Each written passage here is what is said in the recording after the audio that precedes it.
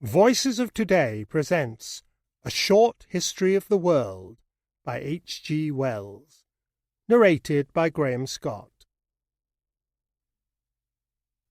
1. The World in Space. The story of our world is a story that is still very imperfectly known. A couple of 100 years ago, men possessed the history of little more than the last 3,000 years. What happened before that time was a matter of legend and speculation. Over a large part of the civilized world, it was believed and taught that the world had been created suddenly in 4004 B.C., though authorities differed as to whether this had occurred in the spring or autumn of that year. This fantastically precise misconception was based upon a too literal interpretation of the Hebrew Bible and upon rather arbitrary theological assumptions connected therewith. Such ideas have long since been abandoned by religious teachers, and it is universally recognized that the universe in which we live has to all appearances existed for an enormous period of time, and possibly for endless time. Of course, there may be deception in these appearances, as a room may be made to seem endless by putting mirrors facing each other at either end. But that the universe in which we live has existed only for 6,000 or 7,000 years may be regarded as an altogether exploded idea. The Earth, as everybody knows nowadays, is a spheroid, a sphere slightly compressed, orange fashion, with a diameter of nearly 8,000 miles. Its spherical shape has been known at least to a limited number of intelligent people for nearly 2,500 years, but before that time it was supposed to be flat, and various ideas, which now seem fantastic, were entertained about its relations to the sky and the stars and planets. We know now that it rotates upon its axis, which is about 24 miles shorter than its equatorial diameter, every 24 hours, and that this is the cause of the alternations of day and night, that it circles about the sun in a slightly distorted and slowly variable oval path in a year. Its distance from the sun varies between 91.5 millions at its nearest and 94.5 million miles. About the Earth circles a small sphere, the Moon, at an average distance of 239,000 miles. Earth and Moon are not the only bodies to travel round the Sun. There are also the planets, Mercury and Venus, at distances of 36 and 67 millions of miles, and beyond the circle of the Earth, and disregarding a belt of numerous smaller bodies, the planetoids, there are Mars, Jupiter, Saturn, Uranus, and Neptune, at mean distances of 141, 483, 886, 1,782, and 1,793 millions of miles, respectively. These figures in millions of miles are very difficult for the mind to grasp. It may help the reader's imagination if we reduce the sun and planets to a smaller, more conceivable scale. If, then, we represent our Earth as a little ball of 1-inch diameter, the Sun would be a big globe 9 feet across and 323 yards away, that is, about 1/5 of a mile, 4 or 5 minutes walking. The Moon would be a small pea, 2.5 feet from the world. Between Earth and Sun there would be the two inner planets, Mercury and Venus, at distances of 125 and 250 yards from the Sun.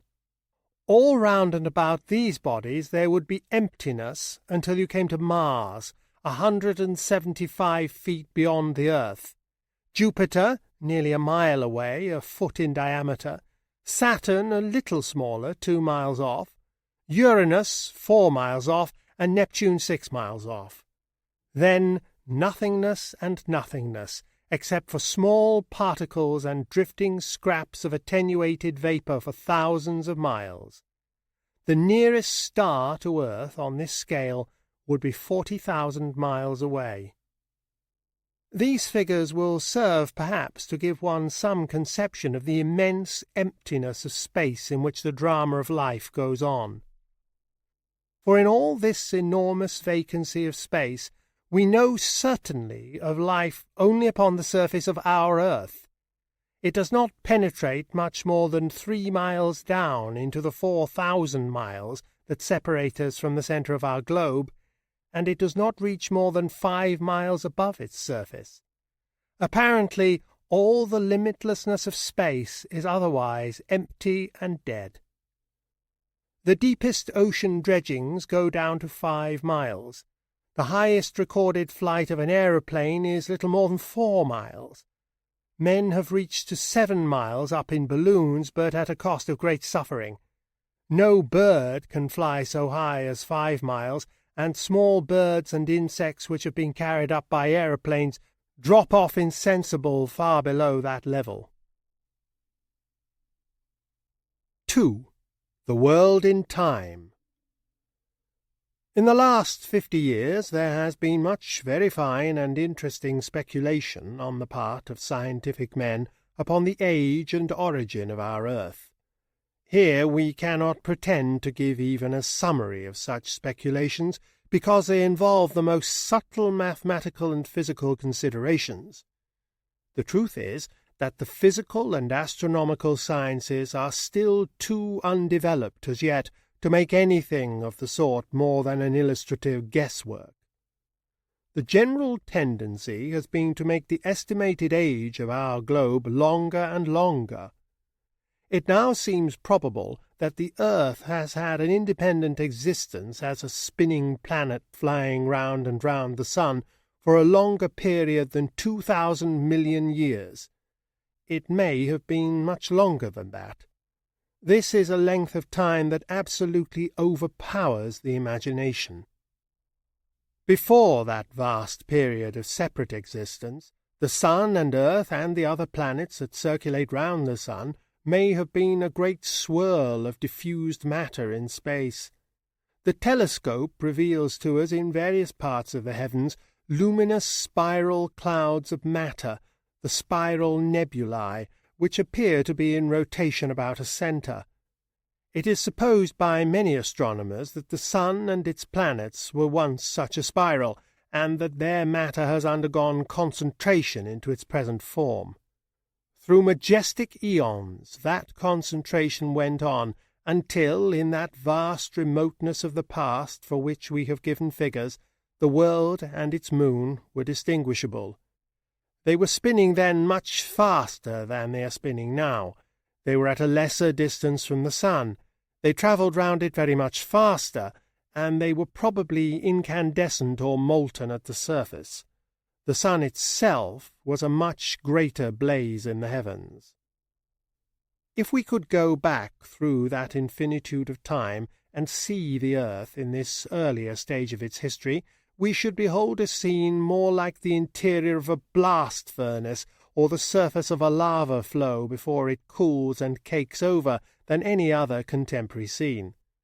No water would be visible, because all the water there was would still be superheated steam in a stormy atmosphere of sulphurous and metallic vapours. Beneath this would swirl and boil an ocean of molten rock substance. Across a sky of fiery clouds, the glare of the hurrying sun and moon would sweep swiftly like hot breaths of flame. Slowly, by degrees, as 1 million of years followed another, this fiery scene would lose its eruptive incandescence. The vapours in the sky would rain down and become less dense overhead. Great slaggy cakes of solidifying rock would appear upon the surface of the molten sea and sink under it, to be replaced by other floating masses. The sun and moon, growing now each more distant and each smaller, would rush with diminishing swiftness across the heavens. The moon now, because of its smaller size, would be already cooled far below incandescence, and would be alternately obstructing and reflecting the sunlight in a series of eclipses and full moons. And so, with a tremendous slowness through the vastness of time, the earth would grow more and more like the earth on which we live, until at last an age would come when, in the cooling air, steam would begin to condense into clouds, and the first rain would fall, hissing upon the first rocks below. For endless millennia the greater part of the earth's water would still be vaporized in the atmosphere, but there would now be hot streams running over the crystallizing rocks below, and pools and lakes into which these streams would be carrying detritus and depositing sediment.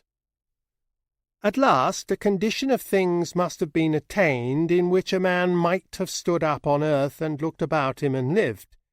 If we could have visited the earth at that time, we should have stood on great lava-like masses of rock without a trace of soil or touch of living vegetation, under a storm-rent sky.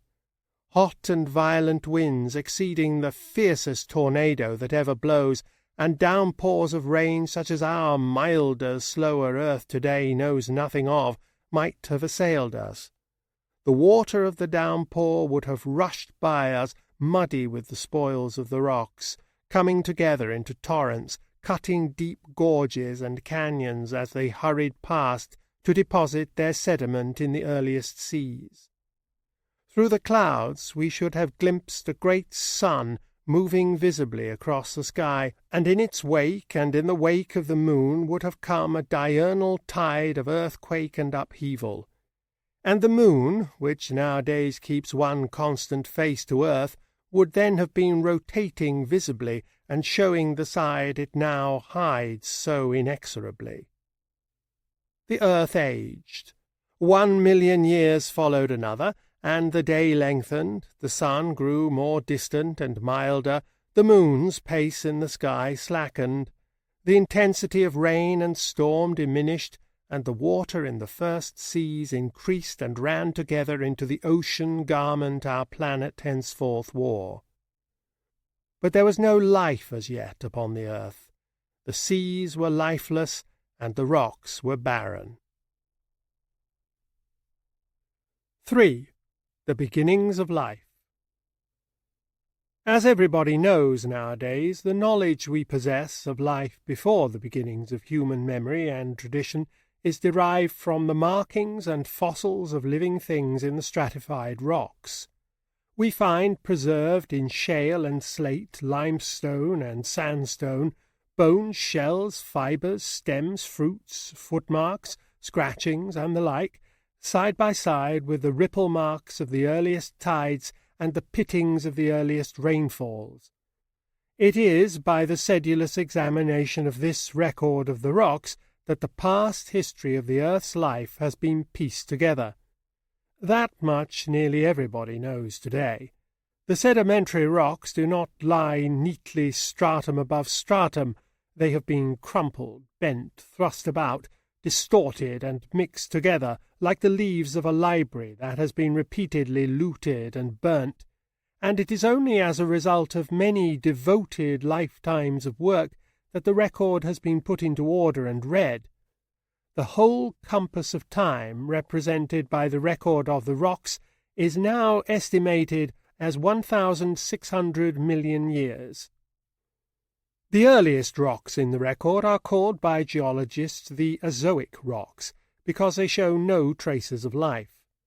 Great areas of these Azoic rocks lie uncovered in North America, and they are of such a thickness that geologists consider that they represent a period of at least half of the 1,600 million which they assign to the whole geological record. Let me repeat this profoundly significant fact. Half the great interval of time since land and sea were first distinguishable on earth has left us no traces of life. There are ripplings and rain marks still to be found in these rocks, but no marks nor vestiges of any living thing. Then, as we come up the record, signs of past life appear and increase.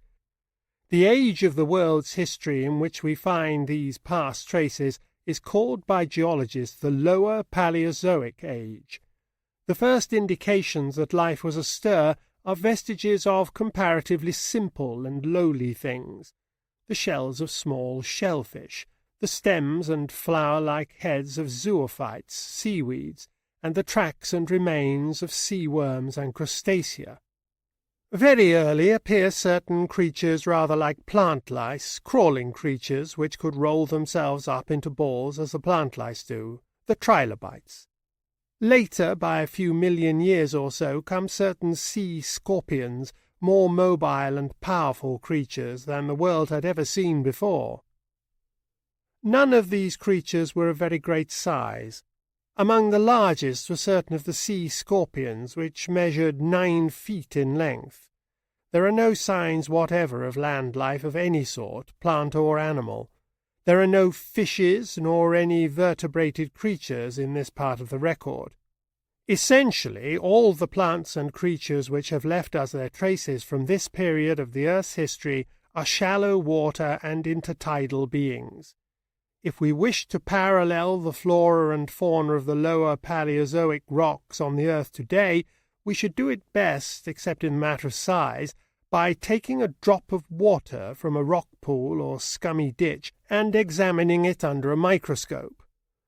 The little crustacea, the small shellfish, the zoophytes and algae we should find there would display a quite striking resemblance to these clumsier, larger prototypes that once were the crown of life upon our planet.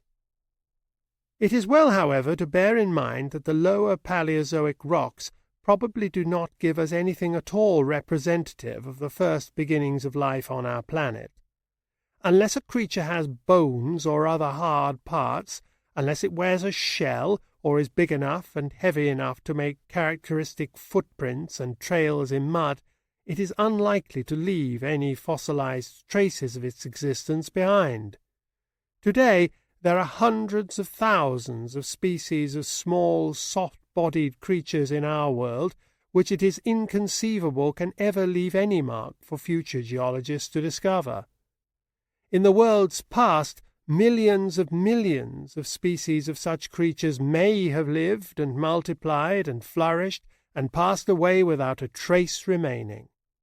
The waters of the warm and shallow lakes and seas of the so-called Azoic period may have teemed with an infinite variety of lowly, jelly-like, shell-less and boneless creatures, and a multitude of green scummy plants may have spread over the sunlit intertidal rocks and beaches. The record of the rocks is no more a complete record of life in the past than the books of a bank are a record of the existence of everybody in the neighbourhood. It is only when a species begins to secrete a shell, or a spicule, or a carapace, or a lime-supported stem, and so put by something for the future, that it goes upon the record. But in rocks of an age prior to these which bear any fossil traces, graphite, a form of uncombined carbon, is sometimes found, and some authorities consider that it may have been separated out from combination through the vital activities of unknown living things. 4. The Age of Fishes. In the days when the world was supposed to have endured for only a few thousand years, it was supposed that the different species of plants and animals were fixed and final. They had all been created exactly as they are today, each species by itself. But as men began to discover and study the record of the rocks, this belief gave place to the suspicion that many species had changed and developed slowly through the course of ages, and this again expanded into a belief in what is called organic evolution, a belief that all species of life upon earth, animal and vegetable alike, are descended by slow, continuous processes of change from some very simple ancestral form of life, some almost structureless living substance far back in the so-called Azoic seas. This question of organic evolution, like the question of the age of the earth, has in the past been the subject of much bitter controversy. There was a time when a belief in organic evolution was, for rather obscure reasons, supposed to be incompatible with sound Christian, Jewish, and Muslim doctrine. That time has passed, and the men of the most orthodox Catholic, Protestant, Jewish, and Mohammedan belief are now free to accept this newer and broader view of a common origin of all living things. No life seems to have happened suddenly upon earth. Life grew and grows. Age by age, through gulfs of time at which imagination reels, life has been growing from a mere stirring in the intertidal slime towards freedom, power, and consciousness. Life consists of individuals. These individuals are definite things. They are not like the lumps and masses, nor even the limitless and motionless crystals of non-living matter, and they have two characteristics no dead matter possesses. They can assimilate other matter into themselves and make it part of themselves, and they can reproduce themselves. They eat and they breed. They can give rise to other individuals, for the most part like themselves, but always also a little different from themselves. There is a specific and family resemblance between an individual and its offspring, and there is an individual difference between every parent and every offspring it produces, and this is true in every species and at every stage of life. Now, scientific men are not able to explain to us either why offspring should resemble, nor why they should differ from their parents, but seeing that offspring do at once resemble and differ, it is a matter rather of common sense than of scientific knowledge that, if the conditions under which a species live are changed, the species should undergo some correlated changes. Because in any generation of the species there must be a number of individuals whose individual differences make them better adapted to the new conditions under which the species has to live, and a number of individuals whose individual differences make it rather harder for them to live. And on the whole, the former sort will live longer, bear more offspring, and reproduce themselves more abundantly than the latter, and so, generation by generation, the average of the species will change in the favourable direction. This process, which is called natural selection, is not so much a scientific theory as a necessary deduction from the facts of reproduction and individual difference. There may be many forces at work varying, destroying, and preserving species, about which science may still be unaware or undecided, but the man who can deny the operation of this process of natural selection upon life since its beginning must be either ignorant of the elementary facts of life or incapable of ordinary thought. Many scientific men have speculated about the first beginning of life, and their speculations are often of great interest, but there is absolutely no definite knowledge and no convincing guess yet of the way in which life began. But nearly all authorities are agreed that it probably began upon mud or sand in warm, sunlit, shallow, brackish water, and that it spread up the beaches to the intertidal lines and out to the open waters. That early world was a world of strong tides and currents. An incessant destruction of individuals must have been going on through their being swept up the beaches and dried, or by their being swept out to sea and sinking down out of reach of air and sun. Early conditions favoured the development of every tendency to root and hold on, every tendency to form an outer skin and casing to protect the stranded individual from immediate desiccation. From the very earliest, any tendency to sensitiveness to taste would turn the individual in the direction of food, and any sensitiveness to light would assist it to struggle back out of the darkness of the sea deeps and caverns, or to wriggle back out of the excessive glare of the dangerous shallows. Probably the first shells and body armour of living things were protections against drying rather than against active enemies. But tooth and claw come early into our earthly history. We have already noted the size of the earlier water scorpions. For long ages such creatures were the supreme lords of life. Then, in a division of these Paleozoic rocks called the Silurian division, which many geologists now suppose to be as old as 500 million years, there appears a new type of being, equipped with eyes and teeth and swimming powers of an altogether more powerful kind. These were the first known backboned animals, the earliest fishes, the first known vertebrata. These fishes increased greatly in the next division of rocks, the rocks known as the Devonian system. They are so prevalent that this period of the record of the rocks has been called the Age of Fishes. Fishes of a pattern now gone from the earth, and fishes allied to the sharks and sturgeons of today, rushed through the waters, leapt in the air, browsed among the seaweeds, pursued and preyed upon one another, and gave a new liveliness to the waters of the world. None of these were excessively big by our present standards.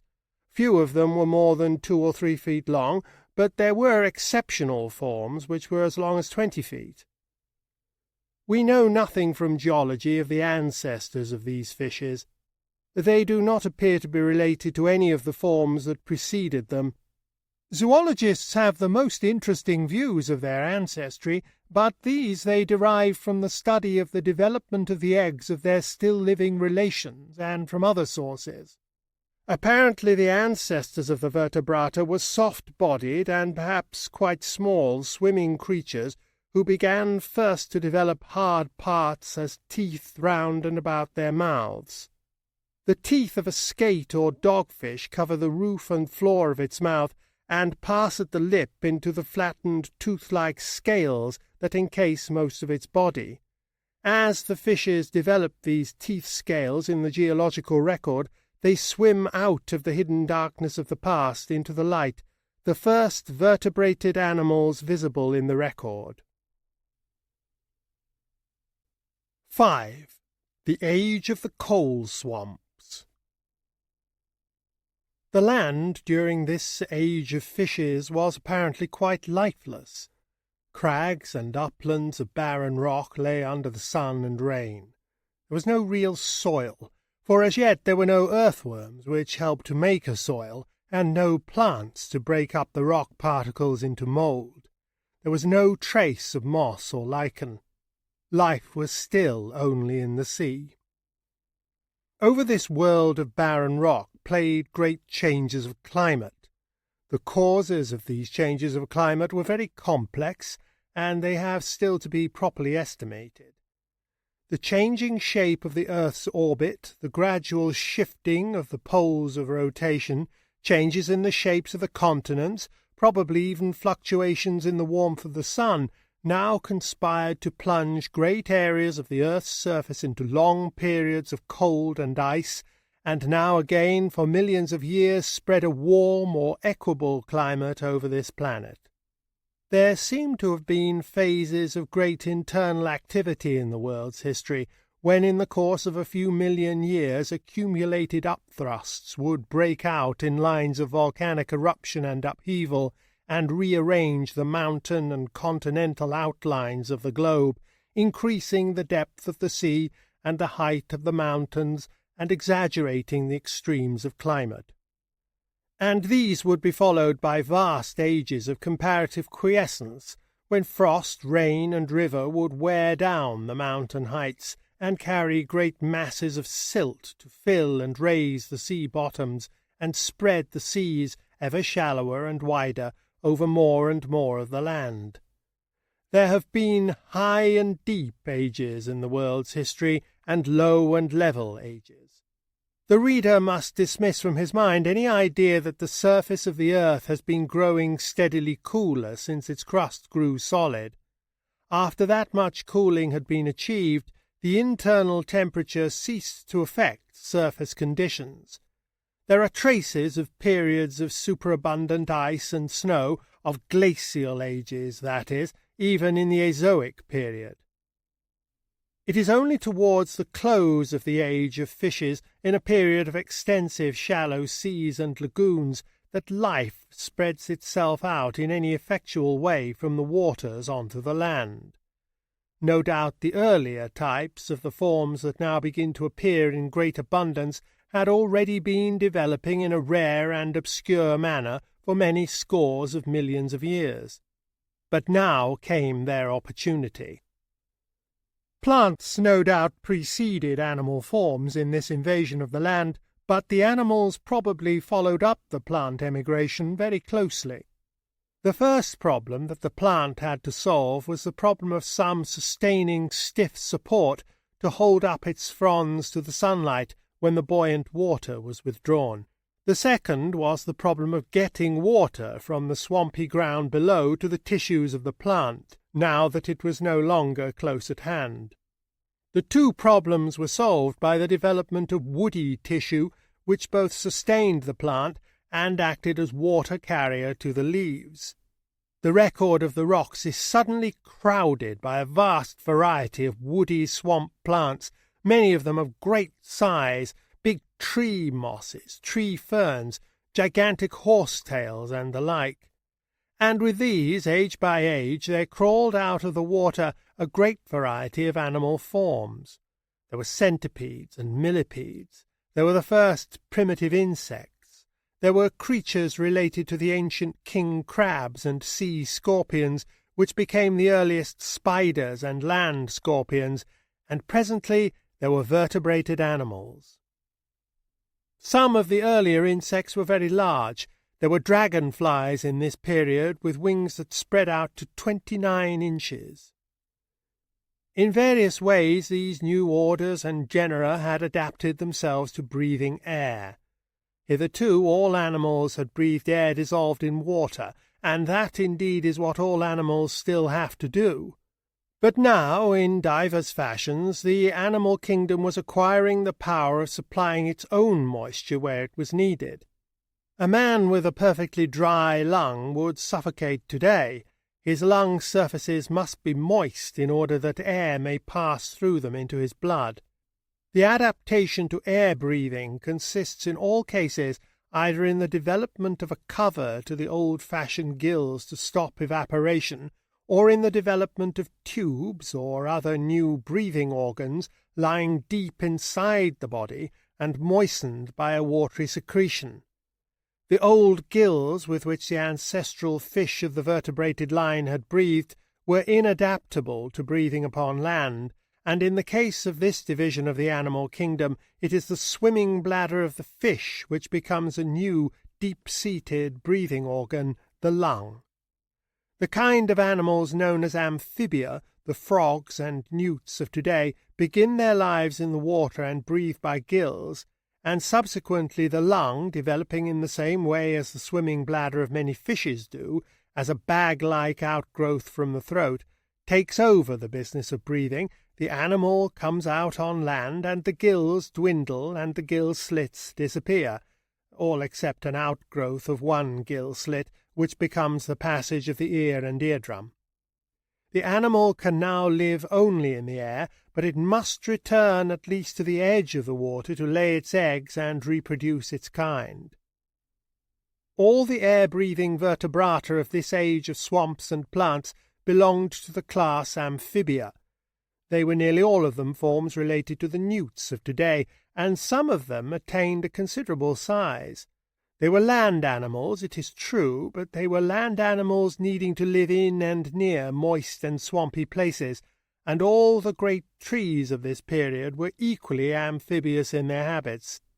None of them had yet developed fruits and seeds of a kind that could fall on land and develop with the help only of such moisture as dew and rain could bring. They all had to shed their spores in water, it would seem, if they were to germinate. It is one of the most beautiful interests of that beautiful science, comparative anatomy, to trace the complex and wonderful adaptations of living things to the necessities of existence in air. All living things, plants and animals alike, are primarily water things. For example, all the higher vertebrated animals above the fishes, up to and including man, pass through a stage in their development in the egg or before birth, in which they have gill slits which are obliterated before the young emerge. The bare, water-washed eye of the fish is protected in the higher forms from drying up by eyelids and glands which secrete moisture. The weaker sound vibrations of air necessitate an eardrum. In nearly every organ of the body, similar modifications and adaptations are to be detected, similar patchings up to meet aerial conditions. This Carboniferous age, this age of the amphibia, was an age of life in the swamps and lagoons and on the low banks among these waters. Thus far life had now extended. The hills and highlands were still quite barren and lifeless. Life had learnt to breathe air indeed, but it still had its roots in its native water. It still had to return to the water to reproduce its kind. 6. The Age of Reptiles. The abundant life of the Carboniferous period was succeeded by a vast cycle of dry and bitter ages. They are represented in the record of the rocks by thick deposits of sandstones and the like, in which fossils are comparatively few. The temperature of the world fluctuated widely, and there were long periods of glacial cold. Over great areas the former profusion of swamp vegetation ceased, and, overlaid by these newer deposits, it began that process of compression and mineralization that gave the world most of the coal deposits of today. But it is during periods of change that life undergoes its most rapid modifications, and under hardship that it learns its hardest lessons. As conditions revert towards warmth and moisture again, we find a new series of animal and plant forms established. We find in the record the remains of vertebrated animals that laid eggs, which, instead of hatching out tadpoles, which needed to live for a time in water, carried on their development before hatching to a stage so nearly like the adult form that the young could live in air from the first moment of independent existence. Gills had been cut out altogether, and the gill slits only appeared as an embryonic phase. These new creatures without a tadpole stage were the reptiles. Concurrently there had been a development of seed-bearing trees, which could spread their seed independently of swamp or lakes. There were now palm-like cycads and many tropical conifers, though as yet there were no flowering plants and no grasses. There was a great number of ferns, and there was now also an increased variety of insects. There were beetles, though bees and butterflies had yet to come. But all the fundamental forms of a new real land fauna and flora had been laid down during these vast ages of severity. This new land life needed only the opportunity of favourable conditions to flourish and prevail. Age by age, and with abundant fluctuations, that mitigation came. The still incalculable movements of the earth's crust, the changes in its orbit, the increase and diminution of the mutual inclination of orbit and pole, worked together to produce a great spell of widely diffused warm conditions. The period lasted altogether, it is now supposed, upwards of 200 million years. It is called the Mesozoic period to distinguish it from the altogether vaster Paleozoic and Azoic periods, together 1,400 millions, that preceded it, and from the Cainozoic or New Life period that intervened between its close and the present time, and it is also called the Age of Reptiles because of the astonishing predominance and variety of this form of life.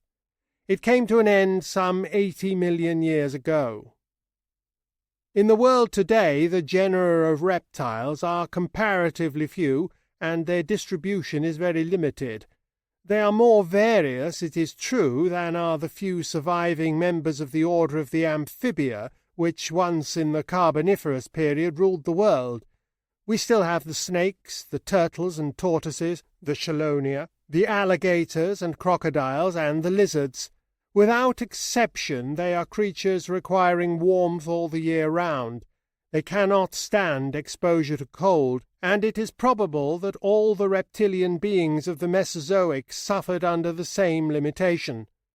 It was a hothouse fauna living amidst a hothouse flora. It endured no frosts. But the world had at least attained a real dry land fauna and flora, as distinguished from the mud and swamp fauna and flora of the previous heyday of life upon earth. All the sorts of reptiles we know now were much more abundantly represented then: great turtles and tortoises, big crocodiles, and many lizards and snakes. But in addition there was a number of series of wonderful creatures that have now vanished altogether from the earth. There was a vast variety of beings called the dinosaurs. Vegetation was now spreading over the lower levels of the world, reeds, breaks of fern, and the like, and browsing upon this abundance came a multitude of herbivorous reptiles, which increased in size as the Mesozoic period rose to its climax. Some of these beasts exceeded in size any other land animals that have ever lived. They were as large as whales. The Diplodocus carnegii, for example, measured 84 feet from snout to tail. The Gigantosaurus was even greater. It measured 100 feet. Living upon these monsters was a swarm of carnivorous dinosaurs of a corresponding size. One of these, the Tyrannosaurus, is figured and described in many books as the last word in reptilian frightfulness. While these great creatures pastured and pursued amidst the fronds and evergreens of the Mesozoic jungles, another now vanished tribe of reptiles, with a bat-like development of the forelimbs, pursued insects and one another, first leapt and parachuted, and presently flew amidst the fronds and branches of the forest trees. These were the pterodactyls. These were the first flying creatures with backbones. They mark a new achievement in the growing powers of vertebrated life. Moreover, some of the reptiles were returning to the sea waters. 3 groups of big swimming beings had invaded the sea from which their ancestors had come: the mosasaurs, the plesiosaurs, and ichthyosaurs. Some of these again approached the proportions of our present whales. The ichthyosaurs seem to have been quite sea-going creatures, but the plesiosaurs were a type of animal that has no cognate form today. The body was stout and big, with paddles, adapted either for swimming or crawling through marshes or along the bottom of shallow waters. The comparatively small head was poised on a vast snake of neck, altogether outdoing the neck of the swan. Either the plesiosaur swam and searched for food under the water and fed as the swan will do, or it lurked under water and snatched at passing fish or beast. Such was the predominant land life throughout the Mesozoic age. It was by our human standards an advance upon anything that had preceded it. It had produced land animals greater in size, range, power, and activity, more vital, as people say, than anything the world had seen before. In the seas there had been no such advance, but a great proliferation of new forms of life. An enormous variety of squid-like creatures with chambered shells, for the most part coiled, had appeared in the shallow seas, the ammonites. They had had predecessors in the Paleozoic seas, but now was their age of glory. Today they have left no survivors at all. Their nearest relation is the pearly nautilus, an inhabitant of tropical waters, and a new and more prolific type of fish with lighter, finer scales than the plate-like and tooth-like coverings that had hitherto prevailed, became and has since remained predominant in the seas and rivers. 7. The first birds and the first mammals. In a few paragraphs, a picture of the lush vegetation and swarming reptiles of that first great summer of life, the Mesozoic period, has been sketched. But while the dinosaurs lorded it over the hot selvas and marshy plains, and the pterodactyls filled the forests with their flutterings, and possibly with shrieks and croakings as they pursued the humming insect life of the still flowerless shrubs and trees, some less conspicuous and less abundant forms upon the margins of this abounding life were acquiring certain powers and learning certain lessons of endurance that were to be of the utmost value to their race when at last the smiling generosity of sun and earth began to fade. A group of tribes and genera of hopping reptiles, small creatures of the dinosaur type, seem to have been pushed by competition and the pursuit of their enemies towards the alternatives of extinction or adaptation to colder conditions in the higher hills or by the sea. Among these distressed tribes there was developed a new type of scales that were elongated into quill-like forms, and that presently branched into the crude beginnings of feathers. These quill-like scales lay over one another and formed a heat-retaining covering more efficient than any reptilian covering that had hitherto existed. So they permitted an invasion of colder regions that were otherwise uninhabited. Perhaps simultaneously with these changes, there arose in these creatures a greater solicitude for their eggs. Most reptiles are apparently quite careless about their eggs, which are left for sun and season to hatch, but some of the varieties upon this new branch of the tree of life were acquiring a habit of guarding their eggs and keeping them warm with the warmth of their bodies. With these adaptations to cold, other internal modifications were going on that made these creatures, the primitive birds, warm-blooded and independent of basking. The very earliest birds seem to have been sea-birds living upon fish, and their forelimbs were not wings but paddles, rather after the penguin type. That peculiarly primitive bird, the New Zealand kiwi, has feathers of a very simple sort, and neither flies nor appears to be descended from flying ancestors. In the development of the birds, feathers came before wings, but once the feather was developed, the possibility of making a light spread of feathers led inevitably to the wing. We know of the fossil remains of one bird at least which had reptilian teeth in its jaw and a long reptilian tail, but which also had a true bird's wing, and which certainly flew and held its own among the pterodactyls of the Mesozoic time. Nevertheless, birds were neither varied nor abundant in Mesozoic times. If a man could go back to typical Mesozoic country, he might walk for days and never see or hear such a thing as a bird, though he would see a great abundance of pterodactyls and insects among the fronds and reeds. And another thing he would probably never see, and that would be any sign of a mammal. Probably the first mammals were in existence millions of years before the first thing one could call a bird, but they were altogether too small and obscure and remote for attention. The earliest mammals, like the earliest birds, were creatures driven by competition and pursuit into a life of hardship and adaptation to cold. With them also the scale became quill-like, and was developed into a heat-retaining covering, and they too underwent modifications, similar in kind, though different in detail, to become warm-blooded and independent of basking. Instead of feathers, they developed hairs, and instead of guarding and incubating their eggs, they kept them warm and safe by retaining them inside their bodies until they were almost mature. Most of them became altogether viviparous, and brought their young into the world alive.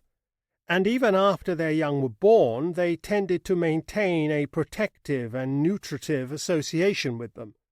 Most but not all mammals today have mammae and suckle their young.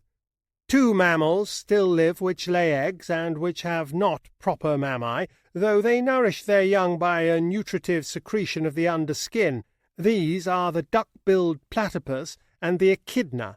The echidna lays leathery eggs and then puts them into a pouch under its belly, and so carries them about warm and safe until they hatch. But just as a visitor to the Mesozoic world might have searched for days and weeks before finding a bird, so, unless he knew exactly where to go and look, he might have searched in vain for any traces of a mammal. Both birds and mammals would have seemed very eccentric and secondary and unimportant creatures in Mesozoic times. The age of reptiles lasted, it is now guessed, 80 million years. Had any quasi-human intelligence been watching the world through that inconceivable length of time, how safe and eternal the sunshine and abundance must have seemed, how assured the wallowing prosperity of the dinosaurs and the flapping abundance of the flying lizards. And then the mysterious rhythms and accumulating forces of the universe began to turn against that quasi-eternal stability. That run of luck for life was running out. Age by age, myriad of years after myriad of years, with halts, no doubt, and retrogressions, came a change towards hardship and extreme conditions, came great alterations of level and great redistributions of mountain and sea. We find one thing in the record of the rocks during the decadence of the long Mesozoic age of prosperity that is very significant of steadily sustained changes of condition, and that is a violent fluctuation of living forms and the appearance of new and strange species. Under the gathering threat of extinction, the older orders and genera are displaying their utmost capacity for variation and adaptation. The ammonites, for example, in these last pages of the Mesozoic chapter, exhibit a multitude of fantastic forms. Under settled conditions there is no encouragement for novelties. They do not develop, they are suppressed. What is best adapted is already there. Under novel conditions, it is the ordinary type that suffers, and the novelty that may have a better chance to survive and establish itself. There comes a break in the record of the rocks that may represent several million years. There is a veil here still over even the outline of the history of life. When it lifts again, the age of reptiles is at an end. The dinosaurs, the plesiosaurs and ichthyosaurs, the pterodactyls, the innumerable genera and species of ammonite have all gone absolutely. In all their stupendous variety, they have died out and left no descendants. The cold has killed them. All their final variations were insufficient. They had never hit upon survival conditions. The world had passed through a phase of extreme conditions beyond their powers of endurance.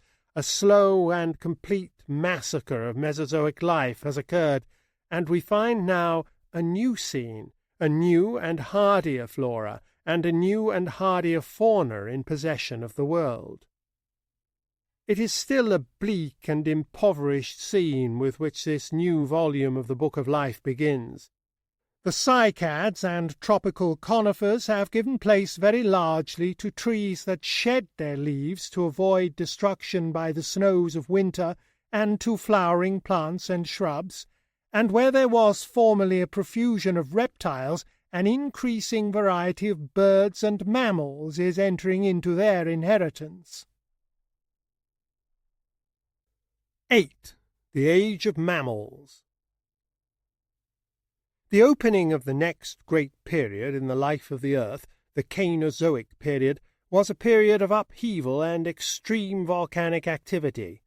Now it was that the vast masses of the Alps and Himalayas and the mountain backbone of the Rockies and Andes were thrust up, and that the rude outlines of our present oceans and continents appeared. The map of the world begins to display a first dim resemblance to the map of today. It is estimated now that between 40 and 80 million years have elapsed from the beginnings of the Cainozoic period to the present time. At the outset of the Cainozoic period, the climate of the world was austere. It grew generally warmer until a fresh phase of great abundance was reached, after which conditions grew hard again, and the earth passed into a series of extremely cold cycles, the glacial ages, from which apparently it is now slowly emerging.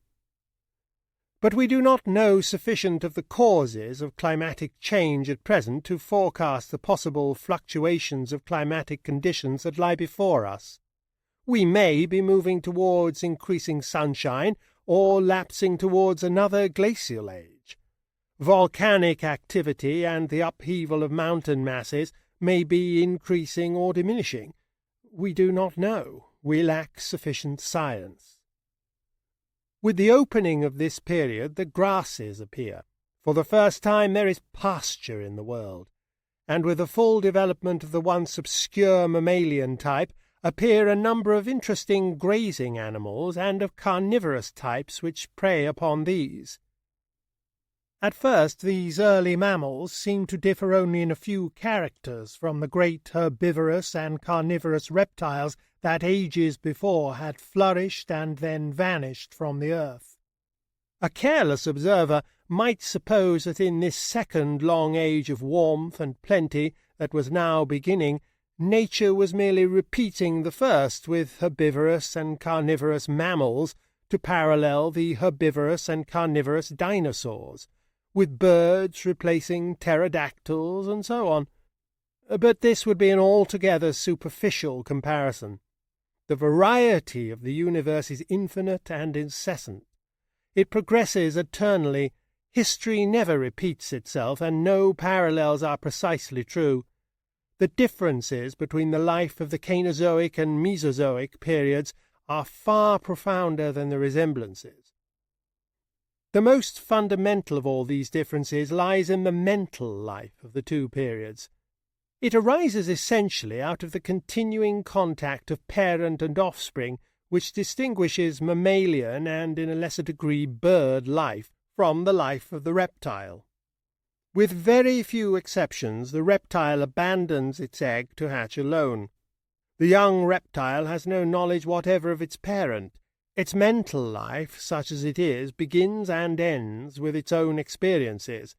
It may tolerate the existence of its fellows, but it has no communication with them. It never imitates, never learns from them, is incapable of concerted action with them. Its life is that of an isolated individual. But with the suckling and cherishing of young, which was distinctive of the new mammalian and avian strains, arose the possibility of learning by imitation, of communication by warning cries and other concerted action, of mutual control and instruction. A teachable type of life had come into the world. The earliest mammals of the Cainozoic period are but little superior in brain size to the more active carnivorous dinosaurs, but as we read on through the record towards modern times, we find, in every tribe and race of the mammalian animals, a steady, universal increase in brain capacity. For instance, we find at a comparatively early stage that rhinoceros-like beasts appear. There is a creature, the Titanotherium, which lived in the earliest division of this period. It was probably very like a modern rhinoceros in its habits and needs, but its brain capacity was not 1/10 that of its living successor. The earlier mammals probably parted from their offspring as soon as suckling was over, but once the capacity for mutual understanding has arisen, the advantages of continuing the association are very great, and we presently find a number of mammalian species displaying the beginnings of a true social life, and keeping together in herds, packs, and flocks, watching each other, imitating each other, taking warning from each other's acts and cries. This is something that the world had not seen before among vertebrated animals. Reptiles and fish may no doubt be found in swarms and shoals. They have been hatched in quantities, and similar conditions have kept them together. But in the case of the social and gregarious mammals, the association arises not simply from a community of external forces, it is sustained by an inner impulse. They are not merely like one another, and so found in the same places at the same times. They like one another, and so they keep together.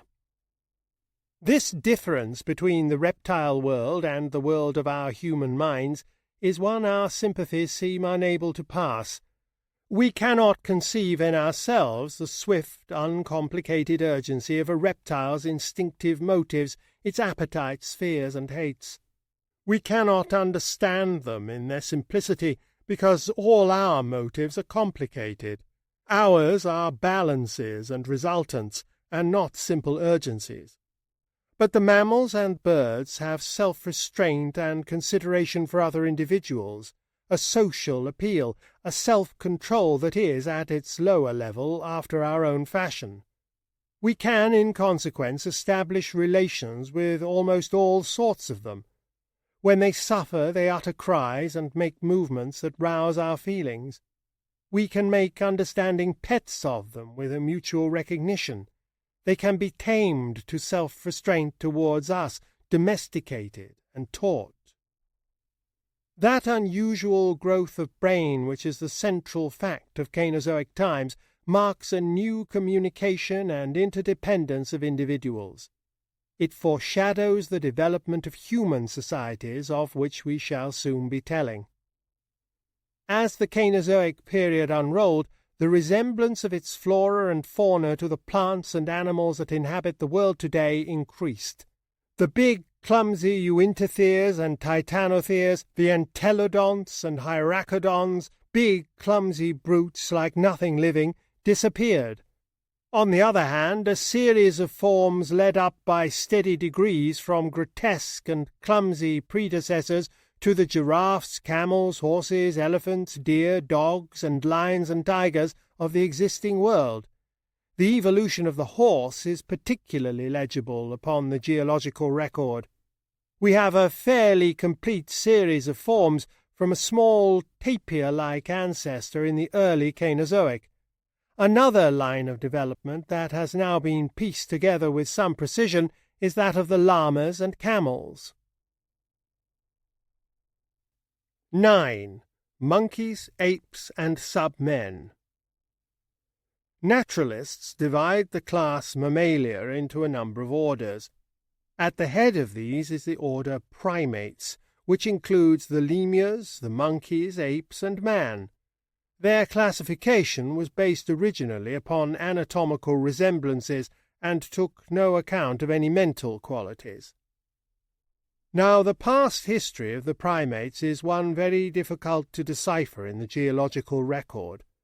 They are, for the most part, animals which live in forests like the lemurs and monkeys, or in bare rocky places like the baboons. They are rarely drowned and covered up by sediment, nor are most of them very numerous species, and so they do not figure so largely among the fossils as the ancestors of the horses, camels, and so forth do. But we know that quite early in the Cainozoic period, that is to say some 40 million years ago or so, primitive monkeys and lemuroid creatures had appeared, poorer in brain and not so specialized as their later successors. The great world summer of the middle Cainozoic period drew at last to an end. It was to follow those other two great summers in the history of life, the summer of the coal swamps and the vast summer of the age of reptiles. Once more the earth spun towards an ice age. The world chilled, grew milder for a time, and chilled again. In the warm past, hippopotami had wallowed through a lush subtropical vegetation, and a tremendous tiger with fangs like sabres, the sabre-toothed tiger, had hunted its prey where now the journalists of Fleet Street go to and fro. Now came a bleaker age, and still bleaker ages. A great weeding and extinction of species occurred. A woolly rhinoceros adapted to a cold climate, and the mammoth, a big woolly cousin of the elephants, the Arctic musk ox, and the reindeer passed across the scene. Then, century by century, the Arctic ice cap, the wintry death of the great ice age, crept southward. In England it came almost down to the Thames. In America it reached Ohio. There would be warmer spells of a few thousand years, and relapses towards a bitterer cold. Geologists talk of these wintry phases as the first, second, third, and fourth glacial ages, and of the interludes as interglacial periods. We live today in a world that is still impoverished and scarred by that terrible winter. The first glacial age was coming on 600,000 years ago. The fourth glacial age reached its bitterest some 50,000 years ago, and it was amidst the snows of this long universal winter that the first man-like beings lived upon our planet. By the Middle Cainozoic period there have appeared various apes with many quasi-human attributes of the jaws and leg bones, but it is only as we approach these glacial ages that we find traces of creatures that we can speak of as almost human. These traces are not bones but implements. In Europe, in deposits of this period, between 500,000 and 1 million years old, we find flints and stones that have evidently been chipped intentionally by some handy creature desirous of hammering, scraping, or fighting with the sharpened edge. These things have been called eoliths, dawn stones. In Europe there are no bones nor other remains of the creature which made these objects, simply the objects themselves. For all the certainty we have, it may have been some entirely unhuman but intelligent monkey. But at Trinil in Java, in accumulations of this age, a piece of a skull and various teeth and bones have been found of a sort of ape-man, with a brain case bigger than that of any living apes, which seems to have walked erect. This creature is now called Pithecanthropus erectus, the walking ape-man, and the little trayful of its bones is the only help our imaginations have as yet in figuring to ourselves the makers of the eoliths. It is not until we come to sands that are almost 250,000 years old that we find any other particle of a subhuman being. But there are plenty of implements, and they are steadily improving in quality as we read on through the record. They are no longer clumsy eoliths. They are now shapely instruments made with considerable skill, and they are much bigger than the similar implements afterwards made by true man. Then, in a sandpit at Heidelberg, appears a single quasi-human jawbone, a clumsy jawbone, absolutely chinless, far heavier than a true human jawbone, and narrower, so that it is improbable the creature's tongue could have moved about for articulate speech. On the strength of this jawbone, scientific men suppose this creature to have been a heavy, almost human monster, possibly with huge limbs and hands, possibly with a thick felt of hair, and they call it the Heidelberg man. This jawbone is, I think, one of the most tormenting objects in the world to our human curiosity. To see it is like looking through a defective glass into the past, and catching just one blurred and tantalizing glimpse of this thing, shambling through the bleak wilderness, clambering to avoid the saber-toothed tiger, watching the woolly rhinoceros in the woods. Then, before we can scrutinize the monster, he vanishes. Yet the soil is littered abundantly with the indestructible implements he chipped out for his uses.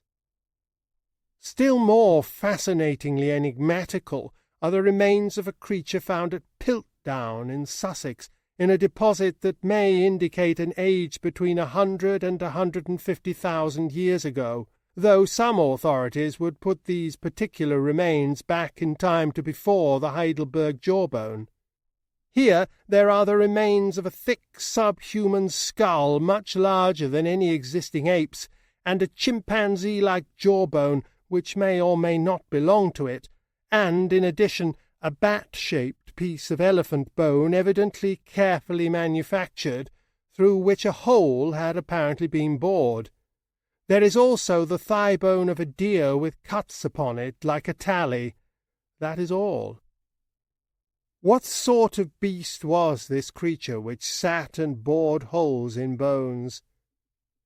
Scientific men have named him Eoanthropus, the Dawn Man. He stands apart from his kindred, a very different being either from the Heidelberg creature or from any living ape. No other vestige like him is known. But the gravels and deposits of from 100,000 years onward are increasingly rich in implements of flint and similar stone, and these implements are no longer rude eoliths. The archaeologists are presently able to distinguish scrapers, borers, knives, darts, throwing stones, and hand-axes. We are drawing very near to man. In our next section we shall have to describe the strangest of all these precursors of humanity, the Neanderthalers, the men who were almost, but not quite, true men. But it may be well, perhaps, to state quite clearly here that no scientific man supposes either of these creatures, the Heidelberg man or Eoanthropus, to be direct ancestors of the men of today. These are, at the closest, related forms. 10. The Neanderthaler and the Rhodesian man. About 50 or 60,000 years ago, before the climax of the fourth glacial age, there lived a creature on earth so like a man that until a few years ago its remains were considered to be altogether human. We have skulls and bones of it, and a great accumulation of the large implements it made and used. It made fires, it sheltered in caves from the cold, it probably dressed skins roughly and wore them. It was right-handed as men are. Yet now the ethnologists tell us these creatures were not true men. They were of a different species of the same genus.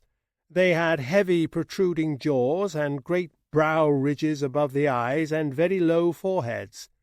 Their thumbs were not opposable to the fingers as men's are.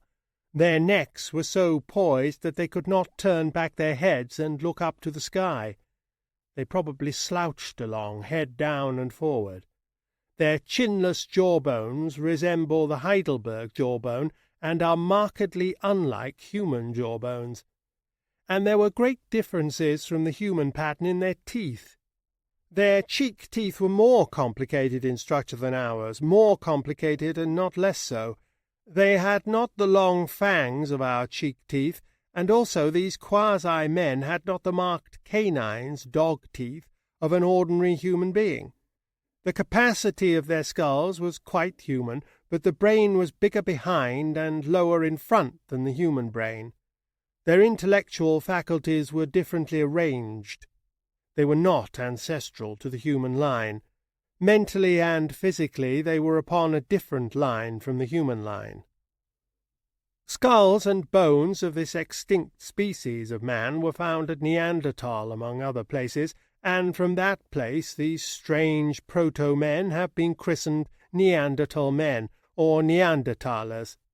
They must have endured in Europe for many hundreds or even thousands of years. At that time the climate and geography of our world was very different from what they are at the present time. Europe, for example, was covered with ice reaching as far south as the Thames and into central Germany and Russia. There was no channel separating Britain from France. The Mediterranean and the Red Sea were great valleys with perhaps a chain of lakes in their deeper portions, and a great inland sea spread from the present Black Sea across South Russia and far into Central Asia. Spain and all of Europe, not actually under ice, consisted of bleak uplands under a harder climate than that of Labrador, and it was only when North Africa was reached that one would have found a temperate climate. Across the cold steppes of southern Europe, with its sparse Arctic vegetation, drifted such hardy creatures as the woolly mammoth and woolly rhinoceros, great oxen and reindeer, no doubt following the vegetation northward in spring and southward in autumn. Such was the scene through which the Neanderthaler wandered, gathering such subsistence as he could from small game or fruits and berries and roots. Possibly he was mainly a vegetarian, chewing twigs and roots. His level, elaborate teeth suggest a largely vegetarian dietary. But we also find the long marrow bones of great animals in his caves, cracked to extract the marrow. His weapons could not have been of much avail in open conflict with great beasts, but it is supposed that he attacked them with spears at difficult river crossings, and even constructed pitfalls for them. Possibly he followed the herds and preyed upon any dead that were killed in fights, and perhaps he played the part of jackal to the saber-toothed tiger which still survived in his day. Possibly in the bitter hardships of the glacial ages this creature had taken to attacking animals after long ages of vegetarian adaptation. We cannot guess what this Neanderthal man looked like. He may have been very hairy and very unhuman-looking indeed. It is even doubtful if he went erect.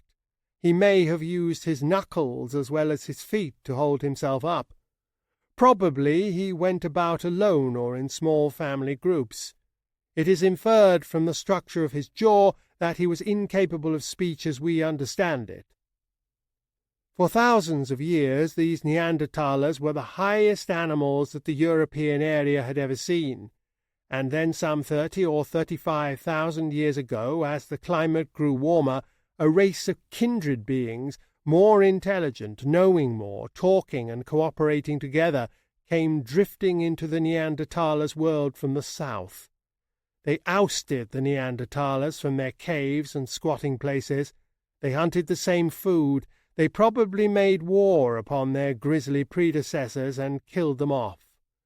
These newcomers from the south or the east, for at present we do not know their region of origin, who at last drove the Neanderthalers out of existence altogether, were beings of our own blood and kin, the first true men. Their brain cases and thumbs and necks and teeth were anatomically the same as our own. In a cave at Cro-Magnon and in another at Grimaldi, a number of skeletons have been found, the earliest truly human remains that are so far known. So it is our race comes into the record of the rocks, and the story of mankind begins. The world was growing liker our own in those days, though the climate was still austere. The glaciers of the Ice Age were receding in Europe. The reindeer of France and Spain presently gave way to great herds of horses, as grass increased upon the steppes, and the mammoth became more and more rare in southern Europe and finally receded northward altogether. We do not know where the true men first originated, but in the summer of 1921 an extremely interesting skull was found together with pieces of a skeleton at Broken Hill in South Africa, which seems to be a relic of a third sort of man, intermediate in its characteristics between the Neanderthaler and the human being. The brain case indicates a brain bigger in front and smaller behind than the Neanderthalers, and the skull was poised erect upon the backbone in a quite human way. The teeth also and the bones are quite human, but the face must have been ape-like, with enormous brow ridges and a ridge along the middle of the skull. The creature was indeed a true man, so to speak, with an ape-like Neanderthaler face. This Rhodesian man is evidently still closer to real men than the Neanderthal man. This Rhodesian skull is probably only the second of what in the end may prove to be a long list of finds of subhuman species which lived on the earth in the vast interval of time between the beginnings of the Ice Age and the appearance of their common heir, and perhaps their common exterminator, the true man. The Rhodesian skull itself may not be very ancient. Up to the time of publishing this book there has been no exact determination of its probable age. It may be that this subhuman creature survived in South Africa until quite recent times. 11. The first true men. The earliest signs and traces at present known to science of a humanity which is indisputably kindred with ourselves have been found in Western Europe and particularly in France and Spain. Bones, weapons, scratchings upon bone and rock, carved fragments of bone, and paintings in caves and upon rock surfaces dating, it is supposed, from 30,000 years ago or more, have been discovered in both these countries. Spain is at present the richest country in the world in these first relics of our real human ancestors. Of course, our present collections of these things are the merest beginnings of the accumulations we may hope for in the future, when there are searchers enough to make a thorough examination of all possible sources, and when other countries in the world, now inaccessible to archaeologists, have been explored in some detail. The greater part of Africa and Asia has never even been traversed yet by a trained observer interested in these matters and free to explore, and we must be very careful, therefore, not to conclude that the early true men were distinctively inhabitants of Western Europe, or that they first appeared in that region. In Asia or Africa, or submerged beneath the sea of today, there may be richer and much earlier deposits of real human remains than anything that has yet come to light. I write in Asia or Africa, and I do not mention America, because so far there have been no finds at all of any of the higher primates, either of great apes, sub-men, Neanderthalers, nor early true men.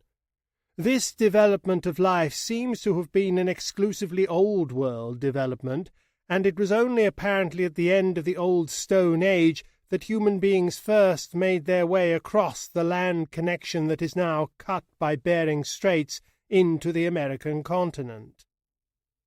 These first real human beings we know of in Europe appear already to have belonged to one or other of at least two very distinct races. One of these races was of a very high type indeed. It was tall and big-brained. One of the women's skulls found exceeds in capacity that of the average man of today. One of the men's skeletons is over 6 feet in height. The physical type resembled that of the North American Indian. From the Cro-Magnon cave in which the first skeletons were found, these people have been called Cro-Magnards. They were savages, but savages of a high order. The second race, the race of the Grimaldi cave remains, was distinctly negroid in its characters. Its nearest living affinities are the Bushmen and Hottentots of South Africa. It is interesting to find at the very outset of the known human story that mankind was already racially divided into at least two main varieties, and one is tempted to such unwarrantable guesses as that the former race was probably brownish rather than black, and that it came from the east or north, and that the latter was blackish rather than brown, and came from the equatorial south. And these savages of perhaps 40,000 years ago were so human that they pierced shells to make necklaces, painted themselves, carved images of bone and stone, scratched figures on rocks and bones, and painted rude but often very able sketches of beasts and the like upon the smooth walls of caves and upon inviting rock surfaces. They made a great variety of implements, much smaller in scale and finer than those of the Neanderthal men. We have now in our museums great quantities of their implements, their statuettes, their rock drawings, and the like. The earliest of them were hunters. Their chief pursuit was the wild horse, the little bearded pony of that time. They followed it as it moved after pasture, and also they followed the bison. They knew the mammoth because they have left us strikingly effective pictures of that creature. To judge by one rather ambiguous drawing, they trapped and killed it. They hunted with spears and throwing stones. They do not seem to have had the bow, and it is doubtful if they had yet learnt to tame any animals. They had no dogs. There is one carving of a horse's head, and one or two drawings that suggest a bridled horse with a twisted skin or tendon round it, but the little horses of that age and region could not have carried a man, and if the horse was domesticated, it was used as a led horse. It is doubtful and improbable that they had yet learnt the rather unnatural use of animals' milk as food. They do not seem to have erected any buildings, though they may have had tents of skins, and though they made clay figures, they never rose to the making of pottery. Since they had no cooking implements, their cookery must have been rudimentary or non-existent. They knew nothing of cultivation, and nothing of any sort of basket work or woven cloth. Except for their robes of skin or fur, they were naked, painted savages. These earliest known men hunted the open steppes of Europe for 100 centuries perhaps, and then slowly drifted and changed before a change of climate. Europe, century by century, was growing milder and damper. Reindeer receded northward and eastward, and bison and horse followed. The steppes gave way to forests, and red deer took the place of horse and bison. There is a change in the character of the implements with this change in their application. River and lake fishing becomes of great importance to men, and fine implements of bone increased. The bone needles of this age, says de Mortillet, are much superior to those of later, even historical times, down to the Renaissance. The Romans, for example, never had needles comparable to those of this epoch. Almost 15 or 12,000 years ago, a fresh people drifted into the south of Spain and left very remarkable drawings of themselves upon exposed rock faces there. These were the Azilians, named from the Mas d'Azil cave. They had the bow. They seem to have worn feather headdresses. They drew vividly, but also they had reduced their drawings to a sort of symbolism. A man, for instance, would be represented by a vertical dab with 2 or 3 horizontal dabs. That suggests the dawn of the writing idea. Against hunting sketches there are often marks like tallies. One drawing shows 2 men smoking out a bee's nest.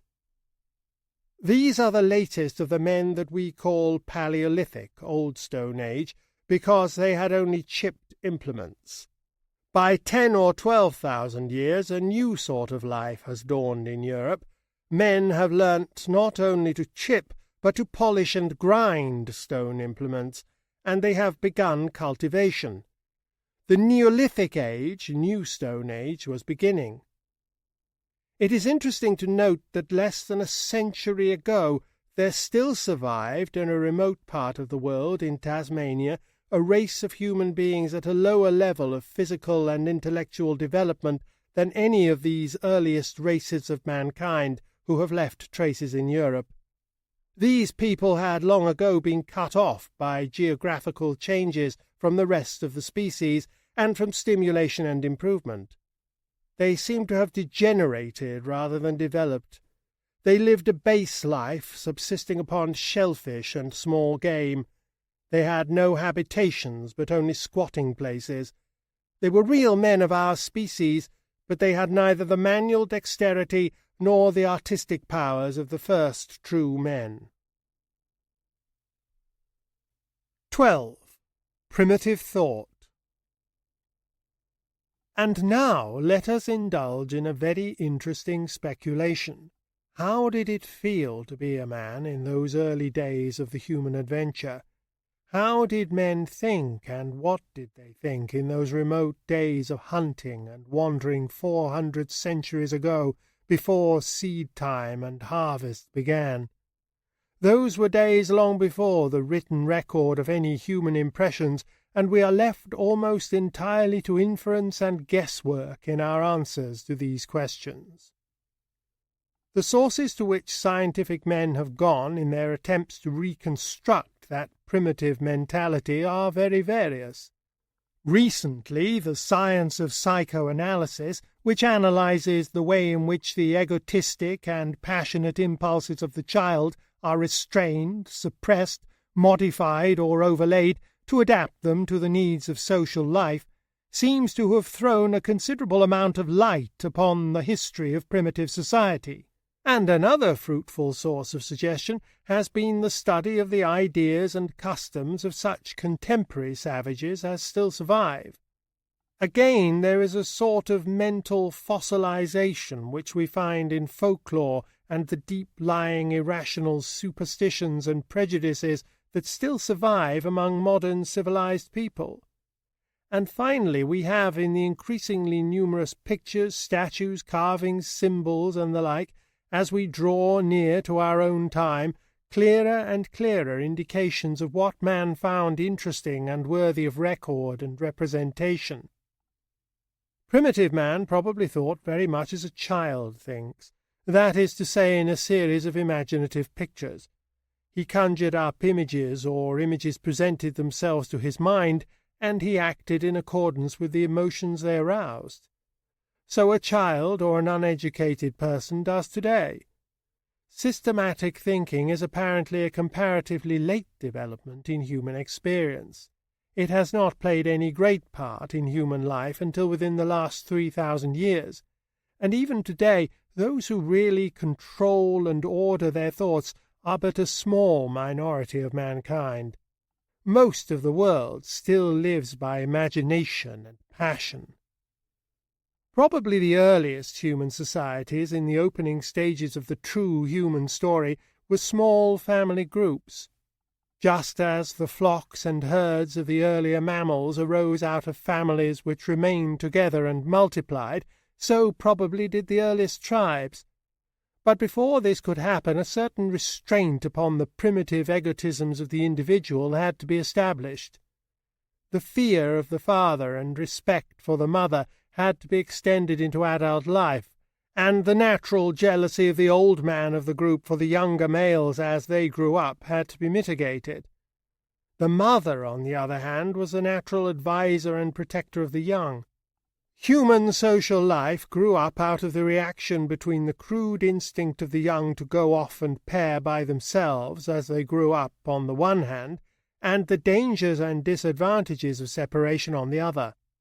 An anthropological writer of great genius, J. Atkinson, in his Primal Law, has shown how much of the customary law of savages, the taboos that are so remarkable a fact in tribal life, can be ascribed to such a mental adjustment of the needs of the primitive human animal to a developing social life, and the later work of the psychoanalysts has done much to confirm his interpretation of these possibilities.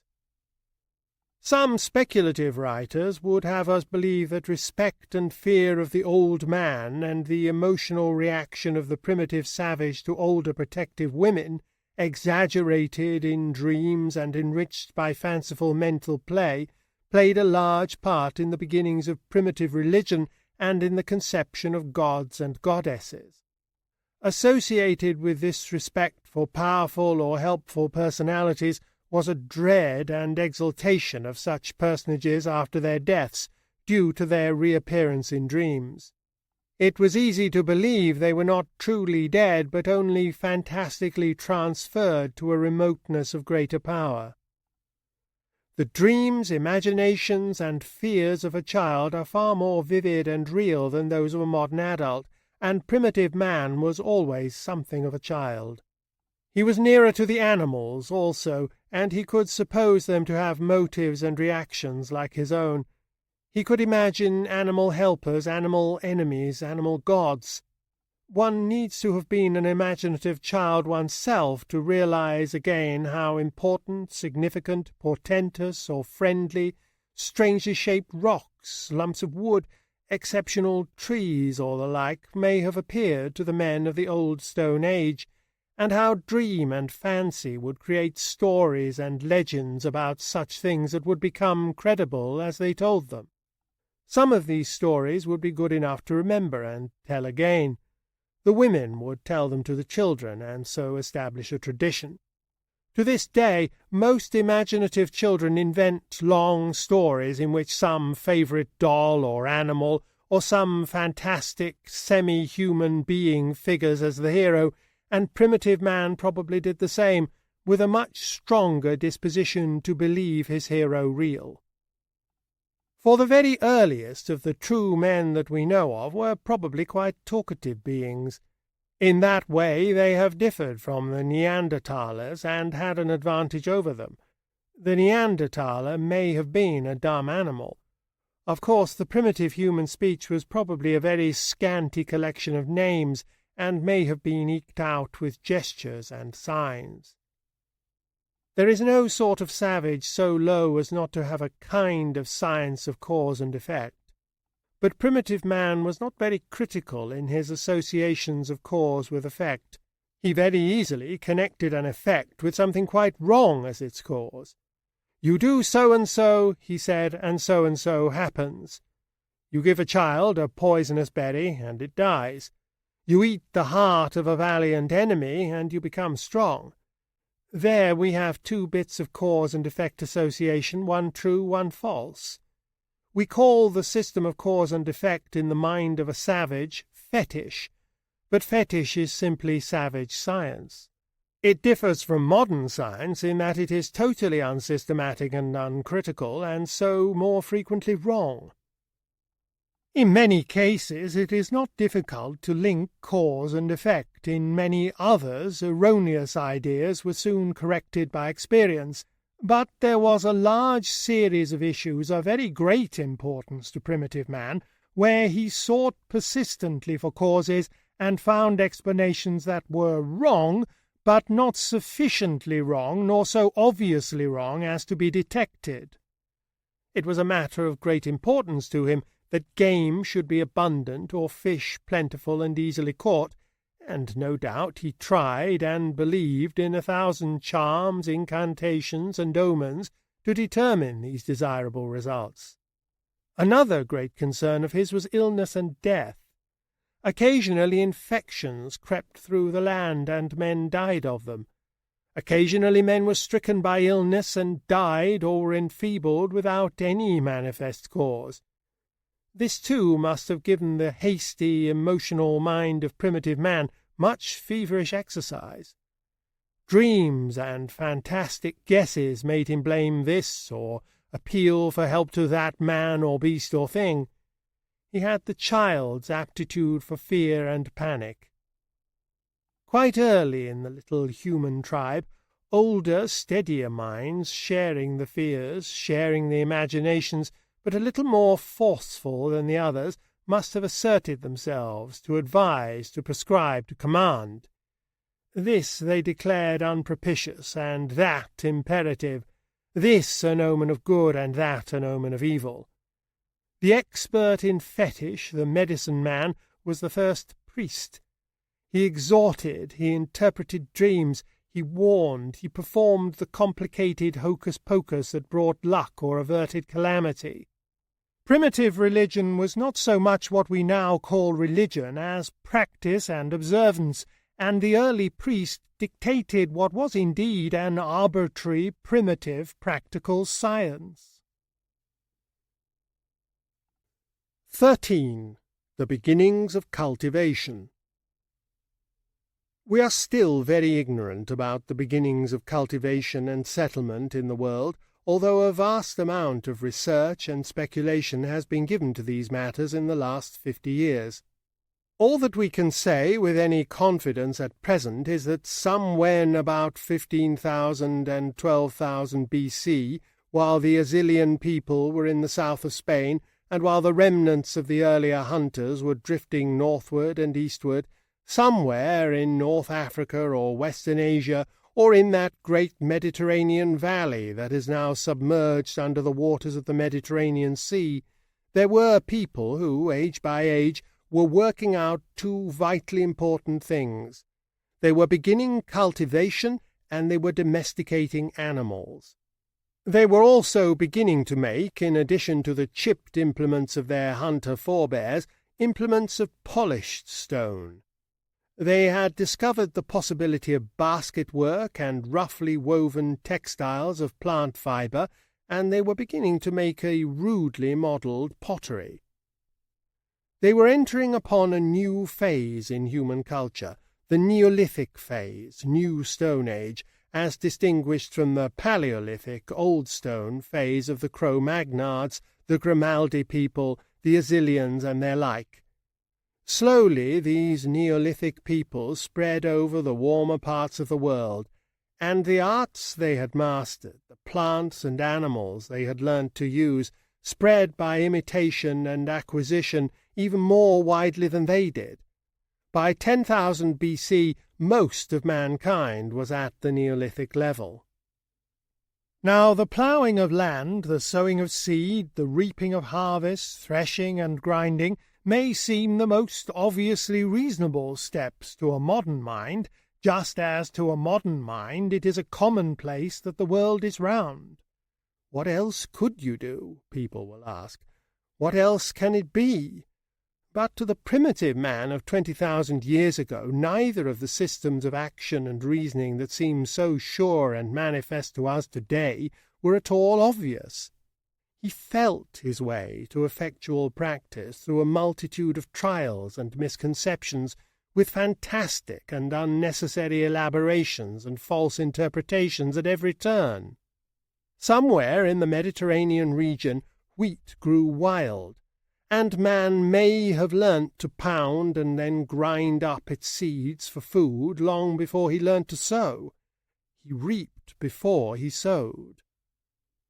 And it is a very remarkable thing that throughout the world, wherever there is sowing and harvesting, there is still traceable the vestiges of a strong primitive association of the idea of sowing with the idea of a blood sacrifice, and primarily of the sacrifice of a human being.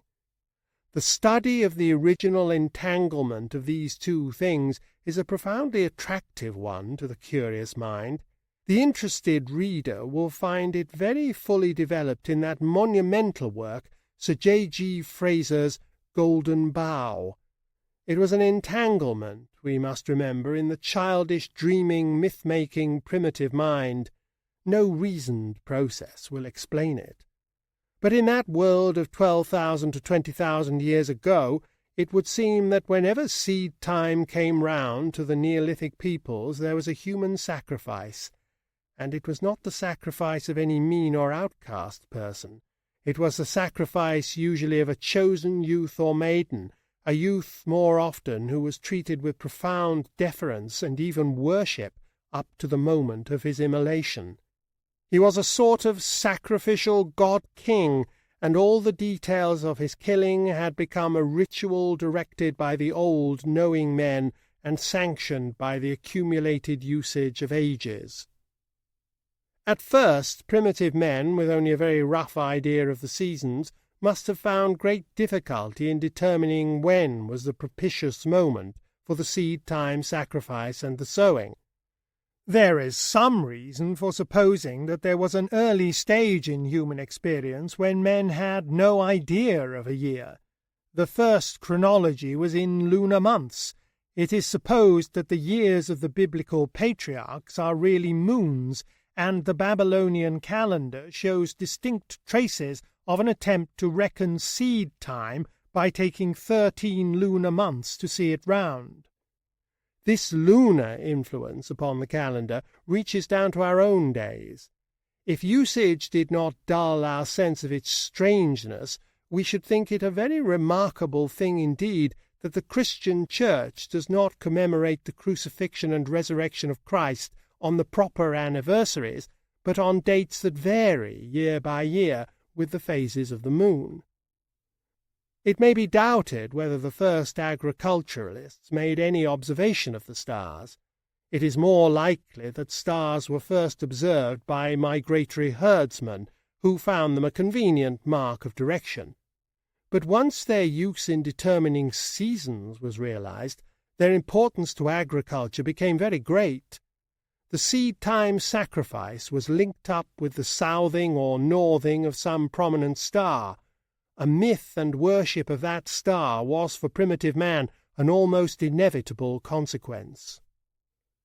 It is easy to see how important the man of knowledge and experience, the man who knew about the blood sacrifice and the stars, became in this early Neolithic world.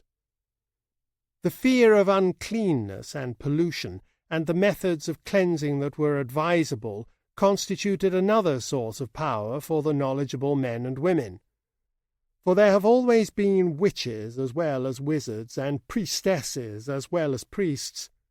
The early priest was really not so much a religious man as a man of applied science.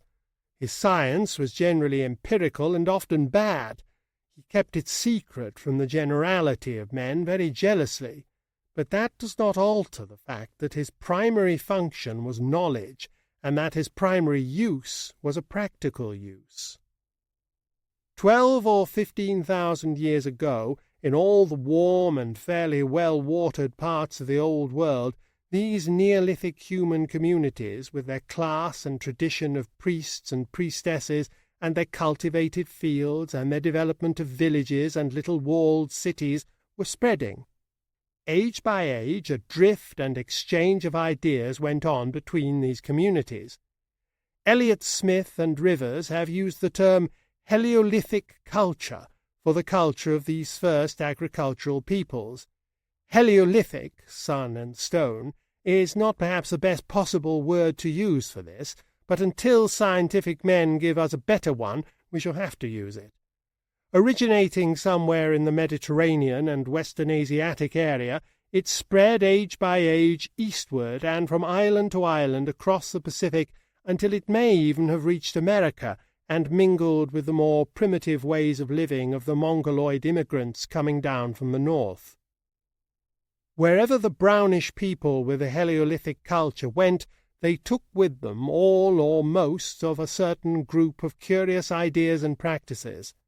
Some of them are such queer ideas that they call for the explanation of the mental expert. They made pyramids and great mounds, and set up great circles of big stones, perhaps to facilitate the astronomical observation of the priests. They made mummies of some or all of their dead. They tattooed and circumcised. They had the old custom, known as the couvade, of sending the father to bed and rest when a child was born, and they had as a luck symbol the well-known swastika. If we were to make a map of the world with dots to show how far these group practices have left their traces, we should make a belt along the temperate and subtropical coasts of the world, from Stonehenge and Spain across the world to Mexico and Peru. But Africa below the equator, north-central Europe, and North Asia would show none of these dottings. There lived races who were developing along practically independent lines. 14.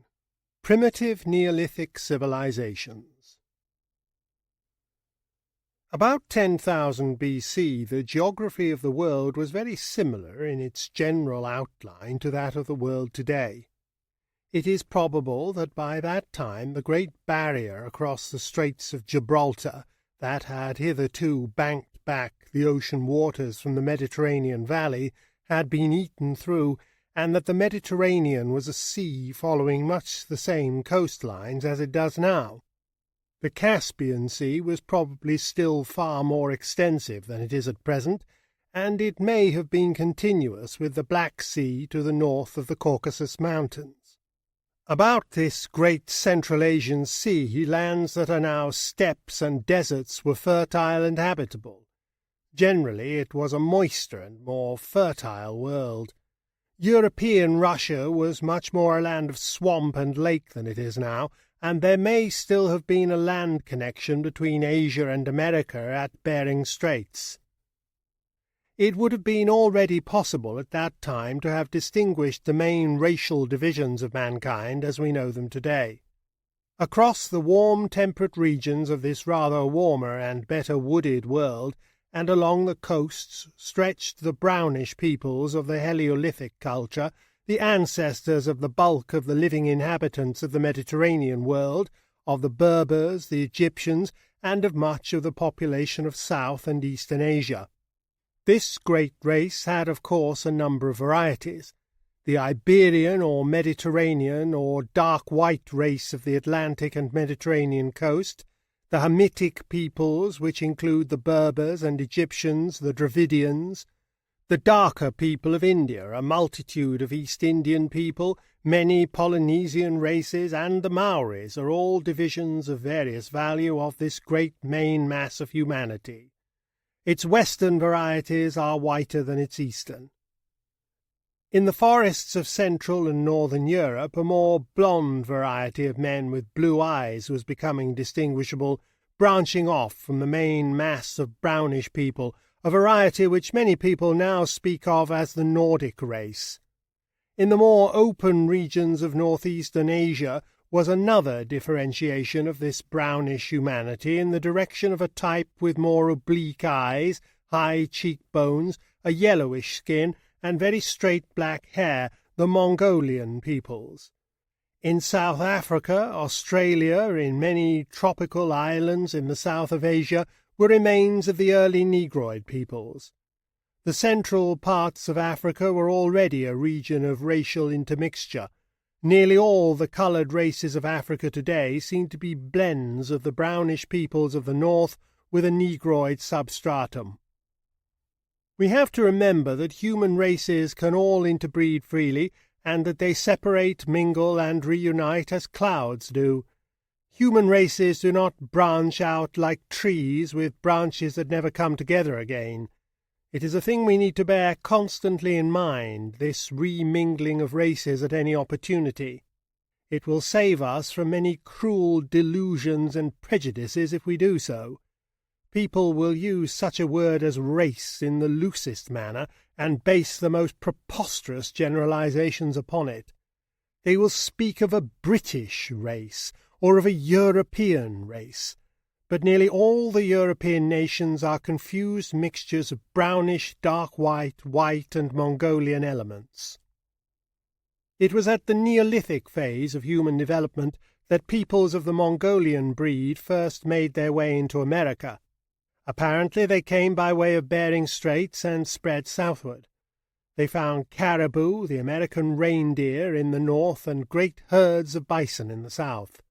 When they reached South America, there were still living the Glyptodon, a gigantic armadillo, and the Megatherium, a monstrous clumsy sloth as high as an elephant.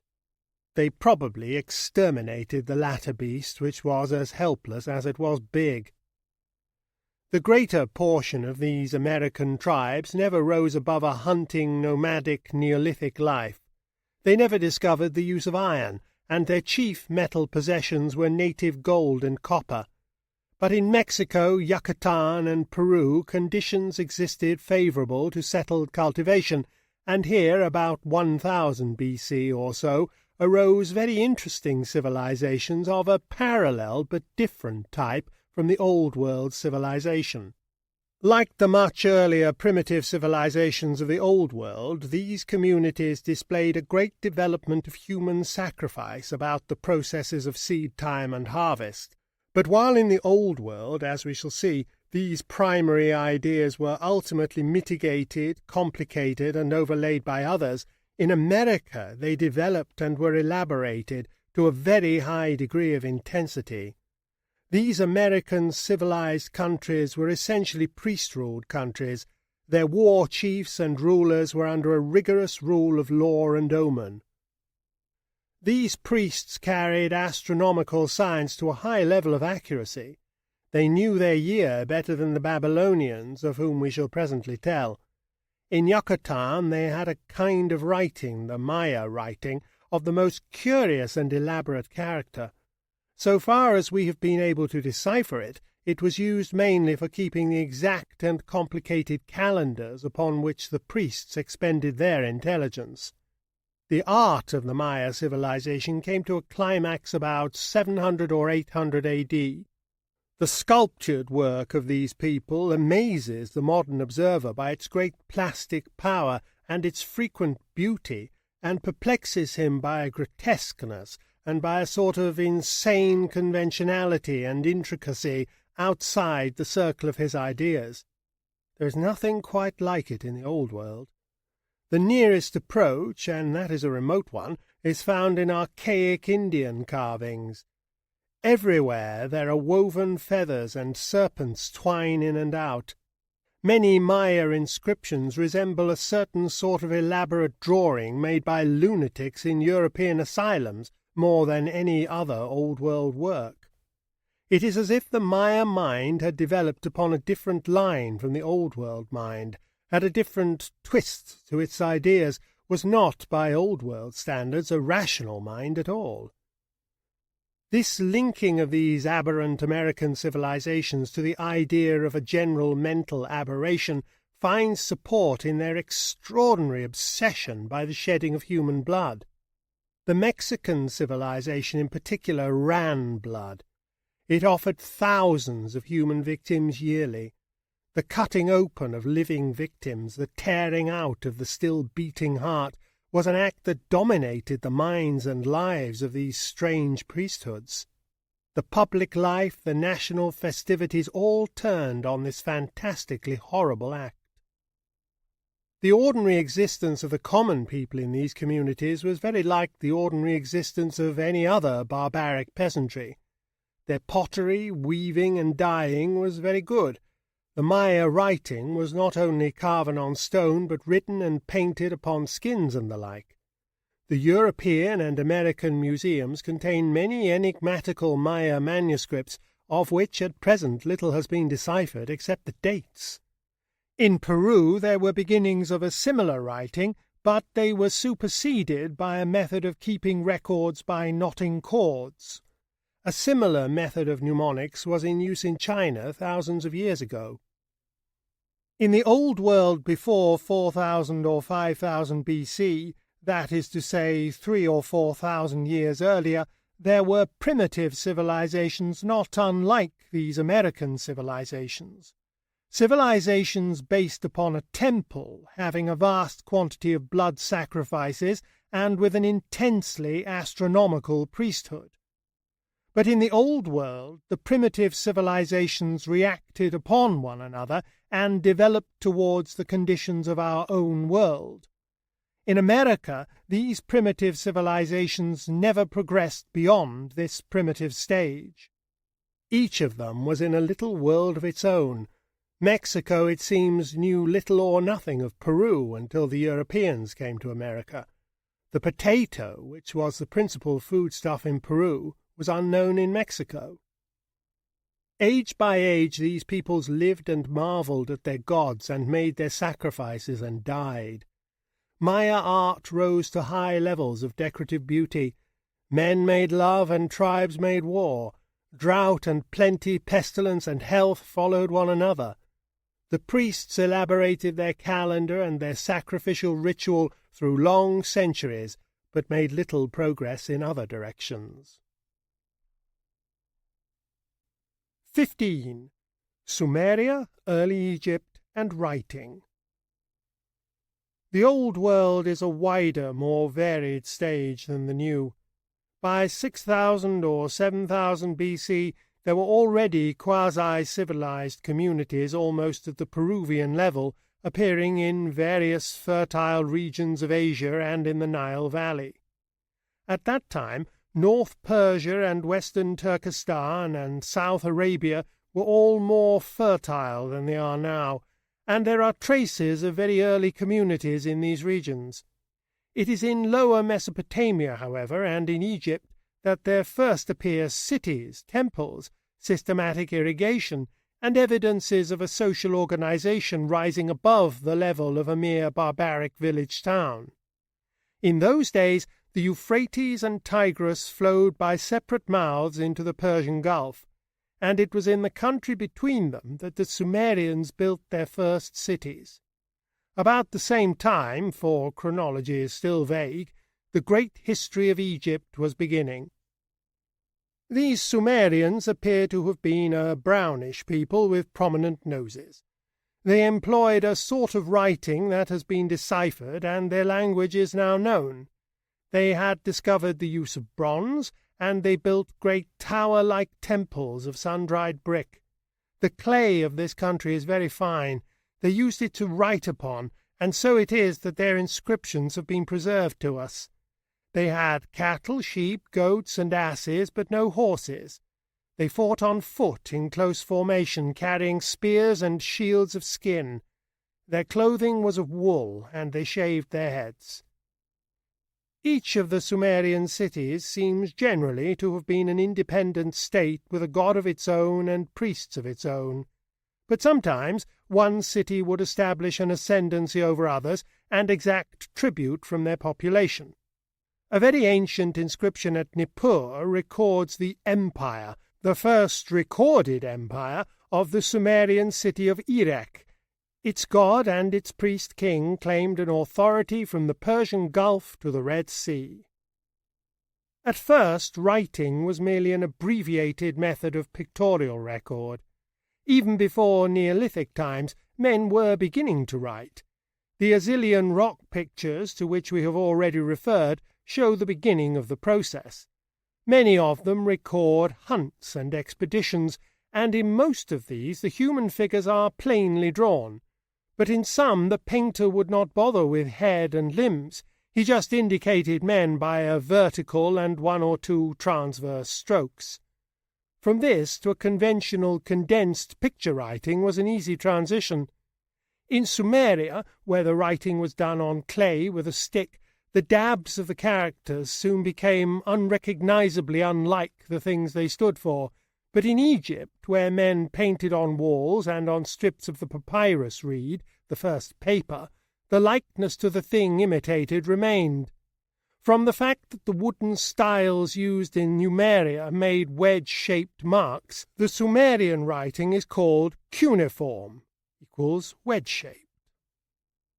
An important step towards writing was made when pictures were used to indicate not the thing represented, but some similar thing. In the rebus dear to children of a suitable age, this is still done today. We draw a camp with tents and a bell, and the child is delighted to guess that this is the Scotch name Campbell. The Sumerian language was a language made up of accumulated syllables, rather like some contemporary Amerindian languages, and it lent itself very readily to this syllabic method of writing words expressing ideas that could not be conveyed by pictures directly. Egyptian writing underwent parallel developments. Later on, when foreign peoples with less distinctly syllabled methods of speech were to learn and use these picture scripts, they were to make those further modifications and simplifications that developed at last into alphabetical writing. All the true alphabets of the later world derived from a mixture of the Sumerian cuneiform and the Egyptian hieroglyphic priest writing. Later in China there was to develop a conventionalized picture writing, but in China it never got to the alphabetical stage. The invention of writing was of very great importance in the development of human societies. It put agreements, laws, commandments on record. It made the growth of states larger than the old city-states possible. It made a continuous historical consciousness possible. The command of the priest or king and his seal could go far beyond his sight and voice, and could survive his death. It is interesting to note that in ancient Sumeria, seals were greatly used. A king or a nobleman or a merchant would have his seal, often very artistically carved, and would impress it on any clay document he wished to authorize. So close had civilization got to printing 6,000 years ago. Then the clay was dried hard and became permanent. For the reader must remember that in the land of Mesopotamia for countless years letters, records, and accounts were all written on comparatively indestructible tiles. To that fact we owe a great wealth of recovered knowledge. Bronze, copper, gold, silver, and, as a precious rarity, meteoric iron were known in both Sumeria and Egypt at a very early stage. Daily life in those first city lands of the Old World must have been very similar in both Egypt and Sumeria, and except for the asses and cattle in the streets, it must have been not unlike the life in the Maya cities of America 3,000 or 4,000 years later. Most of the people in peacetime were busy with irrigation and cultivation, except on days of religious festivity. They had no money and no need for it. They managed their small occasional trades by barter. The princes and rulers, who alone had more than a few possessions, used gold and silver bars and precious stones for any incidental act of trade. The temple dominated life. In Sumeria it was a great towering temple that went up to a roof from which the stars were observed. In Egypt it was a massive building with only a ground floor. In Sumeria the priest-ruler was the greatest, most splendid of beings. In Egypt, however, there was one who was raised above the priests. He was the living incarnation of the chief god of the land, the Pharaoh, the god-king. There were few changes in the world in those days. Men's days were sunny, toilsome, and conventional. Few strangers came into the land, and such as did fared uncomfortably. The priest directed life according to immemorial rules, and watched the stars for seed time, and marked the omens of the sacrifices, and interpreted the warnings of dreams. Men worked and loved and died, not unhappily, forgetful of the savage past of their race, and heedless of its future. Sometimes the ruler was benign. Such was Pepi II, who reigned in Egypt for 90 years. Sometimes he was ambitious, and took men's sons to be soldiers, and sent them against neighbouring city-states to war and plunder, or he made them toil to build great buildings. Such were Cheops and Khephren and Mycerinus, who built those vast sepulchral piles, the pyramids at Giza. The largest of these is 450 feet high, and the weight of stone in it is 4,883,000 tons. All this was brought down the Nile in boats and lugged into place chiefly by human muscle. Its erection must have exhausted Egypt more than a great war would have done. 16. Primitive nomadic peoples. It was not only in Mesopotamia and the Nile Valley that men were settling down to agriculture and the formation of city-states in the centuries between 6000 and 8000 BC. Wherever there were possibilities of irrigation and a steady, all-the-year-round food supply, men were exchanging the uncertainties and hardships of hunting and wandering for the routines of settlement. On the upper Tigris, a people called the Assyrians were founding cities. In the valleys of Asia Minor and on the Mediterranean shores and islands there were small communities growing up to civilization. Possibly parallel developments of human life were already going on in favorable regions of India and China. In many parts of Europe, where there were lakes well stocked with fish, little communities of men had long settled in dwellings built on piles over the water, and were eking out agriculture by fishing and hunting. But over much larger areas of the Old World no such settlement was possible. The land was too harsh, too thickly wooded, or too arid, or the seasons too uncertain for mankind, with only the implements and science of that age to take root. For settlement under the conditions of the primitive civilizations, men needed a constant water supply and warmth and sunshine. Where these needs were not satisfied, man could live as a transient, as a hunter following his game, as a herdsman following the seasonal grass, but he could not settle. The transition from the hunting to the herding life may have been very gradual. From following herds of wild cattle or, in Asia, wild horses, men may have come to an idea of property in them, have learnt to pen them into valleys, have fought for them against wolves, wild dogs, and other predatory beasts. So while the primitive civilizations of the cultivators were growing up chiefly in the great river valleys, a different way of living, the nomadic life, a life in constant movement, to and fro from winter pasture to summer pasture, was also growing up. The nomadic peoples were on the whole hardier than the agriculturalists. They were less prolific and numerous, they had no permanent temples and no highly organized priesthood, they had less gear, But the reader must not suppose that theirs was necessarily a less highly developed way of living on that account. In many ways, this free life was a fuller life than that of the tillers of the soil. The individual was more self-reliant, less of a unit in a crowd. The leader was more important, the medicine man perhaps less so. Moving over large stretches of country, the nomad took a wider view of life. He touched on the confines of this settled land and that. He was used to the sight of strange faces. He had to scheme and treat for pasture with competing tribes. He knew more of minerals than the folk upon the ploughlands, because he went over mountain passes and into rocky places. He may have been a better metallurgist. Possibly bronze and much more probably iron smelting were nomadic discoveries. Some of the earliest implements of iron reduced from its ores have been found in Central Europe far away from the early civilizations.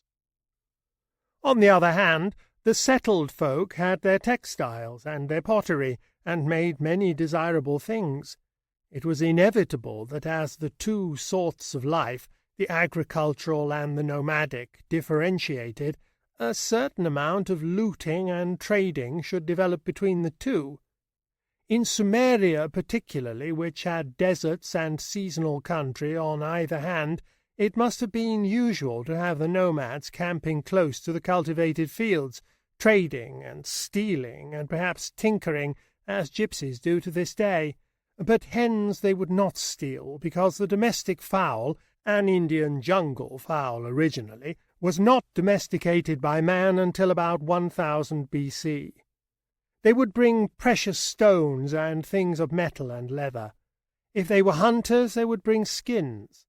They would get in exchange pottery and beads and glass, garments and such-like manufactured things. 3 main regions and 3 main kinds of wandering and imperfectly settled people there were in those remote days of the first civilizations in Sumeria and early Egypt. Away in the forests of Europe were the blond Nordic peoples, hunters and herdsmen, a lowly race. The primitive civilizations saw very little of this race before 1500 B.C. Away on the steppes of eastern Asia, various Mongolian tribes, the Hunnish peoples, were domesticating the horse and developing a very wide, sweeping habit of seasonal movement between their summer and winter camping places. Possibly the Nordic and Hunnish peoples were still separated from one another by the swamps of Russia and the greater Caspian Sea of that time. For very much of Russia there was swamp and lake. In the deserts, which were growing more arid now, of Syria and Arabia, tribes of a dark white or brownish people, the Semitic tribes, were driving flocks of sheep and goats and asses from pasture to pasture. It was these Semitic shepherds and certain more negroid people from southern Persia, the Elamites, who were the first nomads to come into close contact with the early civilizations. They came as traders and as raiders. Finally, there arose leaders among them with bolder imaginations, and they became conquerors. About 2750 B.C., a great Semitic leader, Sargon, had conquered the whole Sumerian land and was master of all the world from the Persian Gulf to the Mediterranean Sea. He was an illiterate barbarian, and his people, the Akkadians, learnt the Sumerian writing and adopted the Sumerian language as the speech of the officials and the learned. The empire he founded decayed after 2 centuries, and after one inundation of Elamites, a fresh Semitic people, the Amorites, by degrees established their rule over Sumeria. They made their capital in what had hitherto been a small up-river town, Babylon, and their empire is called the First Babylonian Empire. It was consolidated by a great king called Hammurabi, circa 2100 B.C., who made the earliest code of laws yet known to history. The narrow valley of the Nile lies less open to nomadic invasion than Mesopotamia, But about the time of Hammurabi occurred a successful Semitic invasion of Egypt, and a line of pharaohs was set up, the Hyksos, or shepherd kings, which lasted for several centuries. These Semitic conquerors never assimilated themselves with the Egyptians. They were always regarded with hostility as foreigners and barbarians, and they were at last expelled by a popular uprising about 1600 BC. But the Semites had come into Sumeria for good and all. The two races assimilated, and the Babylonian Empire became Semitic in its language and character. 17. The first seagoing peoples. The earliest boats and ships must have come into use some 25 or 30,000 years ago. Man was probably paddling about on the water with a log of wood or an inflated skin to assist him, at latest in the beginnings of the Neolithic period. A basket-work boat covered with skin and caulked was used in Egypt and Sumeria from the beginnings of our knowledge. Such boats are still used there. They are used to this day in Ireland and Wales and in Alaska. Sealskin boats still make the crossing of Bering Straits. The hollow log followed as tools improved. The building of boats and then ships came in a natural succession. Perhaps the legend of Noah's Ark preserves the memory of some early exploit in shipbuilding, just as the story of the flood, so widely distributed among the peoples of the world, may be the tradition of the flooding of the Mediterranean basin. There were ships upon the Red Sea long before the pyramids were built, and there were ships on the Mediterranean and Persian Gulf by 7000 BC. Mostly these were the ships of fishermen, but some were already trading and pirate ships.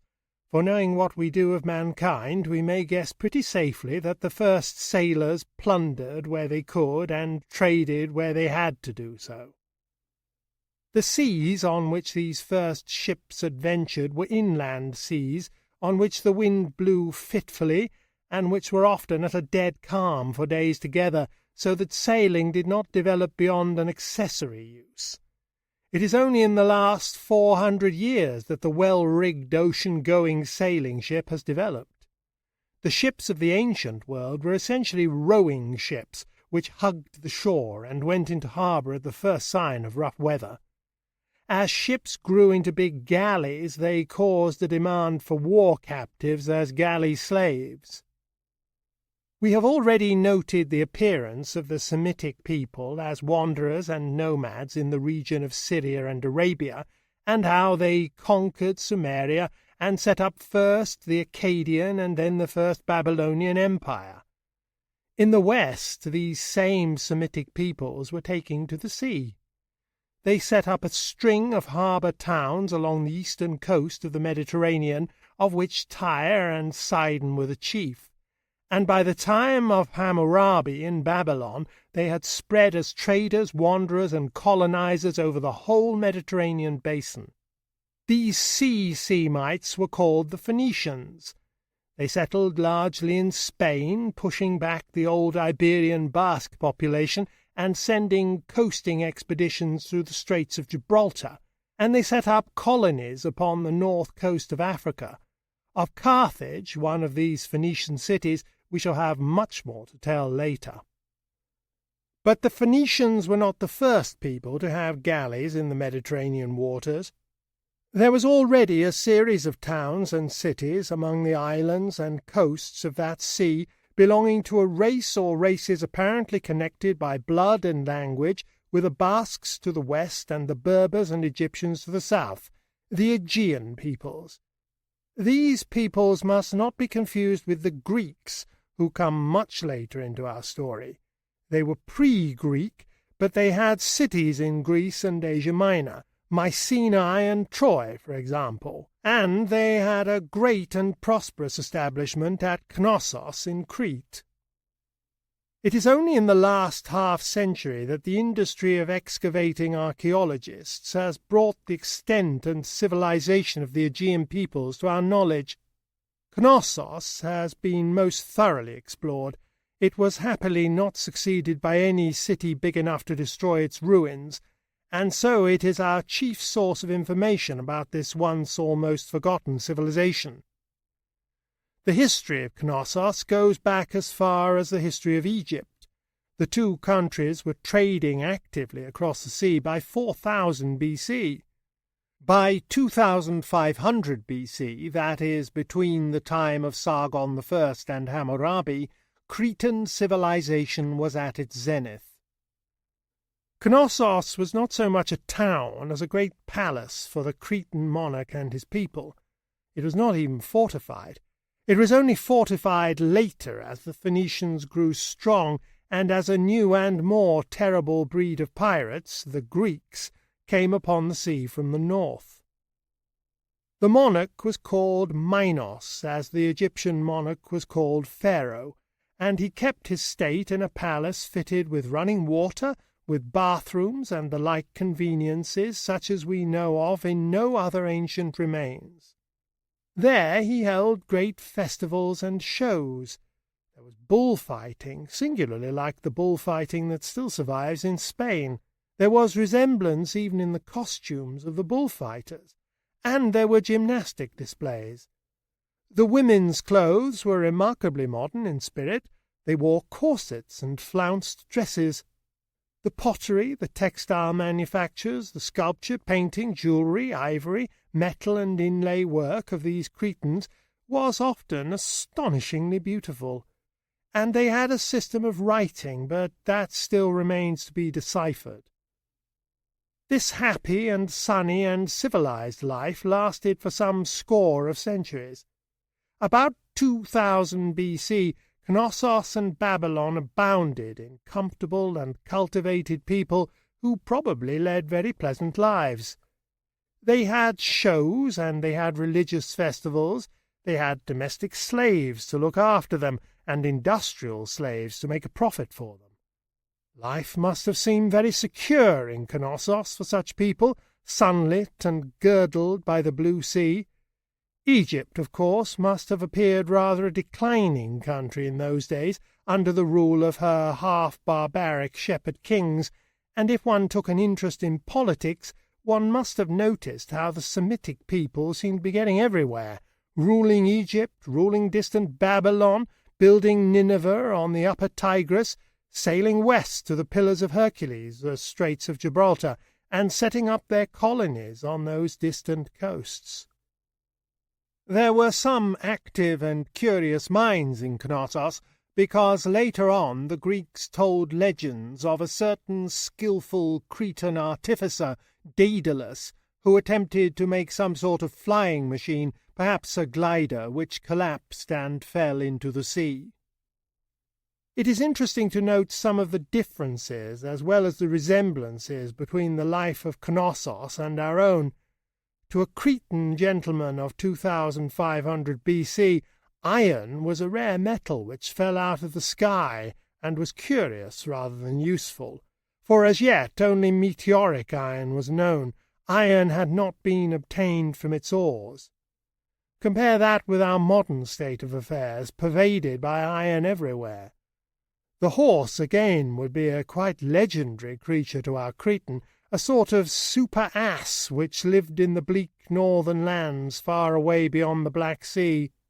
Civilization for him dwelt chiefly in Aegean Greece and Asia Minor, where Lydians and Carians and Trojans lived a life and probably spoke languages like his own. There were Phoenicians and Aegeans settled in Spain and North Africa, but those were very remote regions to his imagination. Italy was still a desolate land covered with dense forests. The brown-skinned Etruscans had not yet gone there from Asia Minor, and one day perhaps this Cretan gentleman went down to the harbour and saw a captive who attracted his attention because he was very fair-complexioned and had blue eyes.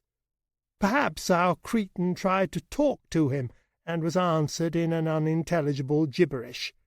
This creature came from somewhere beyond the Black Sea, and seemed to be an altogether benighted savage.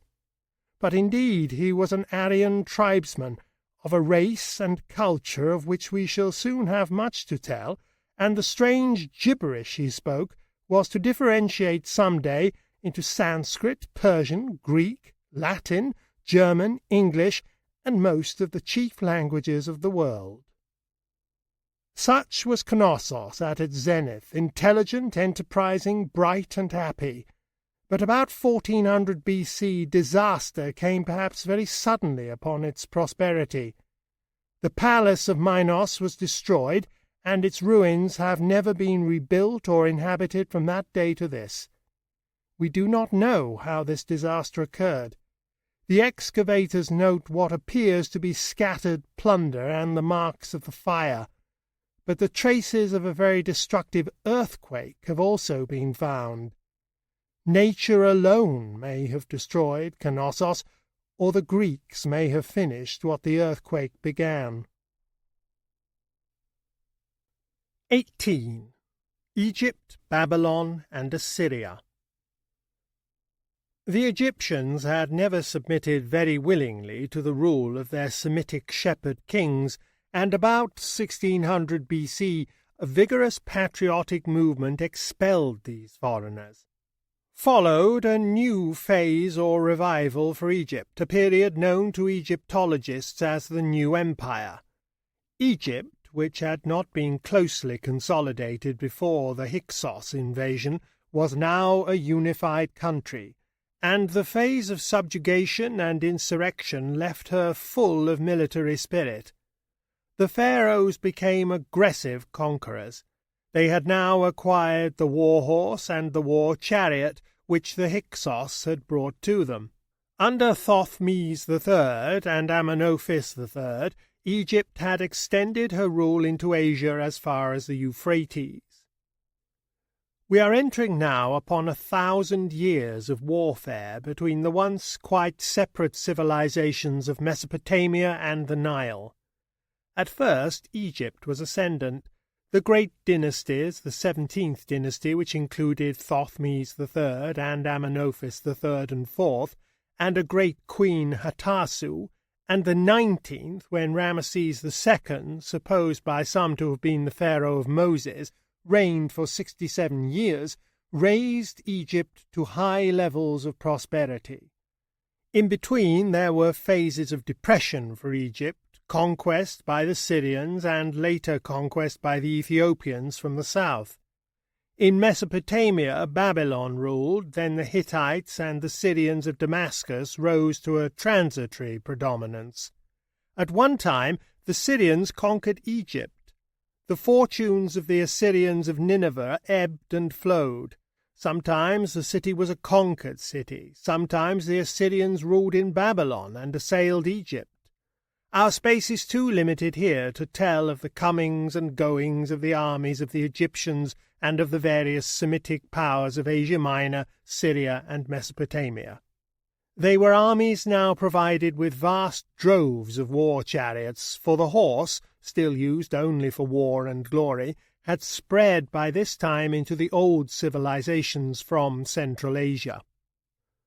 Great conquerors appeared in the dim light of that distant time and past. Tushratta, king of Mitanni, who captured Nineveh, Tiglath-Pileser I of Assyria, who conquered Babylon. At last the Assyrians became the greatest military power of the time. Tiglath-Pileser III conquered Babylon in 745 B.C. and founded what historians call the New Assyrian Empire. Iron had also come now into civilization out of the north. The Hittites, the precursors of the Armenians, had it first and communicated its use to the Assyrians, and an Assyrian usurper, Sargon II, armed his troops with it. Assyria became the first power to expound the doctrine of blood and iron. Sargon's son, Sennacherib, led an army to the borders of Egypt and was defeated not by military strength but by the plague. Sennacherib's grandson, Assurbanipal, who is also known in history by his Greek name of Sardanapalus, did actually conquer Egypt in 670 BC. But Egypt was already a conquered country then under an Ethiopian dynasty. Sardanapalus simply replaced one conqueror by another.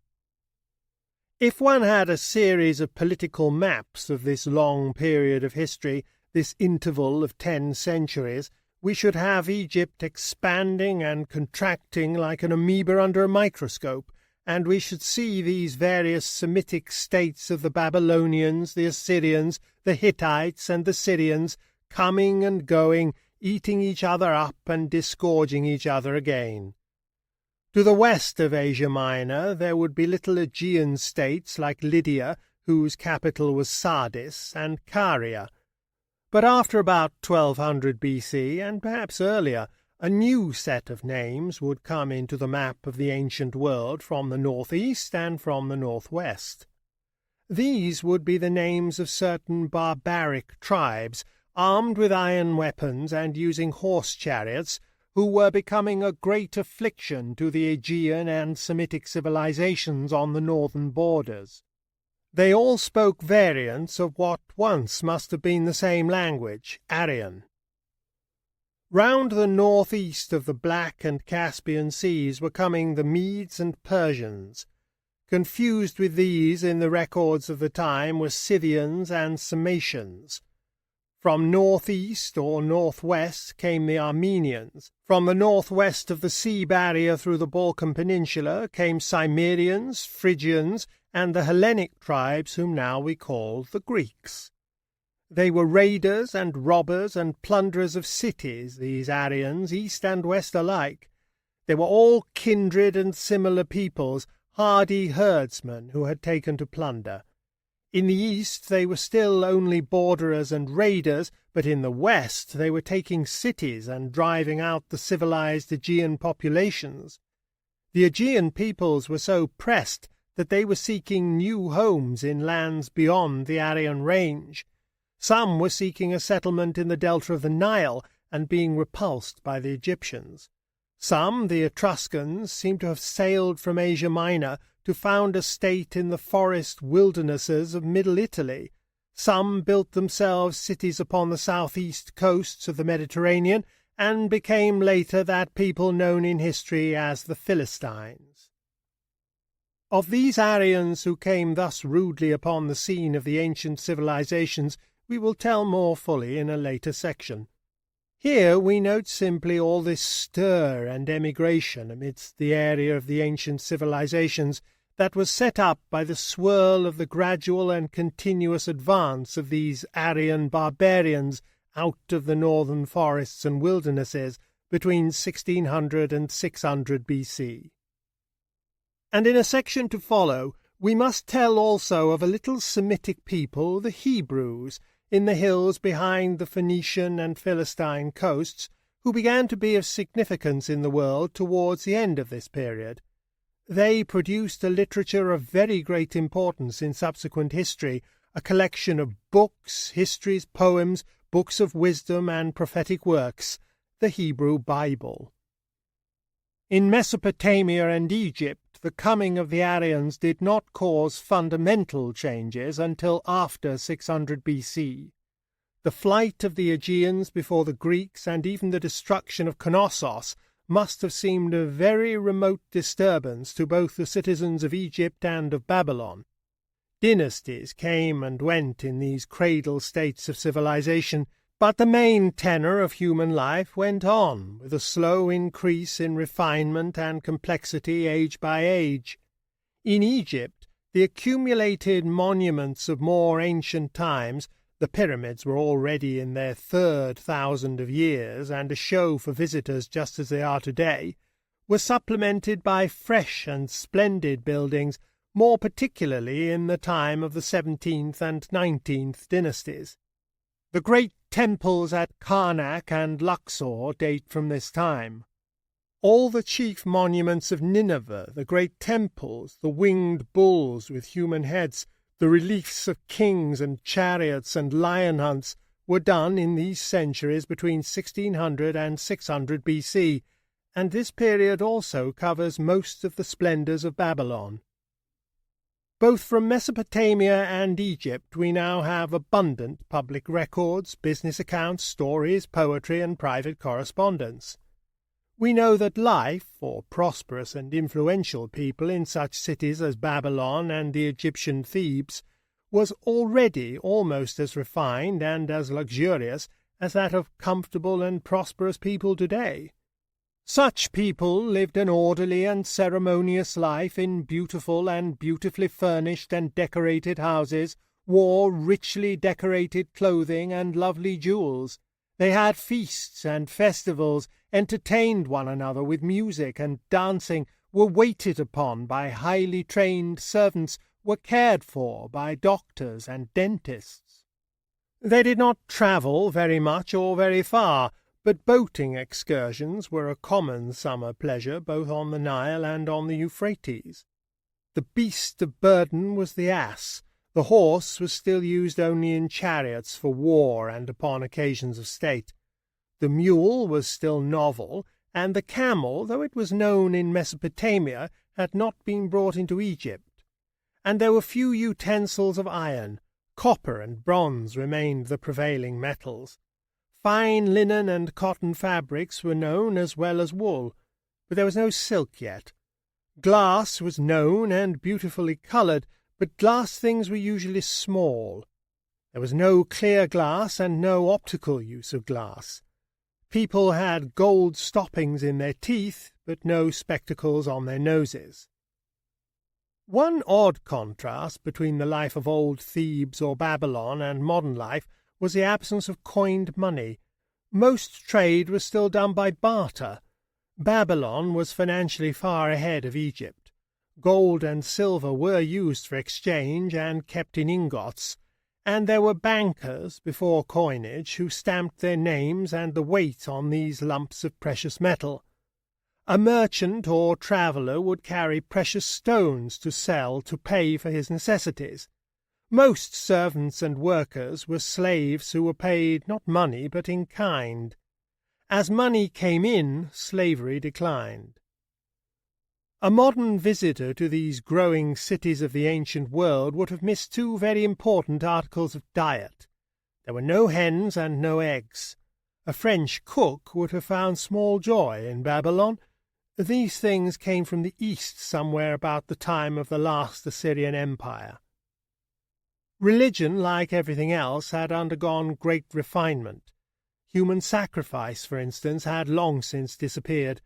Animals or bred dummies had been substituted for the victim, but the Phoenicians, and especially the citizens of Carthage, their greatest settlement in Africa, were accused later of immolating human beings. When a great chief had died in the ancient days, it had been customary to sacrifice his wives and slaves and break spear and bow at his tomb, so that he should not go unattended and unarmed in the spirit world. In Egypt there survived of this dark tradition the pleasant custom of burying small models of house and shop and servants and cattle with the dead, models that give us today the liveliest realization of the safe and cultivated life of these ancient people 3,000 years and more ago. Such was the ancient world before the coming of the Aryans out of the northern forests and plains. In India and China there were parallel developments. In the great valleys of both these regions agricultural city-states of brownish peoples were growing up. But in India they do not seem to have advanced or coalesced so rapidly as the city-states of Mesopotamia or Egypt. They were nearer the level of the ancient Sumerians, or of the Maya civilization of America.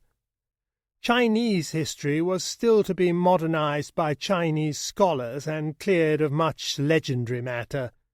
Probably China at this time was in advance of India. Contemporary with the 17th dynasty in Egypt, there was a dynasty of emperors in China, the Shang dynasty, priest emperors over a loose-knit empire of subordinate kings. The chief duty of these early emperors was to perform the seasonal sacrifices. Beautiful bronze vessels from the time of the Shang dynasty still exist, and their beauty and workmanship compel us to recognize that many centuries of civilization must have preceded their manufacture. 19. The Primitive Aryans. 4,000 years ago, that is to say about 2000 BC, Central and Southeastern Europe and Central Asia were probably warmer, moister, and better wooded than they are now. In these regions of the earth wandered a group of tribes, mainly of the fair and blue-eyed Nordic race, sufficiently in touch with one another to speak merely variations of one common language from the Rhine to the Caspian Sea.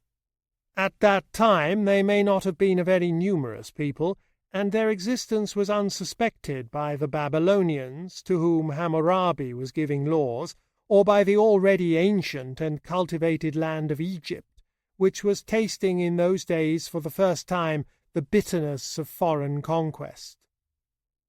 These Nordic people were destined to play a very important part indeed in the world's history. They were a people of the parklands and the forest clearings. They had no horses at first, but they had cattle. When they wandered, they put their tents and other gear on rough ox wagons. When they settled for a time, they may have made huts of wattle and mud. They burnt their important dead. They did not bury them ceremoniously as the brunette peoples did. They put the ashes of their greater leaders in urns, and then made a great circular mound about them. These mounds are the round barrows that occur all over North Europe. The brunette people, their predecessors, did not burn their dead, but buried them in a sitting position in elongated mounds, the long barrows. The Aryans raised crops of wheat, ploughing with oxen, but they did not settle down by their crops. They would reap and move on. They had bronze, and some when about 1500 BC they acquired iron. They may have been the discoverers of iron smelting. And some when vaguely about that time they also got the horse, which to begin with they used only for draught purposes. Their social life did not centre upon a temple like that of the more settled people round the Mediterranean, and their chief men were leaders rather than priests. They had an aristocratic social order rather than a divine and regal order. From a very early stage they distinguished certain families as leaderly and noble. They were a very vocal people. They enlivened their wanderings by feasts at which there was much drunkenness, and at which a special sort of man, the bards, would sing and recite. They had no writing until they had come into contact with civilization, and the memories of these bards were their living literature. This use of recited language as an entertainment did much to make it a fine and beautiful instrument of expression, and to that, no doubt, the subsequent predominance of the languages derived from Aryan is, in part, to be ascribed. Every Aryan people had its legendary history crystallized in bardic recitations, epics, sagas, and Vedas, as they were variously called. The social life of these people centred about the households of their leading men. The hall of the chief, where they settled for a time, was often a very capacious timber building. There were, no doubt, huts for herds and outlying farm buildings, but with most of the Aryan peoples this hall was the general centre. Every one went there to feast and hear the bards and take part in games and discussions. Cowsheds and stabling surrounded it. The chief and his wife, and so forth, would sleep on a dais or in an upper gallery. The commoner sort slept about anywhere, as people still do in Indian households. Except for weapons, ornaments, tools, and such like personal possessions, there was a sort of patriarchal communism in the tribe. The chief owned the cattle and grazing lands in the common interest. Forest and rivers were the wild. This was the fashion of the people who were increasing and multiplying over the great spaces of Central Europe and West Central Asia during the growth of the great civilization of Mesopotamia and the Nile, and whom we find pressing upon the Hellenic peoples everywhere in the second millennium before Christ. They were coming into France and Britain and into Spain. They pushed westward in two waves. The first of these people who reached Britain and Ireland were armed with bronze weapons. They exterminated or subjugated the people who had made the great stone monuments of Carnac in Brittany and Stonehenge and Avebury in England. They reached Ireland. They are called the Goidelic Celts, the second wave of a closely kindred people, perhaps intermixed with other racial elements, brought iron with it into Great Britain, and is known as the wave of Brythonic Celts. From them the Welsh derived their language. Kindred Celtic peoples were pressing southward into Spain and coming into contact not only with the Hellenic Basque people who still occupied the country, but with the Semitic Phoenician colonies of the sea coast. A closely allied series of tribes, the Italians, were making their way down the still wild and wooded Italian peninsula. They did not always conquer. In the 8th century BC, Rome appears in history, a trading town on the Tiber, inhabited by Aryan Latins, but under the rule of Etruscan nobles and kings. At the other extremity of the Aryan range, there was a similar progress southward of similar tribes. Aryan peoples speaking Sanskrit had come down through the western passes into North India long before 1000 BC. There they came into contact with a primordial brunette civilization, the Dravidian civilization, and learnt much from it. Other Aryan tribes seem to have spread over the mountain masses of Central Asia far to the east of the present range of such peoples. In eastern Turkestan there are still fair blue-eyed Nordic tribes, but now they speak Mongolian tongues. Between the Black and Caspian Seas, the ancient Hittites had been submerged and Aryanized by the Armenians before 1000 BC, and the Assyrians and Babylonians were already aware of a new and formidable fighting barbarism on the northeastern frontiers, a group of tribes amidst which the Scythians, the Medes, and the Persians remain as outstanding names. But it was through the Balkan Peninsula that Aryan tribes made their first heavy thrust into the heart of the Old World civilization. They were already coming southward and crossing into Asia Minor many centuries before 1000 BC. First came a group of tribes of whom the Phrygians were the most conspicuous, and then in succession the Aeolic, the Ionic, and the Dorian Greeks. By 1000 BC they had wiped out the ancient Aegean civilization both in the mainland of Greece and in most of the Greek islands. The cities of Mycenae and Tiryns were obliterated, and Knossos was nearly forgotten.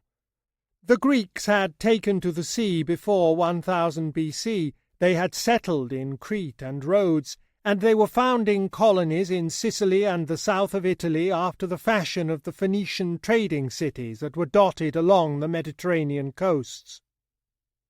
So it was, while Tiglath-Pileser III and Sargon II and Sardanapalus were ruling in Assyria and fighting with Babylonia and Syria and Egypt, the Aryan peoples were learning the methods of civilization and making it over for their own purposes in Italy and Greece and North Persia. The theme of history from the 9th century BC and onward for 6 centuries is the story of how these Aryan peoples grew to power and enterprise, and how at last they subjugated the whole ancient world, Semitic, Aegean, and Egyptian alike. In form the Aryan peoples were altogether victorious, but the struggle of Aryan, Semitic, and Egyptian ideas and methods was continued long after the sceptre was in Aryan hands.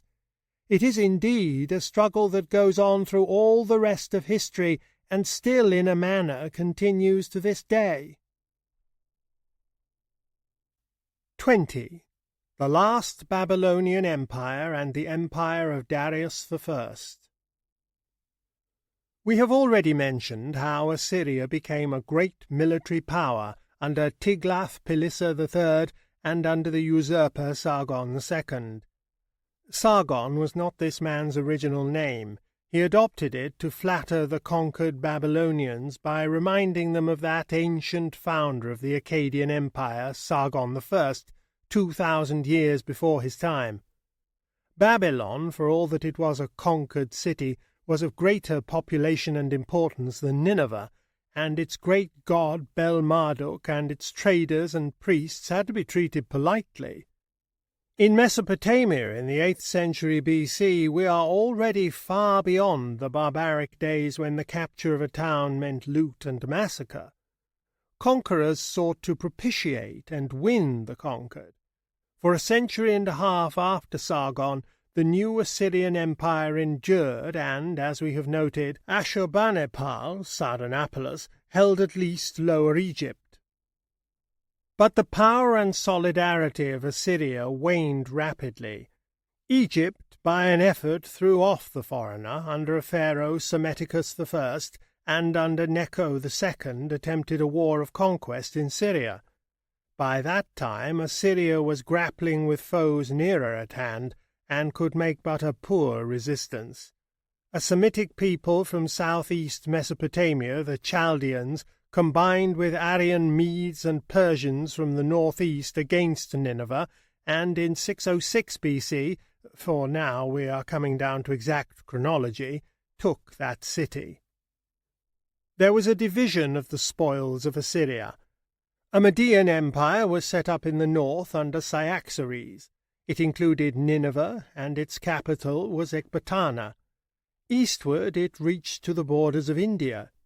To the south of this, in a great crescent, was a new Chaldean empire, the second Babylonian empire, which rose to a very great degree of wealth and power under the rule of Nebuchadnezzar the Great, the Nebuchadnezzar of the Bible.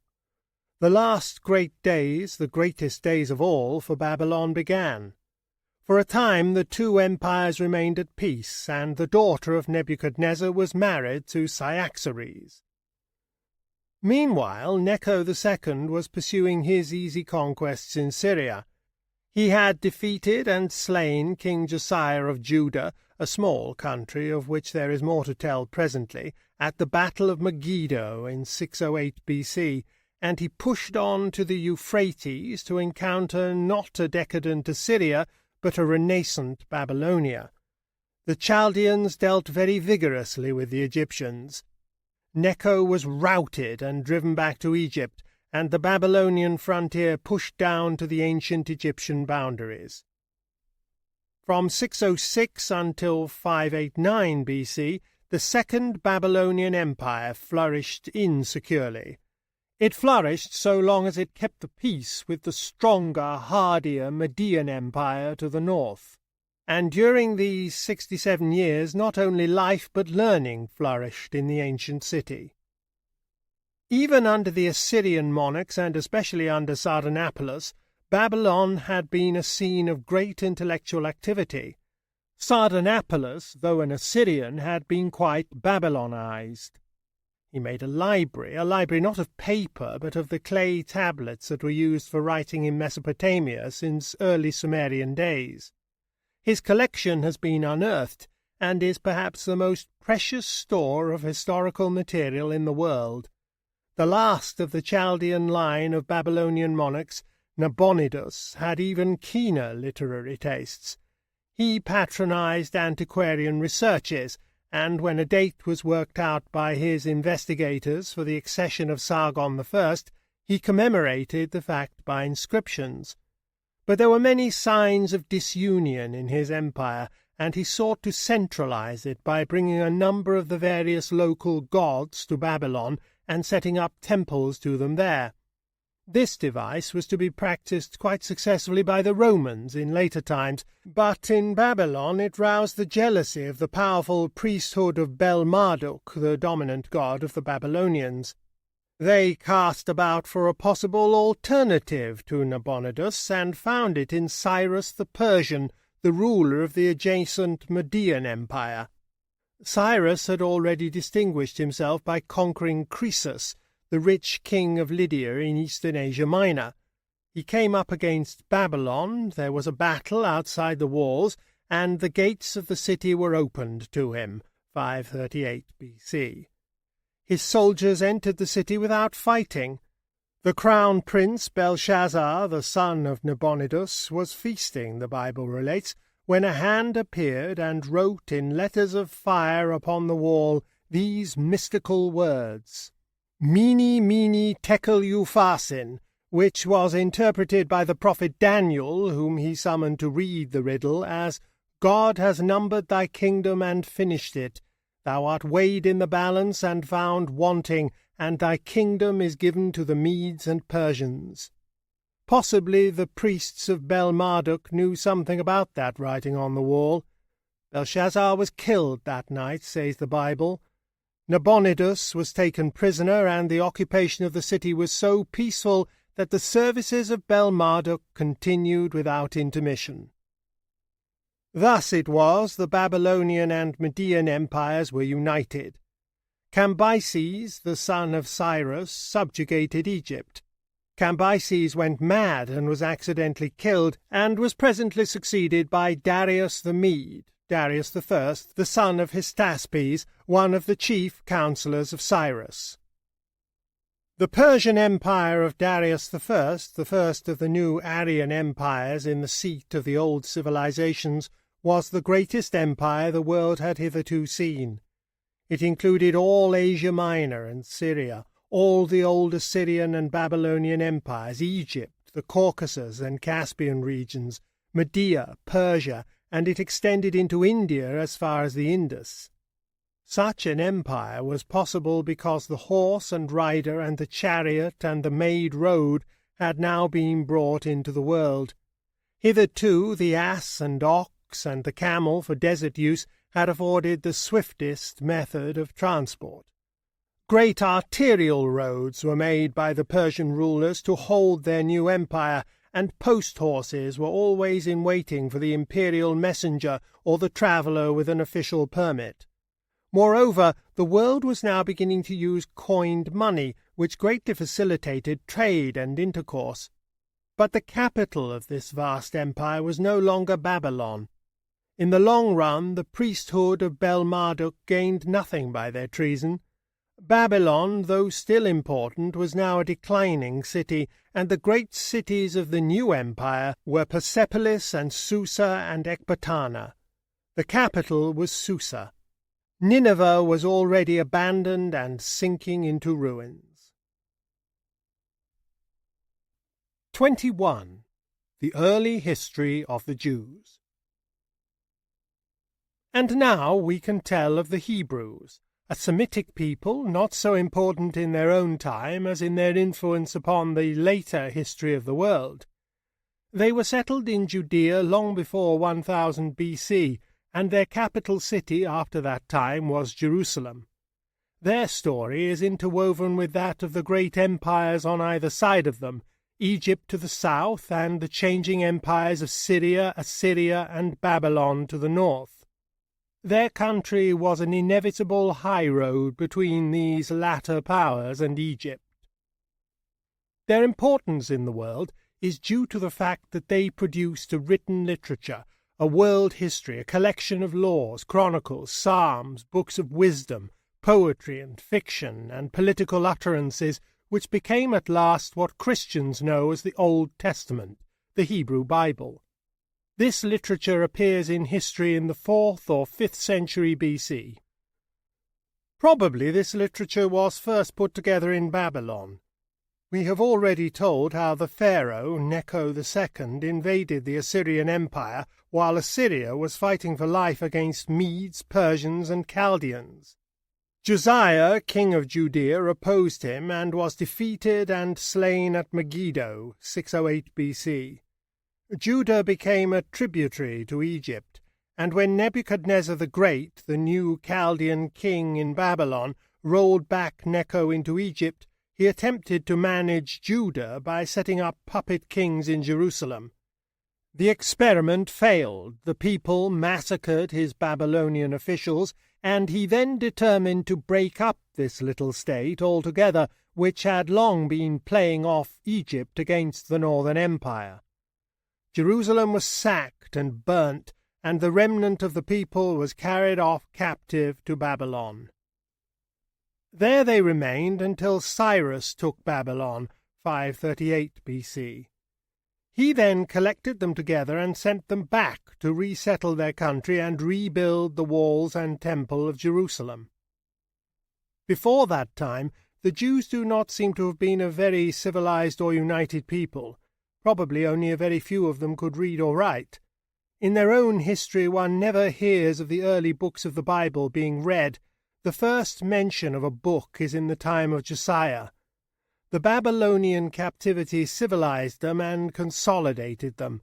They returned aware of their own literature, an acutely self-conscious and political people. Their Bible at that time seems to have consisted only of the Pentateuch, that is to say, the first 5 books of the Old Testament as we know it. In addition, as separate books, they already had many of the other books that have since been incorporated with the Pentateuch into the present Hebrew Bible, Chronicles, the Psalms, and Proverbs, for example. The accounts of the creation of the world, of Adam and Eve, and of the flood with which the Bible begins run closely parallel with similar Babylonian legends. They seem to have been part of the common beliefs of all the Semitic peoples.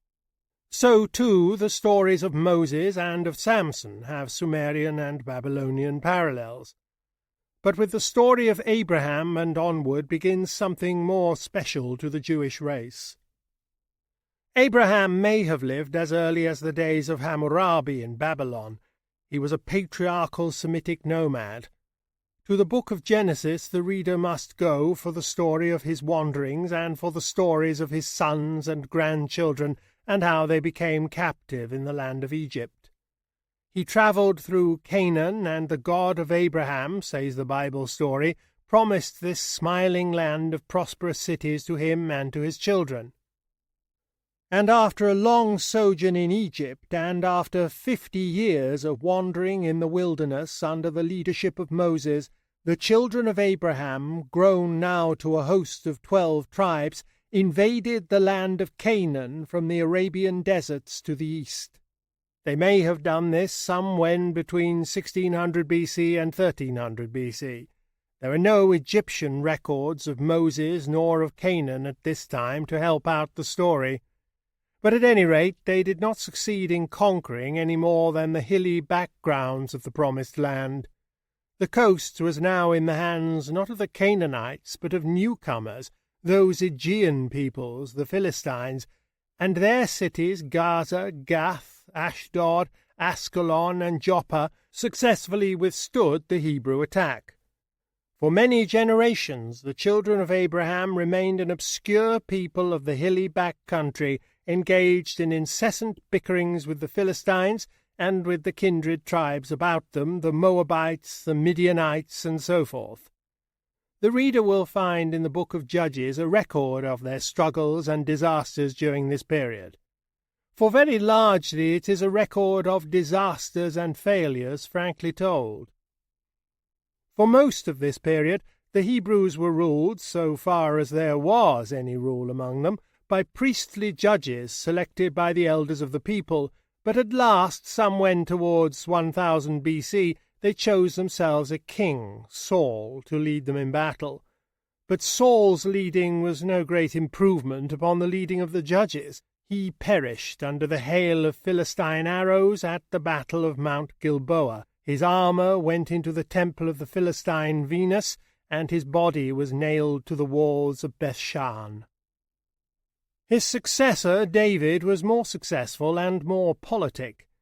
With David dawned the only period of prosperity the Hebrew peoples were ever to know.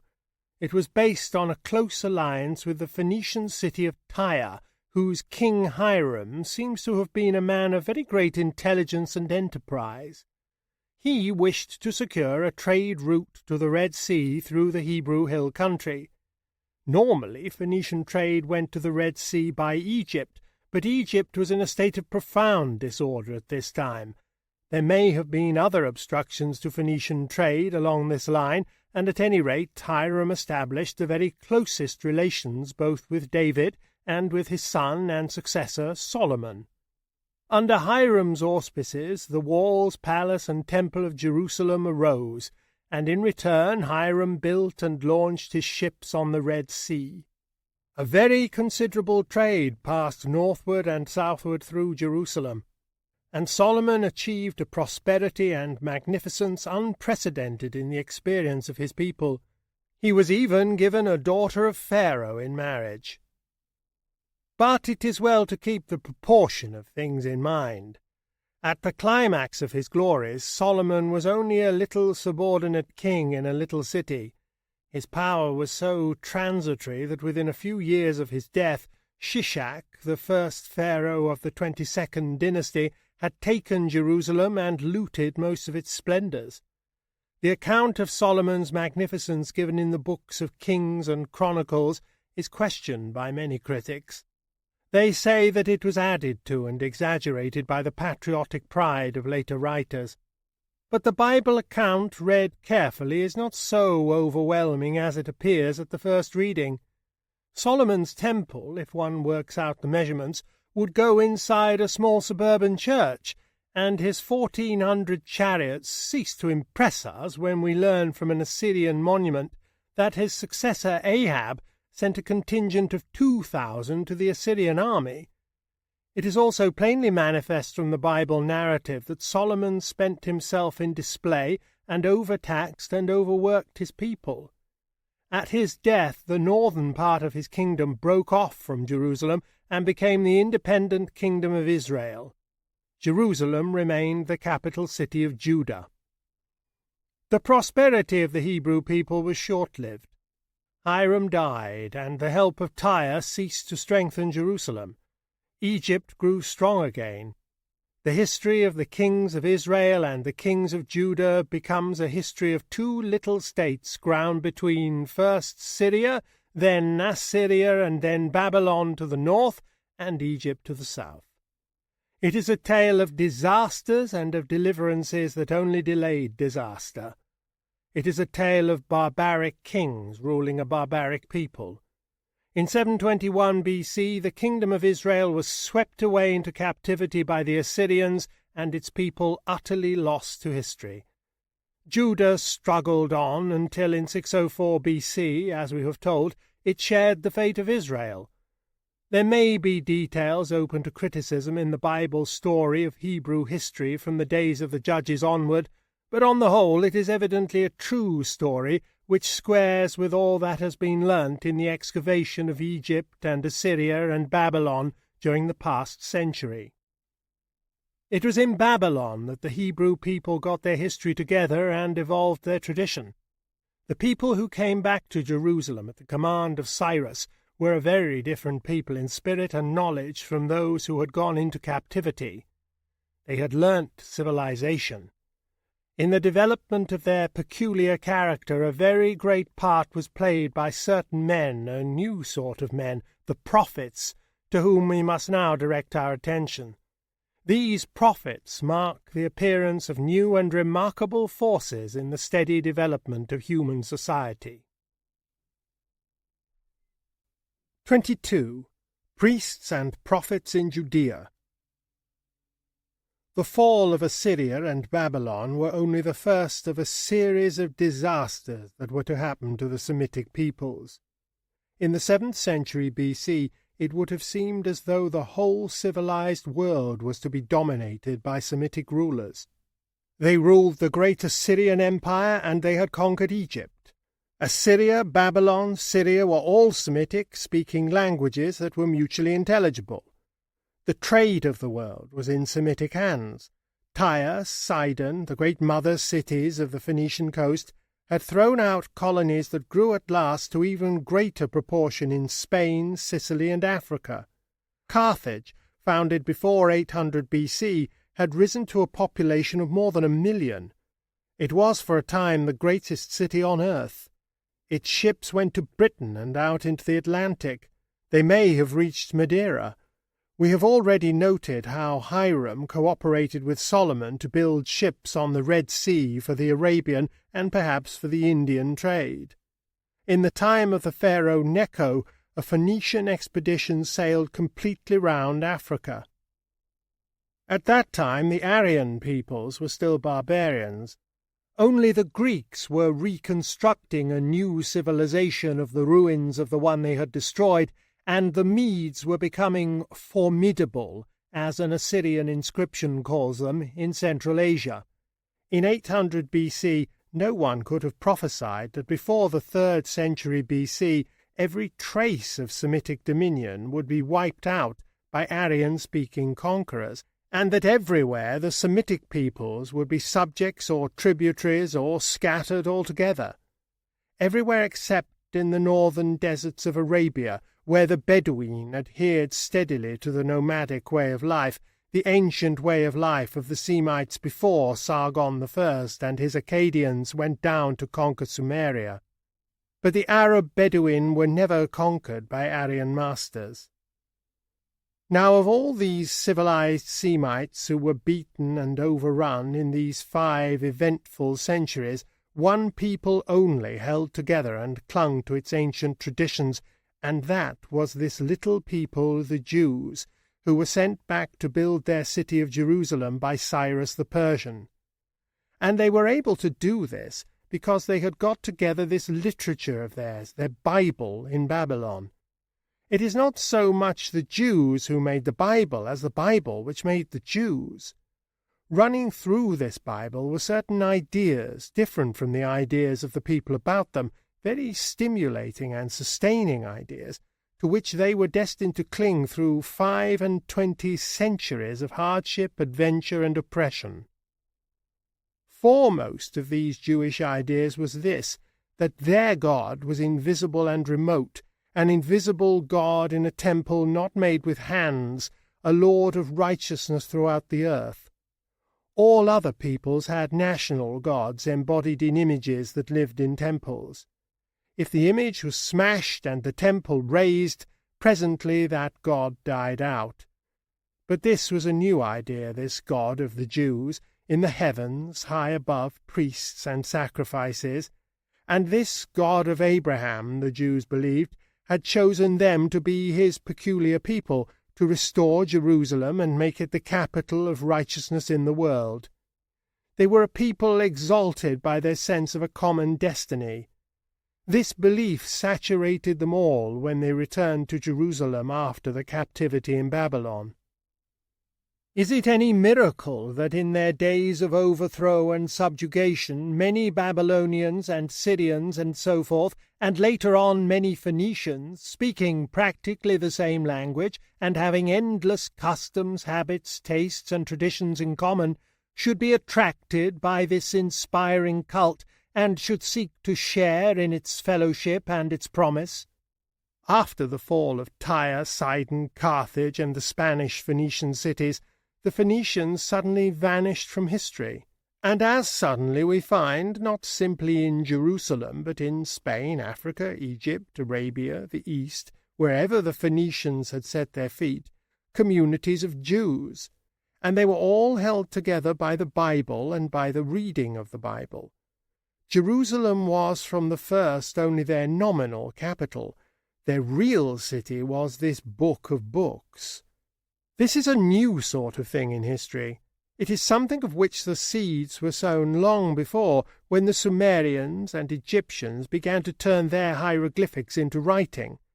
The Jews were a new thing, a people without a king and presently without a temple, for, as we shall tell, Jerusalem itself was broken up in 70 AD, held together and consolidated out of heterogeneous elements by nothing but the power of the written word. And this mental welding of the Jews was neither planned nor foreseen, nor done by either priests or statesmen. Not only a new kind of community, but a new kind of man comes into history with the development of the Jews. In the days of Solomon, the Hebrews looked like becoming a little people just like any other little people of that time, clustering around court and temple, ruled by the wisdom of the priest, and led by the ambition of the king. But already the reader may learn from the Bible this new sort of man of which we speak, the prophet, was in evidence. As troubles thicken round the divided Hebrews, the importance of these prophets increases. What were these prophets? They were men of the most diverse origins. The prophet Ezekiel was of the priestly caste, and the prophet Amos wore the goatskin mantle of a shepherd, but all had this in common, that they gave allegiance to no one but to the God of righteousness, and that they spoke directly to the people. They came without license or consecration. "Now the word of the Lord came unto me." That was the formula. They were intensely political. They exhorted the people against Egypt, that broken reed, or against Assyria or Babylon. They denounced the indolence of the priestly order or the flagrant sins of the king. Some of them turned their attention to what we should now call social reform. The rich were grinding the faces of the poor. The luxurious were consuming the children's bread. Wealthy people made friends with and imitated the splendors and vices of foreigners. And this was hateful to Jehovah, the God of Abraham, who would certainly punish this land. These fulminations were written down and preserved and studied. They went wherever the Jews went, and wherever they went they spread a new religious spirit. They carried the common man past priest and temple, past court and king, and brought him face to face with the rule of righteousness. That is their supreme importance in the history of mankind. In the great utterances of Isaiah, the prophetic voice rises to a pitch of splendid anticipation and foreshadows the whole earth united and at peace under one God. Therein the Jewish prophecies culminate. All the prophets did not speak in this fashion, and the intelligent reader of the prophetic books will find much hate in them, much prejudice, and much that will remind him of the propaganda pamphlets of the present time. Nevertheless, it is the Hebrew prophets of the period round and about the Babylonian captivity who mark the appearance of a new power in the world, the power of individual moral appeal, of an appeal to the free conscience of mankind against the fetish sacrifices and slavish loyalties that had hitherto bridled and harnessed our race. 23. The Greeks. Now, while after Solomon, whose reign was probably about 960 B.C., the divided kingdoms of Israel and Judah were suffering destruction and deportation, and while the Jewish people were developing their tradition in captivity in Babylon, another great power over the human mind, the Greek tradition, was also arising. While the Hebrew prophets were working out a new sense of direct moral responsibility between the people and an eternal and universal God of right, the Greek philosophers were training the human mind in a new method and spirit of intellectual adventure. The Greek tribes, as we have told, were a branch of the Aryan-speaking stem. They had come down among the Aegean cities and islands some centuries before 1000 B.C. They were probably already in southward movement before the pharaoh Thothmes hunted his first elephants beyond the conquered Euphrates. For in those days there were elephants in Mesopotamia and lions in Greece. It is possible that it was a Greek raid that burnt Knossos, but there are no Greek legends of such a victory, though there are stories of Minos and his palace, the labyrinth, and of the skill of the Cretan artificers. Like most of the Aryans, these Greeks had singers and reciters whose performances were an important social link, and these handed down from the barbaric beginnings of their people two great epics, the Iliad, telling how a league of Greek tribes besieged and took and sacked the town of Troy in Asia Minor, and the Odyssey, being a long adventure story of the return of the sage captain Odysseus from Troy to his own island. These epics were written down some when in the 8th or 7th century B.C., when the Greeks had acquired the use of an alphabet from their more civilized neighbours, but they are supposed to have been in existence very much earlier. Formerly they were ascribed to a particular blind bard, Homer, who was supposed to have sat down and composed them, as Milton composed Paradise Lost. Whether there really was such a poet, whether he composed or only wrote down and polished these epics and so forth, is a favourite quarrelling ground for the erudite. We need not concern ourselves with such bickerings here. The thing that matters from our point of view is that the Greeks were in possession of their epics in the 8th century BC, and that they were a common possession and a link between their various tribes, giving them a sense of fellowship as against the outer barbarians. They were a group of kindred peoples linked by the spoken and afterwards by the written word, and sharing common ideals of courage and behaviour. The epics showed the Greeks a barbaric people without iron, without writing, and still not living in cities. They seem to have lived at first in open villages of huts around the halls of their chiefs, outside the ruins of the Aegean cities they had destroyed. Then they began to wall their cities, and to adopt the idea of temples from the people they had conquered. It has been said that the cities of the primitive civilizations grew up about the altar of some tribal god, and that the wall was added. In the cities of the Greeks the wall preceded the temple. They began to trade and send out colonies. By the 7th century BC a new series of cities had grown up in the valleys and islands of Greece, forgetful of the Aegean cities and civilization that had preceded them. Athens, Sparta, Corinth, Thebes, Samos, Miletus among the chief. There were already Greek settlements along the coast of the Black Sea and in Italy and Sicily. The heel and toe of Italy was called Magna Graecia. Marseille was a Greek town established on the site of an earlier Phoenician colony. Now, countries which are great plains, or which have as a chief means of transport some great river like the Euphrates or Nile, tend to become united under some common rule. The cities of Egypt and the cities of Sumeria, for example, ran together under one system of government. But the Greek peoples were cut up among islands and mountain valleys. Both Greece and Magna Graecia are very mountainous, and the tendency was all the other way. When the Greeks come into history, they are divided up into a number of little states which showed no signs of coalescence. They are different even in race. Some consist chiefly of citizens of this or that Greek tribe, Ionic, Aeolian, or Doric. Some have a mingled population of Greeks and descendants of the pre-Greek Mediterranean folk. Some have an unmixed free citizenship of Greeks, lording it over an enslaved conquered population like the Helots in Sparta. In some, the old leaderly Aryan families have become a close aristocracy. In some, there is a democracy of all the Aryan citizens. In some, there are elected or even hereditary kings. In some, usurpers or tyrants. And the same geographical conditions that kept the Greek states divided and various kept them small.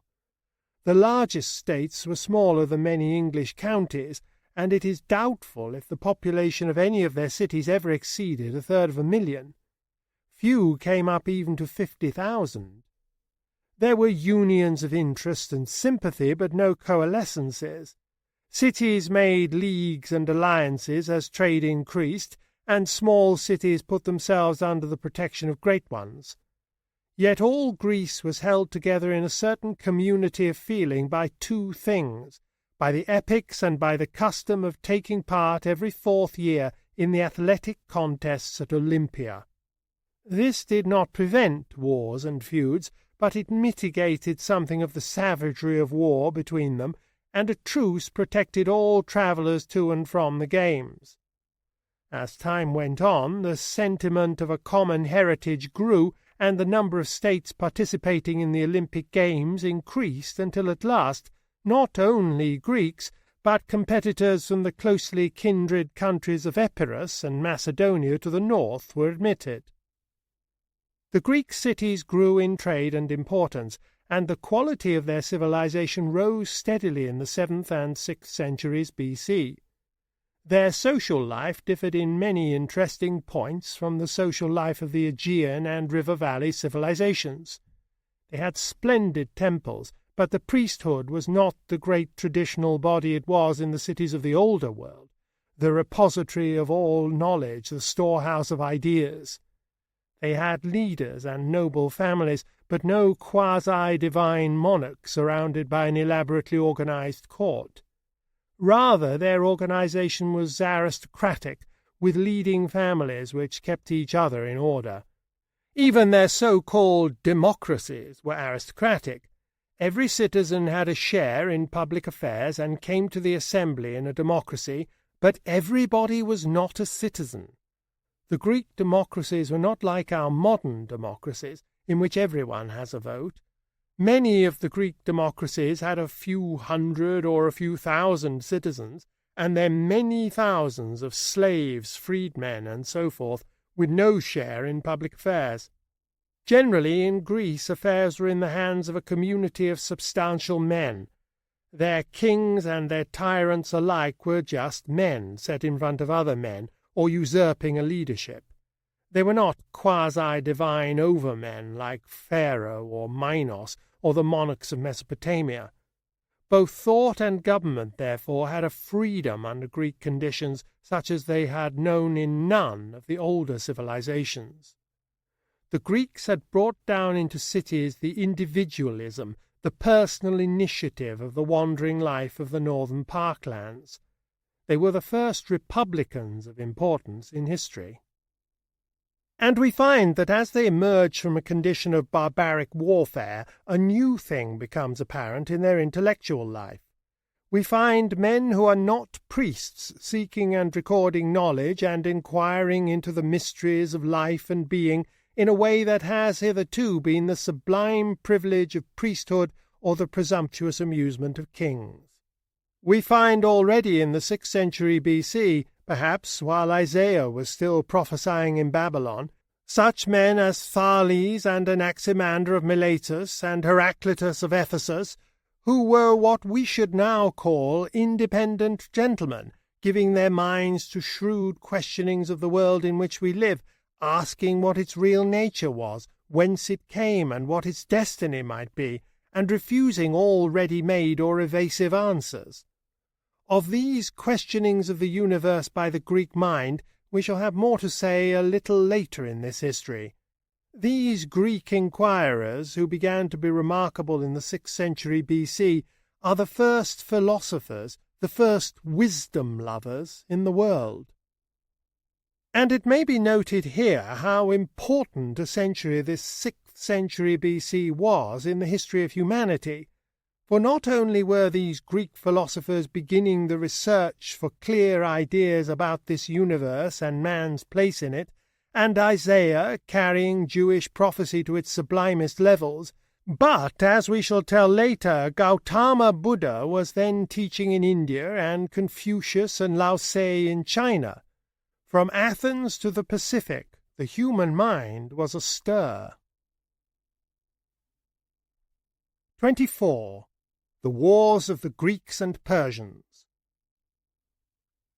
While the Greeks in the cities in Greece, South Italy, and Asia Minor were embarking upon free intellectual inquiry, and while in Babylon and Jerusalem the last of the Hebrew prophets were creating a free conscience for mankind, two adventurous Aryan peoples, the Medes and the Persians, were in possession of the civilization of the ancient world, and were making a great empire, the Persian Empire, which was far larger in extent than any empire the world had seen hitherto. Under Cyrus, Babylon and the rich and ancient civilization of Lydia had been added to the Persian rule. The Phoenician cities of the Levant and all the Greek cities in Asia Minor had been made tributary, Cambyses had subjected Egypt, and Darius I, the Mede, the third of the Persian rulers, 521 BC, found himself monarch, as it seemed, of all the world. His couriers rode with his decrees from the Dardanelles to the Indus, and from Upper Egypt to Central Asia. The Greeks in Europe, it is true, Italy, Carthage, Sicily, and the Spanish Phoenician settlements, were not under the Persian peace, but they treated it with respect, and the only people who gave any serious trouble were the old parent hordes of Nordic people in South Russia and Central Asia, the Scythians, who raided the northern and northeastern borders. Of course, the population of this great Persian Empire was not a population of Persians. The Persians were only the small conquering minority of this enormous realm. The rest of the population was what it had been before the Persians came, from time immemorial, only that Persian was the administrative language. Trade and finance were still largely Semitic. Tyre and Sidon, as of old, were the great Mediterranean ports, and Semitic shipping plied upon the seas.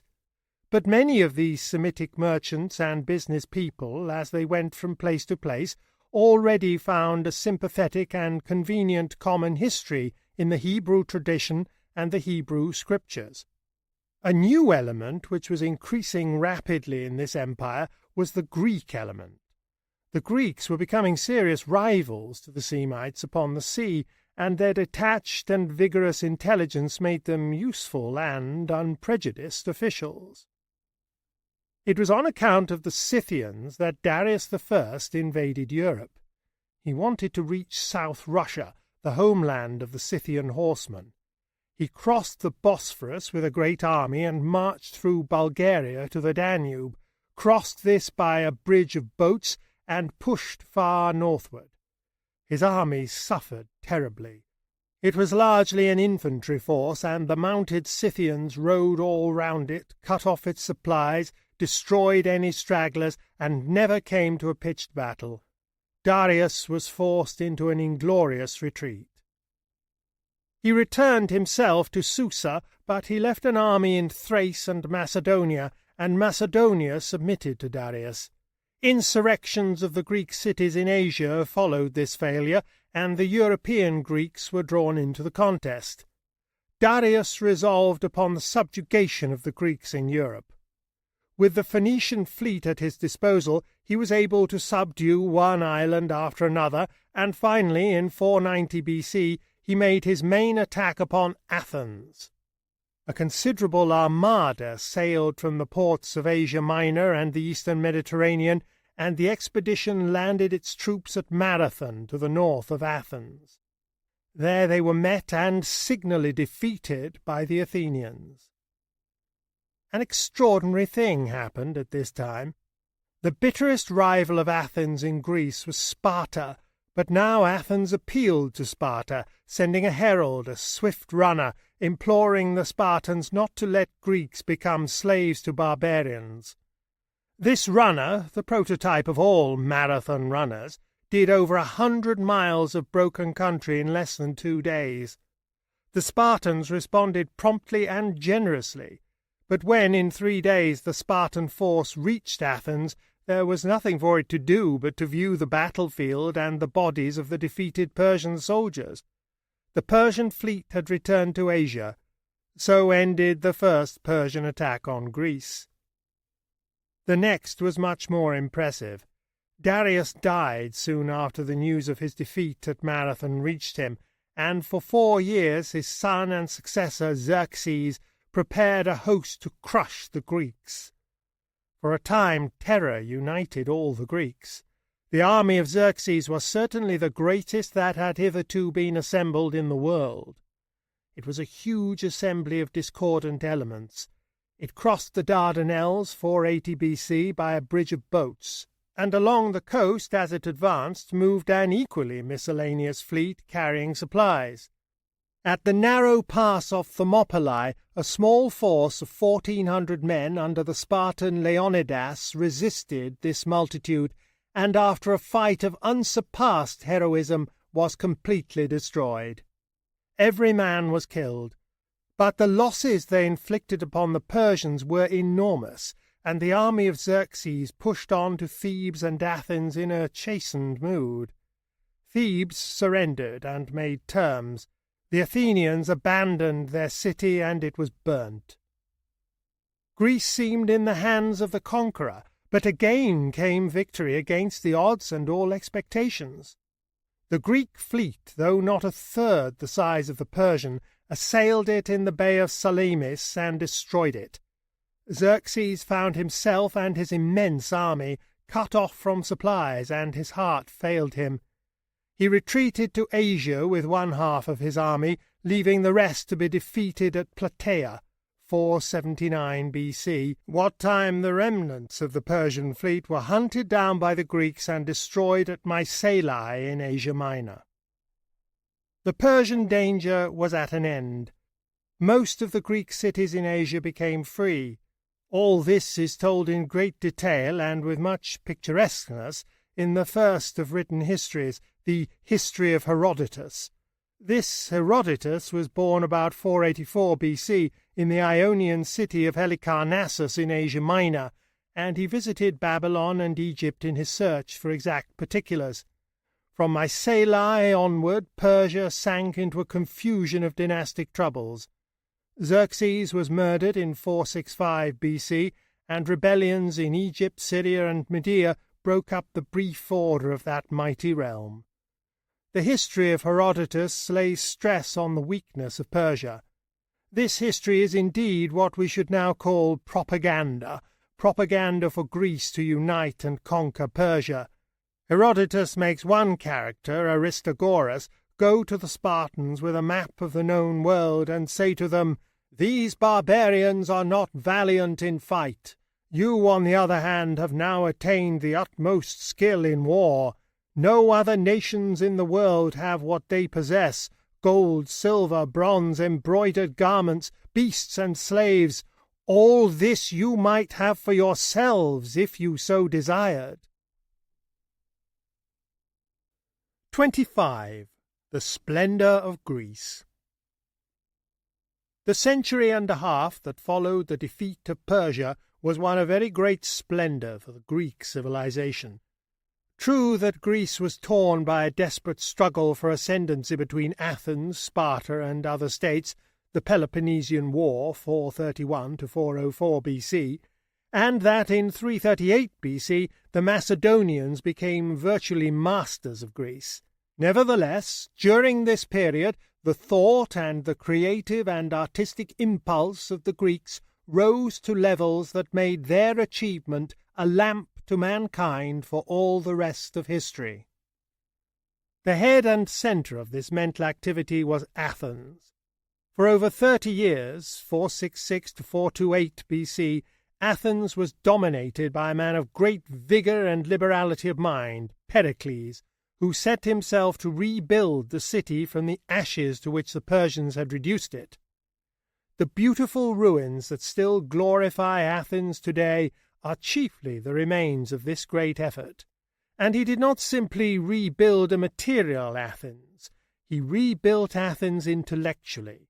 He gathered about him not only architects and sculptors, but poets, dramatists, philosophers, and teachers. Herodotus came to Athens to recite his history, 438 BC. Anaxagoras came with the beginnings of a scientific description of the sun and stars.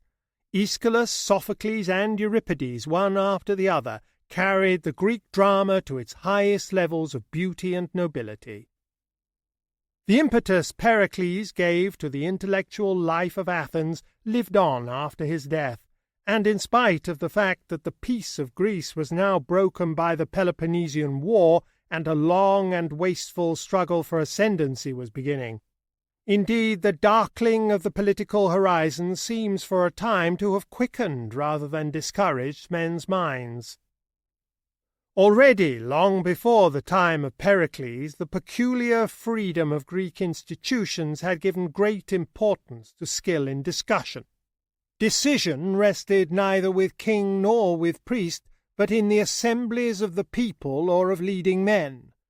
Eloquence and able argument became very desirable accomplishments, therefore, and a class of teachers arose, the sophists, who undertook to strengthen young men in these arts. But one cannot reason without matter, and knowledge followed in the wake of speech. The activities and rivalries of these sophists led very naturally to an acute examination of style, of methods of thought, and of the validity of arguments.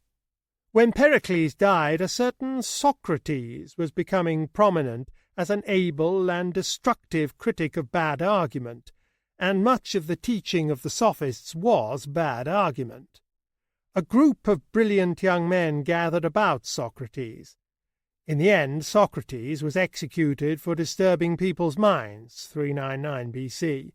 He was condemned, after the dignified fashion of the Athens of those days, to drink in his own house and among his own friends a poisonous draught made from hemlock.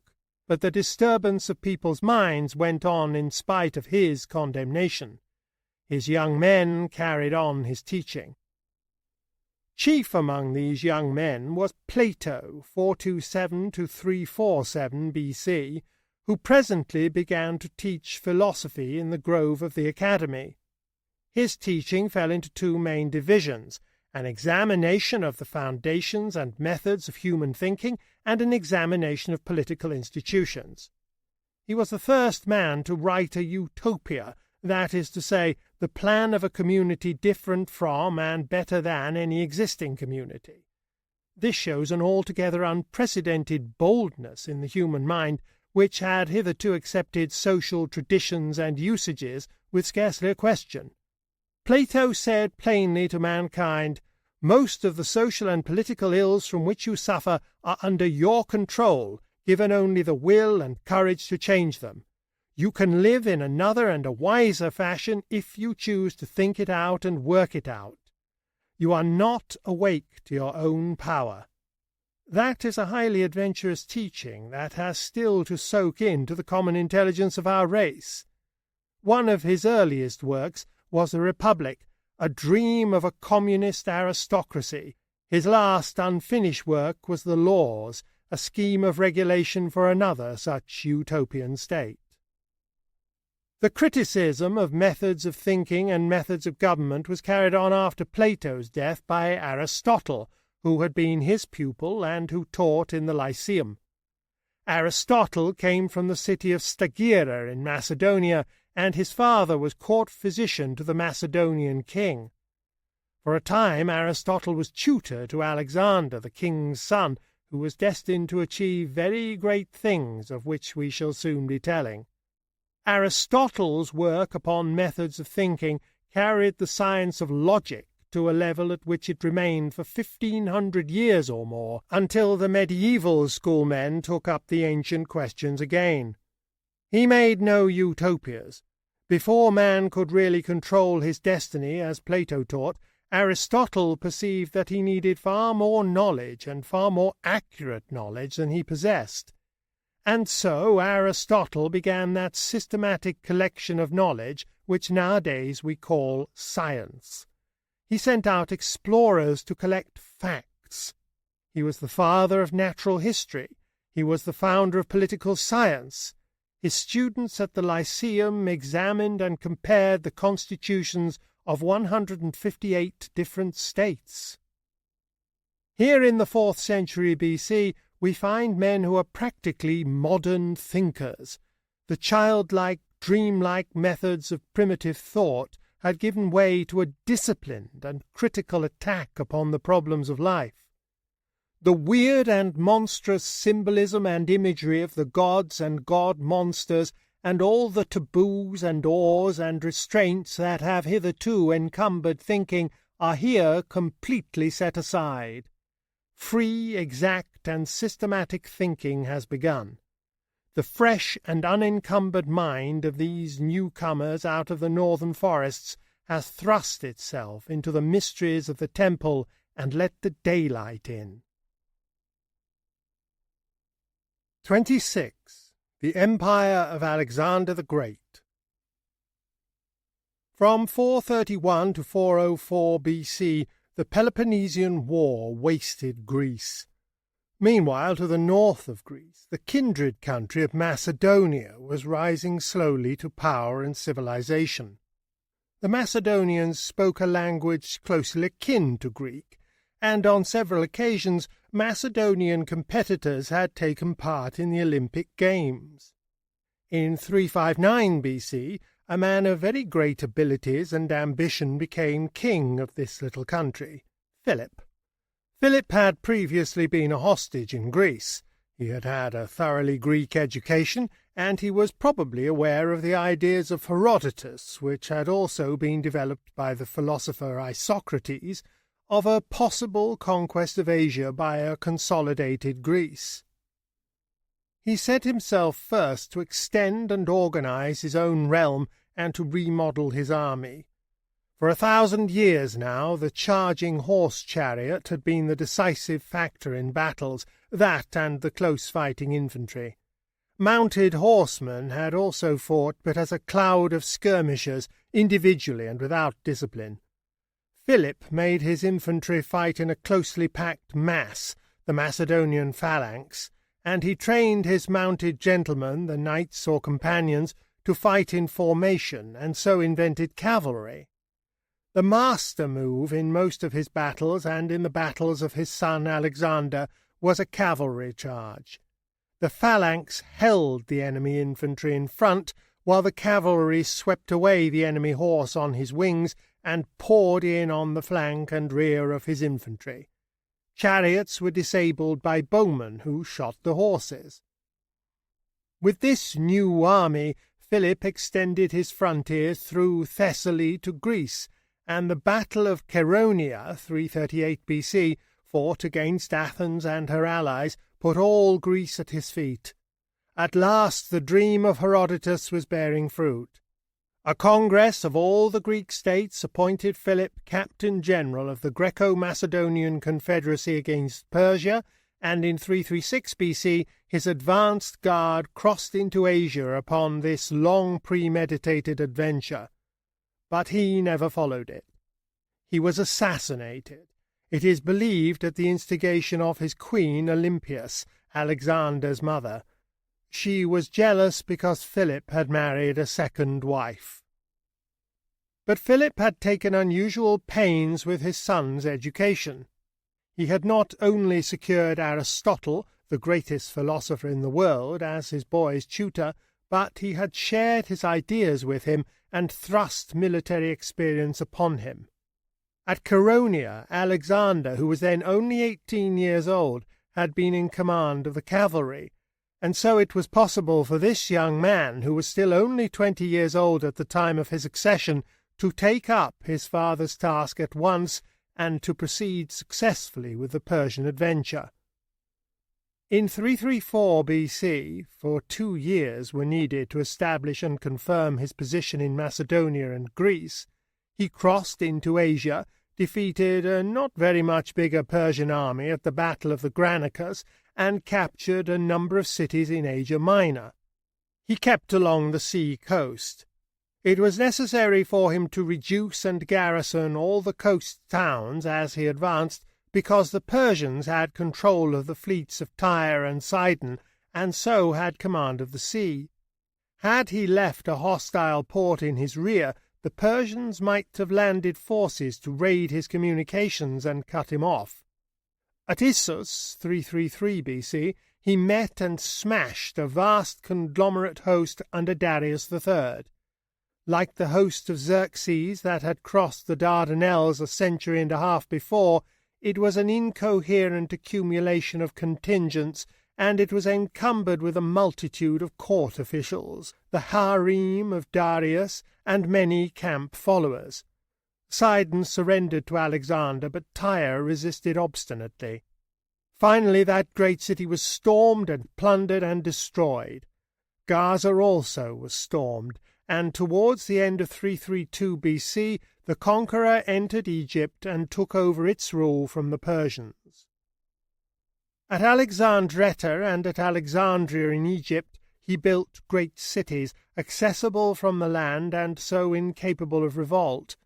To these the trade of the Phoenician cities was diverted.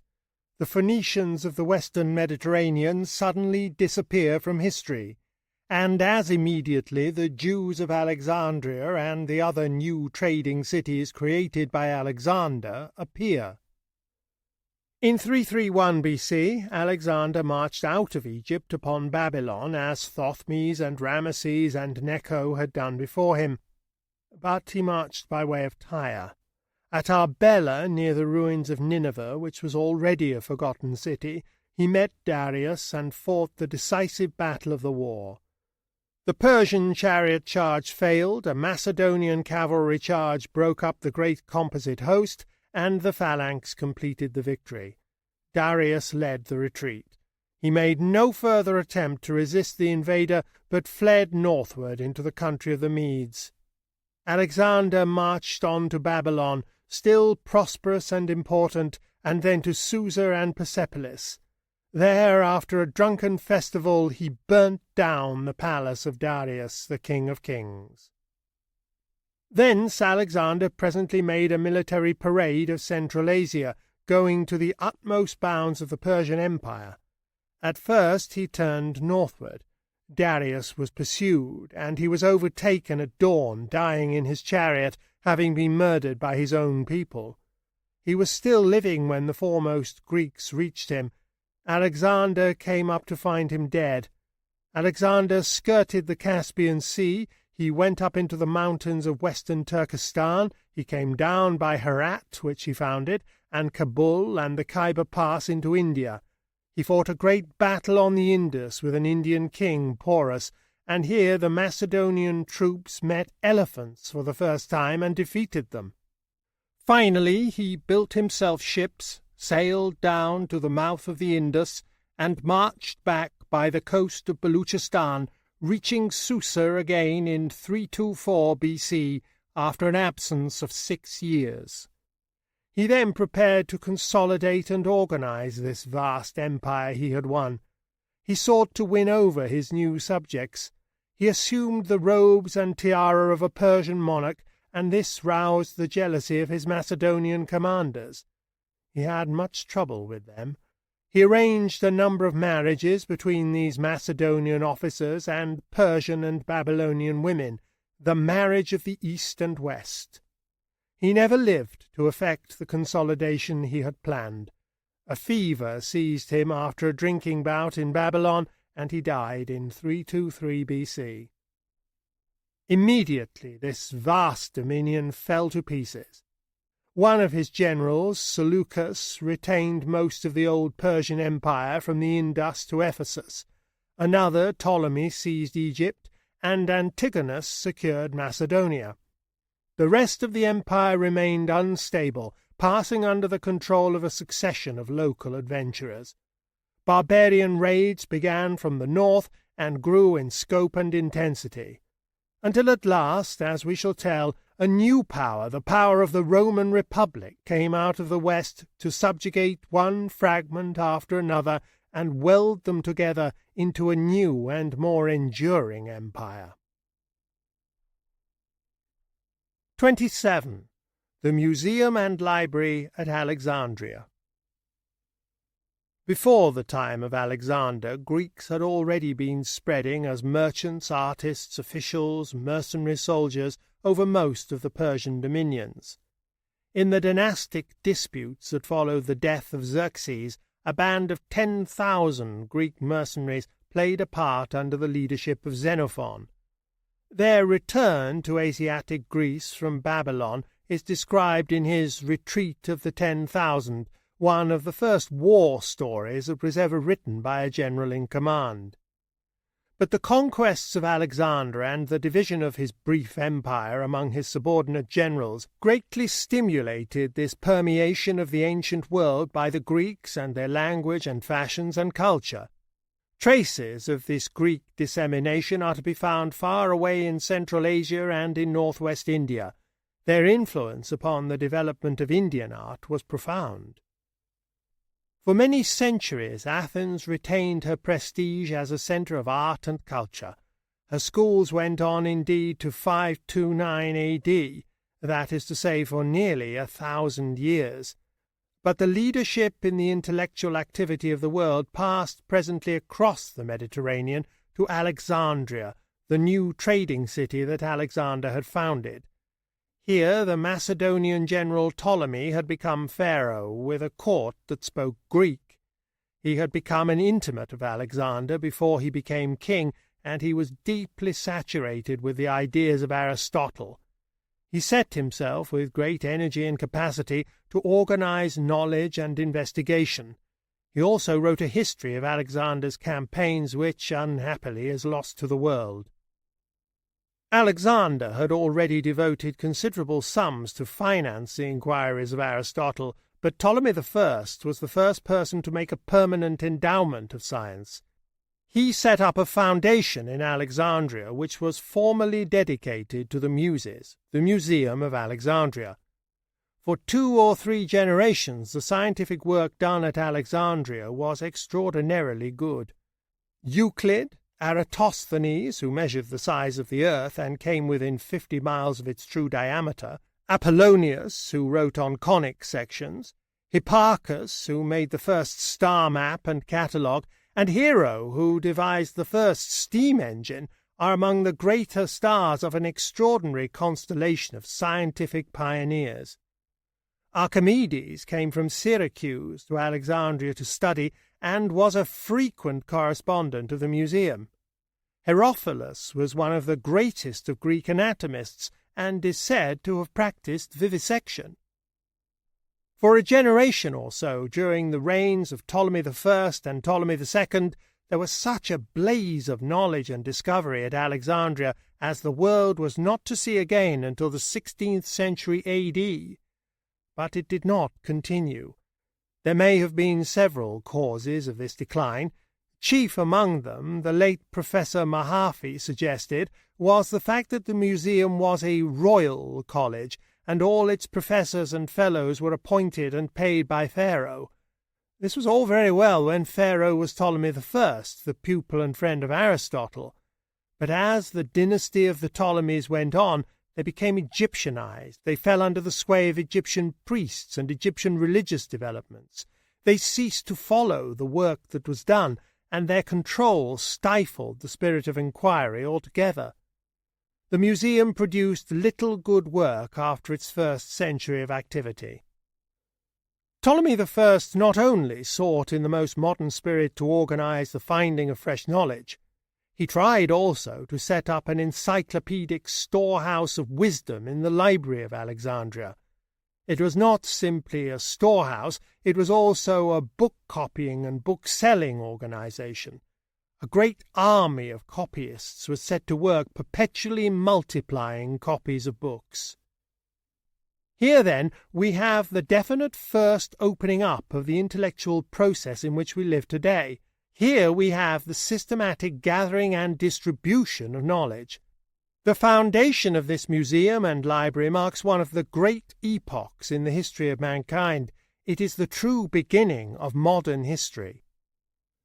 Both the work of research and the work of dissemination went on under serious handicaps. One of these was the great social gap that separated the philosopher, who was a gentleman, from the trader and the artisan.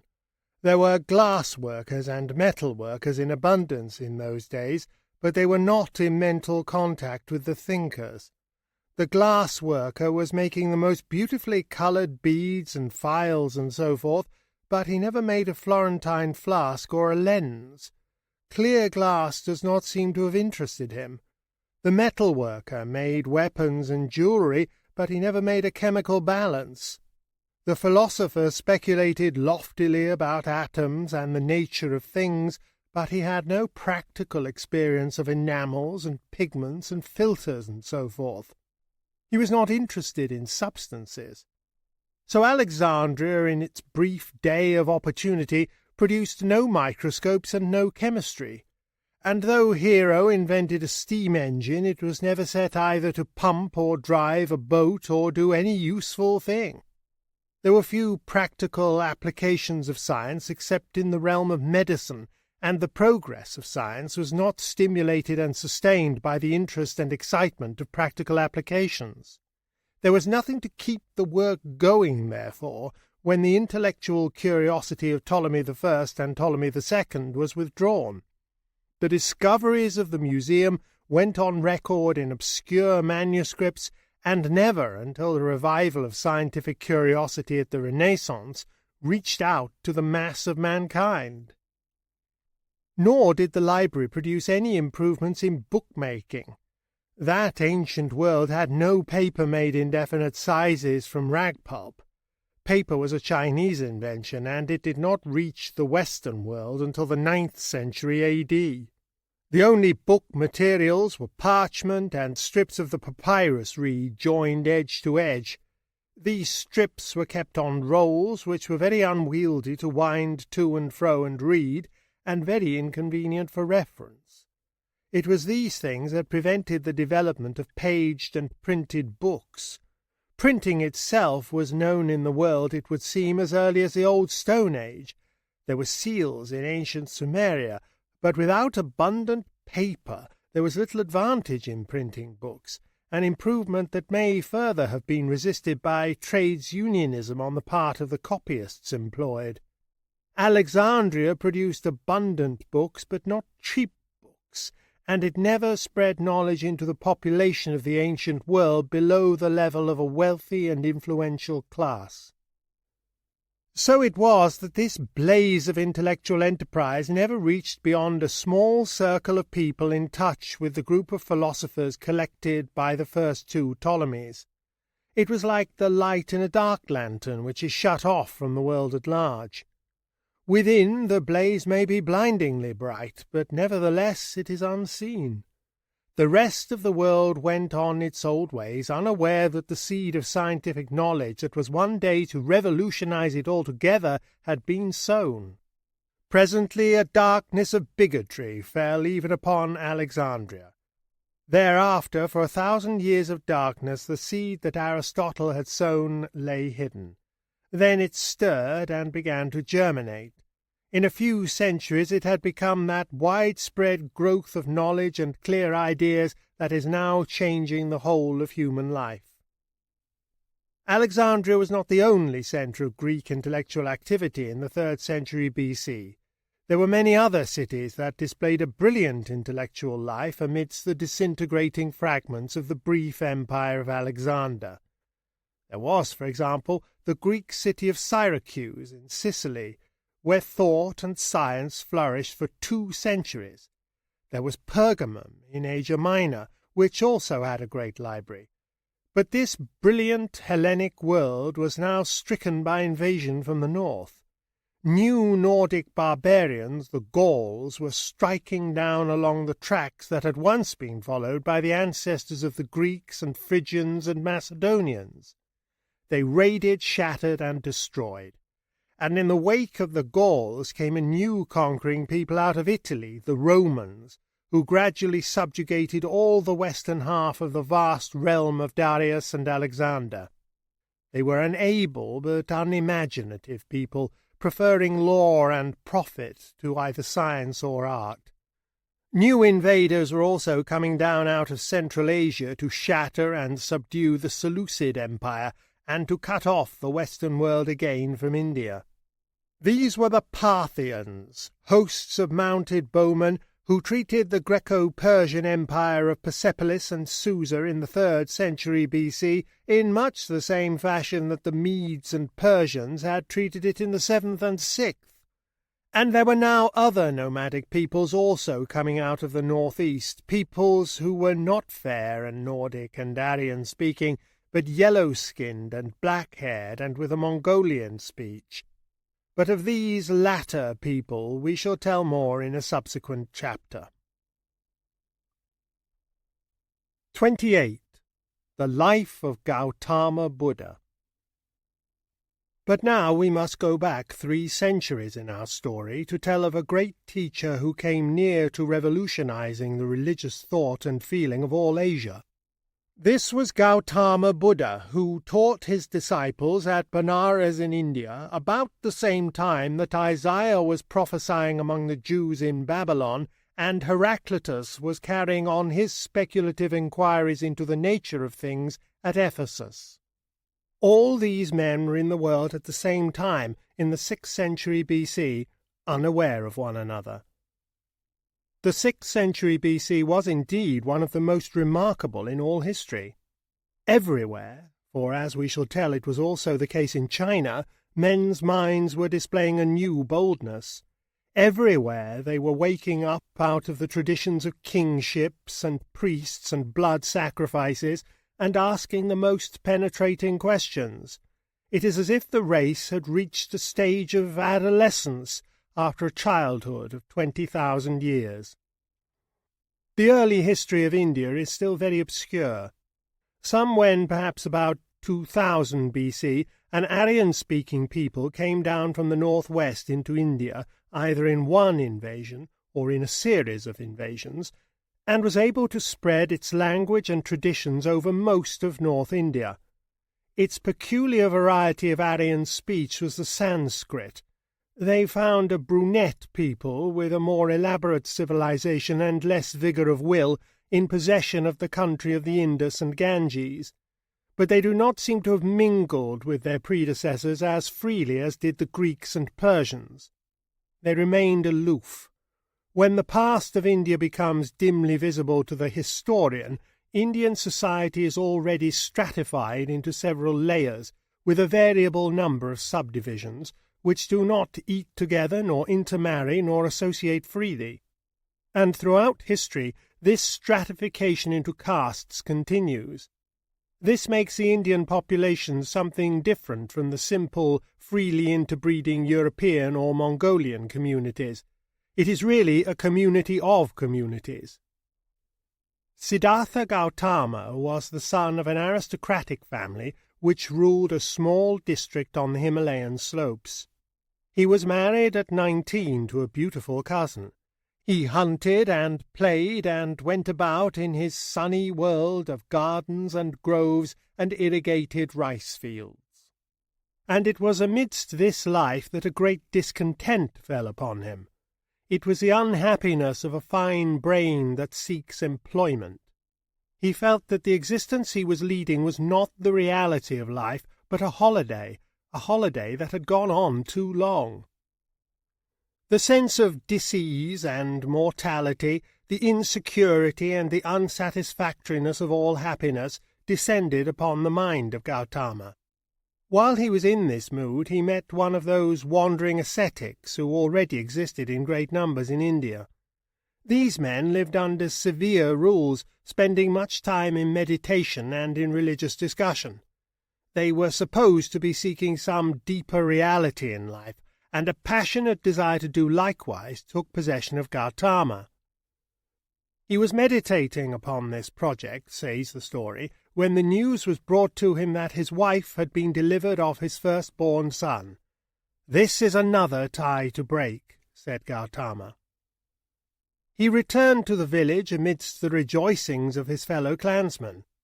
There was a great feast and a notch dance to celebrate the birth of this new tie, and in the night Gautama awoke in a great agony of spirit, like a man who is told that his house is on fire. He resolved to leave his happy, aimless life forthwith. He went softly to the threshold of his wife's chamber, and saw her by the light of a little oil lamp, sleeping sweetly, surrounded by flowers, with his infant son in her arms. He felt a great craving to take up the child in one first and last embrace before he departed, but the fear of waking his wife prevented him, and at last he turned away and went out into the bright Indian moonshine, and mounted his horse, and rode off into the world. Very far he rode that night, and in the morning he stopped outside the lands of his clan, and dismounted beside a sandy river. There he cut off his flowing locks with his sword, removed all his ornaments, and sent them and his horse and sword back to his house. Going on, he presently met a ragged man, and exchanged clothes with him, and so having divested himself of all worldly entanglements, he was free to pursue his search after wisdom. He made his way southward to a resort of hermits and teachers in a hilly spur of the Vindhya mountains. There lived a number of wise men in a warren of caves, going into the town for their simple supplies, and imparting their knowledge by word of mouth to such as cared to come to them. Gautama became versed in all the metaphysics of his age, but his acute intelligence was dissatisfied with the solutions offered him. The Indian mind has always been disposed to believe that power and knowledge may be obtained by extreme asceticism, by fasting, sleeplessness, and self-torment, and these ideas Gautama now put to the test. He betook himself with 5 disciple companions to the jungle, and there he gave himself up to fasting and terrible penances. His fame spread like the sound of a great bell hung in the canopy of the skies, but it brought him no sense of truth achieved. One day he was walking up and down, trying to think in spite of his enfeebled state. Suddenly he fell unconscious. When he recovered, the preposterousness of these semi-magical ways to wisdom was plain to him. He horrified his companions by demanding ordinary food and refusing to continue his mortifications. He had realized that whatever truth a man may reach is reached best by a nourished brain in a healthy body. Such a conception was absolutely foreign to the ideas of the land and age. His disciples deserted him, and went off in a melancholy state to Benares. Gautama wandered alone. When the mind grapples with a great and intricate problem, it makes its advances step by step with but little realization of the gains it has made, until suddenly, with an effect of abrupt illumination, it realizes its victory. So it happened to Gautama. He had seated himself under a great tree by the side of a river to eat, when this sense of clear vision came to him. It seemed to him that he saw life plain. He is said to have sat all day and all night in profound thought, and then he rose up to impart his vision to the world. He went on to Benares, and there he sought out and won back his lost disciples to his new teaching. In the king's deer park at Benares they built themselves huts and set up a sort of school to which came many who were seeking after wisdom.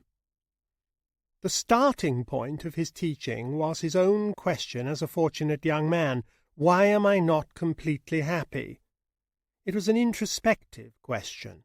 It was a question very different in quality from the frank and self-forgetful, externalized curiosity with which Thales and Heraclitus were attacking the problems of the universe, or the equally self-forgetful burden of moral obligation that the culminating prophets were imposing upon the Hebrew mind. The Indian teacher did not forget self, he concentrated upon self, and sought to destroy it. All suffering, he taught, was due to the greedy desires of the individual. Until man has conquered his personal cravings, his life is trouble and his end sorrow. There were 3 principal forms that the craving for life took, and they were all evil. The first was the desire of the appetites, greed and all forms of sensuousness. The second was the desire for a personal and egotistic immortality. The third was the craving for personal success, worldliness, avarice, and the like. All these forms of desire had to be overcome to escape from the distresses and chagrins of life. When they were overcome, when self had vanished altogether, then serenity of soul, nirvana, the highest good, was attained. This was the gist of his teaching, a very subtle and metaphysical teaching indeed, not nearly so easy to understand as the Greek injunction to see and know fearlessly and rightly, and the Hebrew command to fear God and accomplish righteousness. It was a teaching much beyond the understanding of even Gautama's immediate disciples, and it is no wonder that so soon as his personal influence was withdrawn, it became corrupted and coarsened. There was a widespread belief in India at that time that at long intervals wisdom came to earth and was incarnate in some chosen person who was known as the Buddha. Gautama's disciples declared that he was a Buddha, the latest of the Buddhas, though there is no evidence that he himself ever accepted the title. Before he was well dead, a cycle of fantastic legends began to be woven about him. The human heart has always preferred a wonder story to a moral effort, and Gautama Buddha became very wonderful. Yet there remained a substantial gain in the world. If nirvana was too high and subtle for most men's imaginations, if the myth-making impulse in the race was too strong for the simple facts of Gautama's life, they could at least grasp something of the intention of what Gautama called the Eightfold Way, the Aryan or noble path in life. In this there was an insistence upon mental uprightness, upon right aims and speech, right conduct and honest livelihood. There was a quickening of the conscience and an appeal to generous and self-forgetful ends. 29. King Asoka. For some generations after the death of Gautama, these high and noble Buddhist teachings, this first plain teaching that the highest good for man is the subjugation of self, made comparatively little headway in the world. Then they conquered the imagination of one of the greatest monarchs the world has ever seen. We have already mentioned how Alexander the Great came down into India and fought with Porus upon the Indus. It is related by the Greek historians that a certain Chandragupta Maurya came into Alexander's camp and tried to persuade him to go on to the Ganges and conquer all India. Alexander could not do this because of the refusal of his Macedonians to go further into what was for them an unknown world, and later on, 303 BC, Chandragupta was able to secure the help of various hill tribes and realize his dream without Greek help. He built up an empire in North India and was presently, 303 BC, able to attack Seleucus I in the Punjab and drive the last vestige of Greek power out of India. His son extended this new empire. His grandson, Asoka, the monarch of whom we now have to tell, found himself in 264 BC ruling from Afghanistan to Madras. Asoka was at first disposed to follow the example of his father and grandfather and complete the conquest of the Indian peninsula. He invaded Kalinga, 255 BC, a country on the east coast of Madras. He was successful in his military operations and, alone among conquerors, he was so disgusted by the cruelty and horror of war that he renounced it. He would have no more of it. He adopted the peaceful doctrines of Buddhism and declared that henceforth his conquests should be the conquests of religion. His reign for 28 years was one of the brightest interludes in the troubled history of mankind. He organized a great digging of wells in India and the planting of trees for shade. He founded hospitals and public gardens and gardens for the growing of medicinal herbs. He created a ministry for the care of the aborigines and subject races of India. He made provision for the education of women.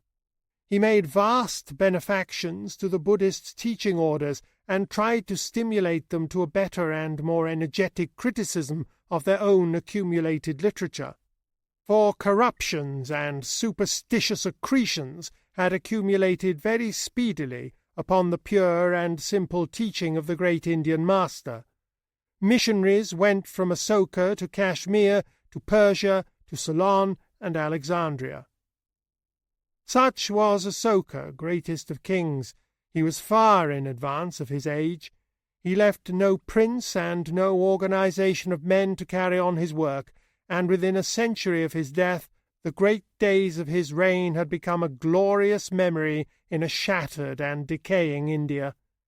The priestly caste of the Brahmins, the highest and most privileged caste in the Indian social body, has always been opposed to the frank and open teachings of Buddha. Gradually they undermined the Buddhist influence in the land. The old monstrous gods, the innumerable cults of Hinduism, resumed their sway. Caste became more rigorous and complicated. For long centuries Buddhism and Brahminism flourished side by side, and then slowly Buddhism decayed and Brahminism in a multitude of forms replaced it. But beyond the confines of India and the realms of caste, Buddhism spread, until it had won China and Siam and Burma and Japan, countries in which it is predominant to this day. 30. Confucius and Lao Tse. We have still to tell of two other great men, Confucius and Lao Tse, who lived in that wonderful century which began the adolescence of mankind, the 6th century B.C. In this history thus far we have told very little of the early story of China. At present that early history is still very obscure, and we look to Chinese explorers and archaeologists in the new China that is now arising to work out their past as thoroughly as the European past has been worked out during the last century. Very long ago the first primitive Chinese civilizations arose in the great river valleys out of the primordial Heliolithic culture. They had, like Egypt and Sumeria, the general characteristics of that culture, and they centered upon temples in which priests and priest-kings offered the seasonal blood sacrifices. The life in those cities must have been very like the Egyptian and Sumerian life of 6,000 or 7,000 years ago, and very like the Maya life of Central America 1,000 years ago. If there were human sacrifices, they had long given way to animal sacrifices before the dawn of history, and a form of picture writing was growing up long before 1,000 years B.C. And just as the primitive civilizations of Europe and Western Asia were in conflict with the nomads of the desert and the nomads of the north, so the primitive Chinese civilizations had a great cloud of nomadic peoples on their northern borders. There was a number of tribes akin in language and ways of living who are spoken of in history in succession as the Huns, the Mongols, the Turks, and Tartars. They changed and divided and combined and recombined, just as the Nordic peoples in North Europe and Central Asia changed and varied in name rather than in nature. These Mongolian nomads had horses earlier than the Nordic peoples, and it may be that in the region of the Altai Mountains they made an independent discovery of iron somewhen after 1000 B.C. And just as in the Western case, so ever and again these Eastern nomads would achieve a sort of political unity and become the conquerors and masters and revivers of this or that settled and civilized region. It is quite possible that the earliest civilization of China was not Mongolian at all, any more than the earliest civilization of Europe and Western Asia was Nordic or Semitic. It is quite possible that the earliest civilization of China was a brunette civilization and of a piece with the earliest Egyptian, Sumerian, and Dravidian civilizations, and that when the first recorded history of China began, there had already been conquests and intermixture. At any rate, we find that by 1750 B.C., China was already a vast system of little kingdoms and city-states, all acknowledging a loose allegiance and paying more or less regularly, more or less definite feudal dues to one great priest-emperor, the Son of Heaven. The Shang dynasty came to an end in 1125 B.C. A Chao dynasty succeeded Shang and maintained China in a relaxing unity until the days of Asoka in India and of the Ptolemies in Egypt. Gradually China went to pieces during that long Chao period. Hunnish peoples came down and set up principalities. Local rulers discontinued their tribute and became independent. There was in the 6th century B.C., says one Chinese authority, 5,000 or 6,000 practically independent states in China. It was what the Chinese call in their records an age of confusion. But this age of confusion was compatible with much intellectual activity and with the existence of many local centers of art and civilized living. When we know more of Chinese history, we shall find that China also had her Miletus and her Athens, her Pergamum and her Macedonia. At present we must be vague and brief about this period of Chinese division, simply because our knowledge is not sufficient for us to frame a coherent and consecutive story. And just as in divided Greece there were philosophers, and in shattered and captive Jewry prophets, so in disordered China there were philosophers and teachers at this time. In all these cases, insecurity and uncertainties seem to have quickened the better sort of mind. Confucius was a man of aristocratic origin and some official importance in a small state called Lu. Here, in a very parallel mood to the Greek impulse, he set up a sort of academy for discovering and teaching wisdom. The lawlessness and disorder of China distressed him profoundly. He conceived an ideal of a better government and a better life, and travelled from state to state seeking a prince who would carry out his legislative and educational ideas. He never found his prince.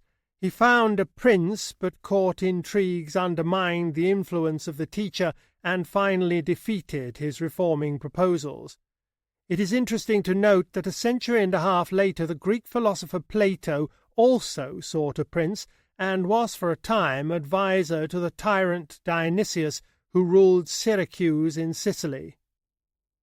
Confucius died a disappointed man.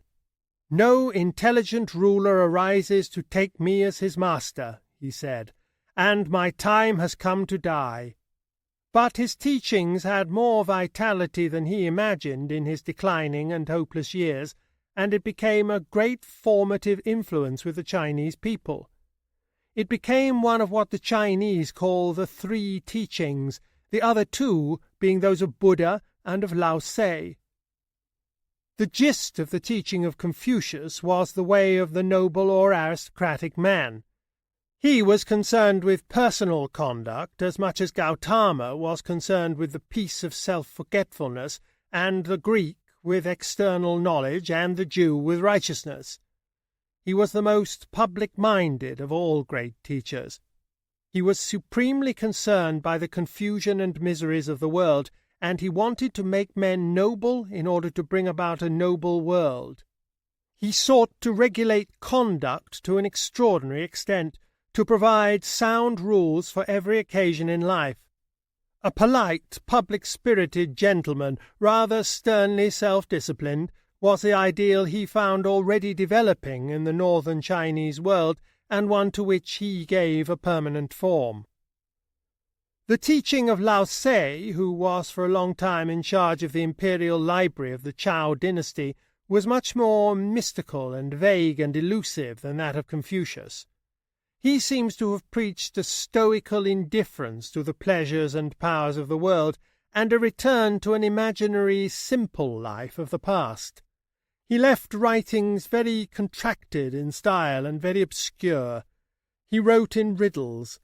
After his death, his teachings, like the teachings of Gautama Buddha, were corrupted and overlaid by legends, and had the most complex and extraordinary observances and superstitious ideas grafted upon them.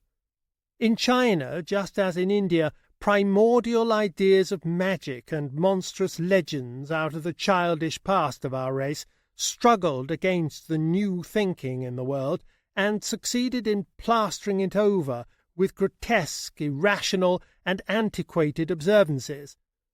Both Buddhism and Taoism, which ascribes itself largely to Lao Tse, as one finds them in China now, are religions of monk, temple, priest, and offering, of a type as ancient in form, if not in thought, as the sacrificial religions of ancient Sumeria and Egypt. But the teaching of Confucius was not so overlaid, because it was limited and plain and straightforward, and lent itself to no such distortions.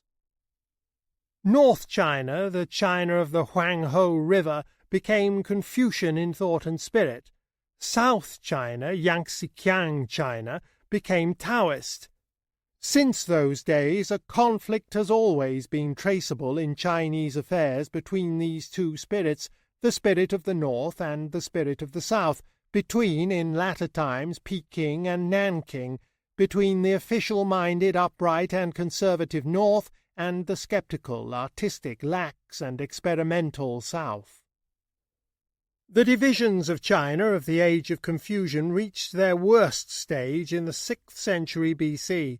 The Zhou dynasty was so enfeebled and so discredited that Lao Tse left the unhappy court and retired into private life. Three nominally subordinate powers dominated the situation in those days: Si and Sin, both northern powers, and Chu, which was an aggressive military power in the Yangtze Valley. At last, Si and Sin formed an alliance, subdued Chu, and imposed a general treaty of disarmament and peace in China. The power of Sin became predominant. Finally, about the time of Asoka in India, the Sin monarch seized upon the sacrificial vessels of the Zhou emperor and took over his sacrificial duties. His son, Shi Huangti, king in 246 BC, emperor in 220 BC, is called in the Chinese chronicles the first universal emperor. More fortunate than Alexander, Shi Huangti reigned for 36 years as king and emperor. His energetic reign marks the beginning of a new era of unity and prosperity for the Chinese people. He fought vigorously against the Hunnish invaders from the northern deserts, and he began that immense work, the Great Wall of China, to set a limit to their incursions. 31. Rome comes into history. The reader will note a general similarity in the history of all these civilizations, in spite of the effectual separation caused by the great barriers of the Indian northwest frontier and of the mountain masses of Central Asia and further India. First, for thousands of years, the Heleolithic culture spread over all the warm and fertile river valleys of the Old World, and developed a temple system and priest-rulers about its sacrificial traditions. Apparently its first makers were always those brunette peoples we have spoken of as the central race of mankind. Then the nomads came in from the regions of seasonal grass and seasonal migrations, and superimposed their own characteristics and often their own language on the primitive civilization. They subjugated and stimulated it, and were stimulated to fresh developments, and made it here one thing and here another. In Mesopotamia it was the Elamite and then the Semite, and at last the Nordic Medes and Persians and the Greeks who supplied the ferment. Over the region of the Aegean peoples it was the Greeks. In India it was the Aryan speakers.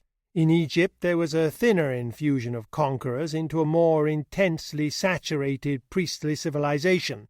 In China the Han conquered and was absorbed and was followed by fresh Huns. China was Mongolized, just as Greece and North India were Aryanized, and Mesopotamia Semitized and Aryanized. Everywhere the nomads destroyed much, but everywhere they brought in a new spirit of free inquiry and moral innovation. They questioned the beliefs of immemorial ages. They let daylight into the temples. They set up kings who were neither priests nor gods, but mere leaders among their captains and companions. In the centuries following the 6th century BC, we find everywhere a great breaking down of ancient traditions, and a new spirit of moral and intellectual inquiry awake, a spirit never more to be altogether stilled in the great progressive movement of mankind. We find reading and writing becoming common and accessible accomplishments among the ruling and prosperous minority. They were no longer the jealously guarded secret of the priests. Travel is increasing and transport growing easier by reason of horses and roads. A new and easy device to facilitate trade has been found in coined money. Let us now transfer our attention back from China in the extreme east of the Old World to the western half of the Mediterranean. Here we have to note the appearance of a city which was destined to play at last a very great part indeed in human affairs, Rome. Hitherto we have told very little about Italy in our story. It was before 1000 BC a land of mountain and forest and thinly populated. Aryan-speaking tribes had pressed down this peninsula and formed little towns and cities, and the southern extremity was studded with Greek settlements. The noble ruins of Paestum preserve for us to this day something of the dignity and splendour of these early Greek establishments. A non-Aryan people, probably akin to the Aegean peoples, the Etruscans, had established themselves in the central part of the peninsula. They had reversed the usual process by subjugating various Aryan tribes. Rome, when it comes into the light of history, is a little trading city at a ford on the Tiber, with a Latin-speaking population ruled over by Etruscan kings. The old chronologies give 753 BC as the date of the founding of Rome, half a century later than the founding of the great Phoenician city of Carthage, and 23 years after the first Olympiad. Etruscan tombs of a much earlier date than 753 BC have, however, been excavated in the Roman Forum. In that red-letter century, the 6th century BC, the Etruscan kings were expelled, 510 BC, and Rome became an aristocratic republic with a lordly class of patrician families dominating a commonalty of plebeians. Except that it spoke Latin, it was not unlike many aristocratic Greek republics. For some centuries, the internal history of Rome was the story of a long and obstinate struggle for freedom and a share in the government on the part of the plebeians. It would not be difficult to find Greek parallels to this conflict, which the Greeks would have called a conflict of aristocracy with democracy. In the end, the plebeians broke down most of the exclusive barriers of the old families and established a working equality with them. They destroyed the old exclusiveness and made it possible and acceptable for Rome to extend her citizenship by the inclusion of more and more outsiders. For while she still struggled at home, she was extending her power abroad. The extension of Roman power began in the 5th century BC. Until that time they had waged war, and generally unsuccessful war, with the Etruscans. There was an Etruscan fort, Veii, only a few miles from Rome, which the Romans had never been able to capture. In 474 BC, however, a great misfortune came to the Etruscans. Their fleet was destroyed by the Greeks of Syracuse in Sicily. At the same time, a wave of Nordic invaders came down upon them from the north, the Gauls. Caught between Roman and Gaul, the Etruscans fell and disappear from history. Veii was captured by the Romans. The Gauls came through to Rome and sacked the city, 390 BC, but could not capture the capital. An attempted night surprise was betrayed by the cackling of some geese, and finally the invaders were bought off and retired to the north of Italy again. The Gaulish raid seems to have invigorated rather than weakened Rome. The Romans conquered and assimilated the Etruscans and extended their power over all central Italy from the Arno to Naples. To this they had reached within a few years of 300 BC. Their conquests in Italy were going on simultaneously with the growth of Philip's power in Macedonia and Greece, and the tremendous raid of Alexander to Egypt and the Indus. The Romans had become notable people in the civilized world to the east of them by the break-up of Alexander's empire. To the north of the Roman power were the Gauls. To the south of them were the Greek settlements of Magna Graecia, that is to say, of Sicily and of the toe and heel of Italy. The Gauls were a hardy, warlike people, and the Romans held that boundary by a line of forts and fortified settlements. The Greek cities in the south, headed by Tarentum, now Taranto, and by Syracuse in Sicily, did not so much threaten as fear the Romans. They looked about for some help against these new conquerors. We have already told how the empire of Alexander fell to pieces and was divided among his generals and companions. Among these adventurers was a kinsman of Alexander's named Pyrrhus, who established himself in Epirus, which is across the Adriatic Sea over against the heel of Italy. It was his ambition to play the part of Philip of Macedonia to Magna Graecia, and to become protector and master-general of Tarentum, Syracuse, and the rest of that part of the world. He had what was then a very efficient modern army. He had an infantry phalanx, cavalry from Thessaly, which was now quite as good as the original Macedonian cavalry, and 20 fighting elephants. He invaded Italy and routed the Romans in 2 considerable battles, Heraclea, 280 BC, and Osculum, 279 BC, and having driven them north, he turned his attention to the subjugation of Sicily. But this brought against him a more formidable enemy than were the Romans at that time, the Phoenician trading city of Carthage, which was probably then the greatest city in the world. Sicily was too near Carthage for a new Alexander to be welcomed there, and Carthage was mindful of the fate that had befallen her mother city, Tyre, half a century before. So she sent a fleet to encourage or compel Rome to continue the struggle, and she cut the overseas communications of Pyrrhus. Pyrrhus found himself freshly assailed by the Romans, and suffered a disastrous repulse in an attack he had made upon their camp at Beneventum, between Naples and Rome. And suddenly came news that recalled him to Epirus. The Gauls were raiding south, but this time they were not raiding down into Italy. The Roman frontier, fortified and guarded, had become too formidable for them. They were raiding down through Illyria, which is now Serbia and Albania, to Macedonia and Epirus.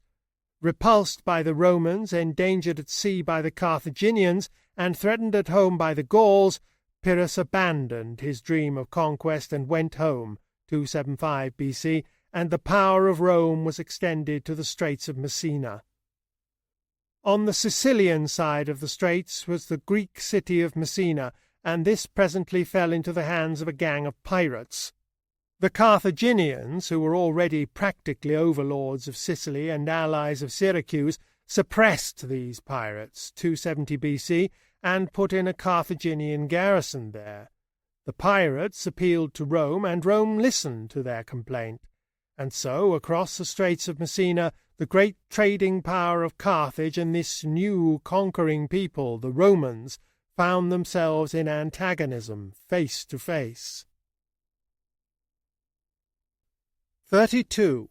Rome and Carthage. It was in 264 BC that the great struggle between Rome and Carthage, the Punic Wars, began. In that year, Asoka was beginning his reign in Bahar, and Shi Huangti was a little child. The museum in Alexandria was still doing good scientific work, and the barbaric Gauls were now in Asia Minor and exacting a tribute from Pergamum. The different regions of the world were still separated by insurmountable distances, and probably the rest of mankind heard only vague and remote rumours of the mortal fight that went on for a century and a half in Spain, Italy, North Africa, and the Western Mediterranean, between the last stronghold of Semitic power and Rome, this newcomer among Aryan-speaking peoples.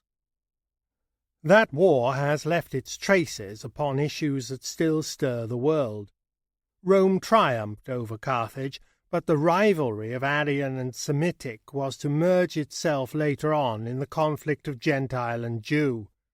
Our history now is coming to events whose consequences and distorted traditions still maintain a lingering and expiring vitality in, and exercise a complicating and confusing influence upon, the conflicts and controversies of today. The First Punic War began in 264 BC about the pirates of Messina. It developed into a struggle for the possession of all Sicily except the dominions of the Greek king of Syracuse. The advantage of the sea was at first with the Carthaginians. They had great fighting ships of what was hitherto an unheard-of size, quinqueremes, galleys with 5 banks of oars and a huge ram. At the Battle of Salamis, 2 centuries before, the leading battleships had only been triremes with 3 banks, but the Romans, with extraordinary energy and in spite of the fact that they had little naval experience, set themselves to outbuild the Carthaginians. They manned the new navy they created chiefly with Greek seamen, and they invented grappling and boarding to make up for the superior seamanship of the enemy. When the Carthaginian came up to ram or shear the oars of the Roman, huge grappling irons seized him, and the Roman soldiers swarmed aboard him. At Mylae, 260 BC, and at Ecnomus, 256 BC, the Carthaginians were disastrously beaten. They repulsed a Roman landing near Carthage, but were badly beaten at Palermo, losing 104 elephants there, to grace such a triumphal procession through the Forum as Rome had never seen before. But after that came 2 Roman defeats, and then a Roman recovery.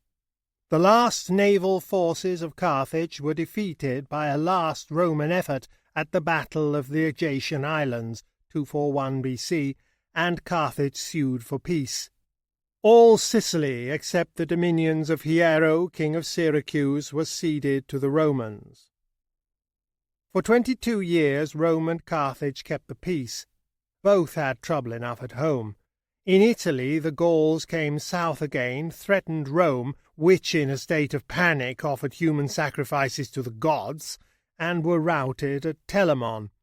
Rome pushed forward to the Alps, and even extended her dominions down the Adriatic coast to Illyria. Carthage suffered from domestic insurrections and from revolts in Corsica and Sardinia, and displayed far less recuperative power. Finally, an act of intolerable aggression, Rome seized and annexed the 2 revolting islands. Spain at that time was Carthaginian as far north as the river Ebro. To that boundary the Romans restricted them. Any crossing of the Ebro by the Carthaginians was to be considered an act of war against the Romans. At last, in 218 BC, the Carthaginians, provoked by new Roman aggressions, did cross the river under a young general named Hannibal, one of the most brilliant commanders in the whole of history. He marched his army from Spain over the Alps into Italy, raised the Gauls against the Romans, and carried on the Second Punic War in Italy itself for 15 years. He inflicted tremendous defeats upon the Romans at Lake Trasimene and at Cannae, and throughout all his Italian campaigns no Roman army stood against him and escaped disaster. But a Roman army had landed at Marseille and cut his communications with Spain. He had no siege train, and he could never capture Rome. Finally, the Carthaginians, threatened by the revolt of the Numidians at home, were forced back upon the defence of their own city in Africa. A Roman army crossed into Africa, and Hannibal experienced his first defeat under its walls at the Battle of Zama, 202 BC, at the hands of Scipio Africanus the Elder. The Battle of Zama ended this Second Punic War. Carthage capitulated. She surrendered Spain and her war fleet. She paid an enormous indemnity and agreed to give up Hannibal to the vengeance of the Romans. But Hannibal escaped and fled to Asia, where later, being in danger of falling into the hands of his relentless enemies, he took poison and died. For 56 years, Rome and the shorn city of Carthage were at peace. And meanwhile Rome spread her empire over confused and divided Greece, invaded Asia Minor, and defeated Antiochus III, the Seleucid monarch, at Magnesia in Lydia. She made Egypt, still under the Ptolemies, and Pergamum and most of the small states of Asia Minor into allies, or, as we should call them now, protected states. Meanwhile, Carthage, subjugated and enfeebled, had been slowly regaining something of her former prosperity. Her recovery revived the hate and suspicion of the Romans. She was attacked upon the most shallow and artificial of quarrels, 149 BC. She made an obstinate and bitter resistance, stood a long siege, and was stormed, 146 BC. The street fighting, or massacre, lasted 6 days. It was extraordinarily bloody, and when the citadel capitulated, only about 50,000 of the Carthaginian population remained alive out of 250,000. They were sold into slavery, and the city was burnt and elaborately destroyed. The blackened ruins were ploughed and sown as a sort of ceremonial effacement. So ended the Third Punic War.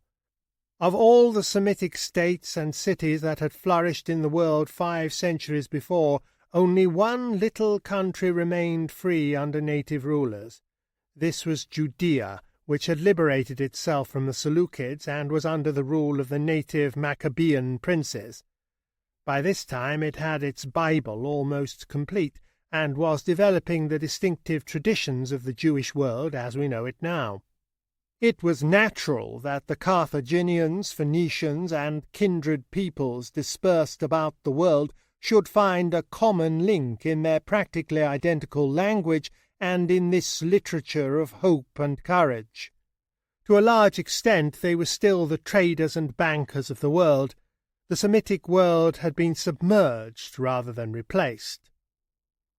Jerusalem, which has always been rather the symbol than the centre of Judaism, was taken by the Romans in 65 BC, and after various vicissitudes of quasi-independence and revolt, was besieged by them in 70 AD and captured after a stubborn struggle. The temple was destroyed. A later rebellion in 132 AD completed its destruction, and the Jerusalem we know today was rebuilt later under Roman auspices. A temple to the Roman god Jupiter Capitolinus stood in the place of the temple, and Jews were forbidden to inhabit the city. 33. The growth of the Roman Empire. Now, this new Roman power, which arose to dominate the Western world in the 2nd and 1st centuries BC, was in several respects a different thing from any of the great empires that had hitherto prevailed in the civilized world. It was not at first a monarchy, and it was not the creation of any one great conqueror. It was not indeed the first of republican empires. Athens had dominated a group of allies and dependents in the time of Pericles, and Carthage, when she entered upon her fatal struggle with Rome, was mistress of Sardinia and Corsica, Morocco, Algiers, Tunis, and most of Spain and Sicily. But it was the first republican empire that escaped extinction and went on to fresh developments. The centre of this new system lay far to the west of the more ancient centres of empire, which had hitherto been the river valleys of Mesopotamia and Egypt.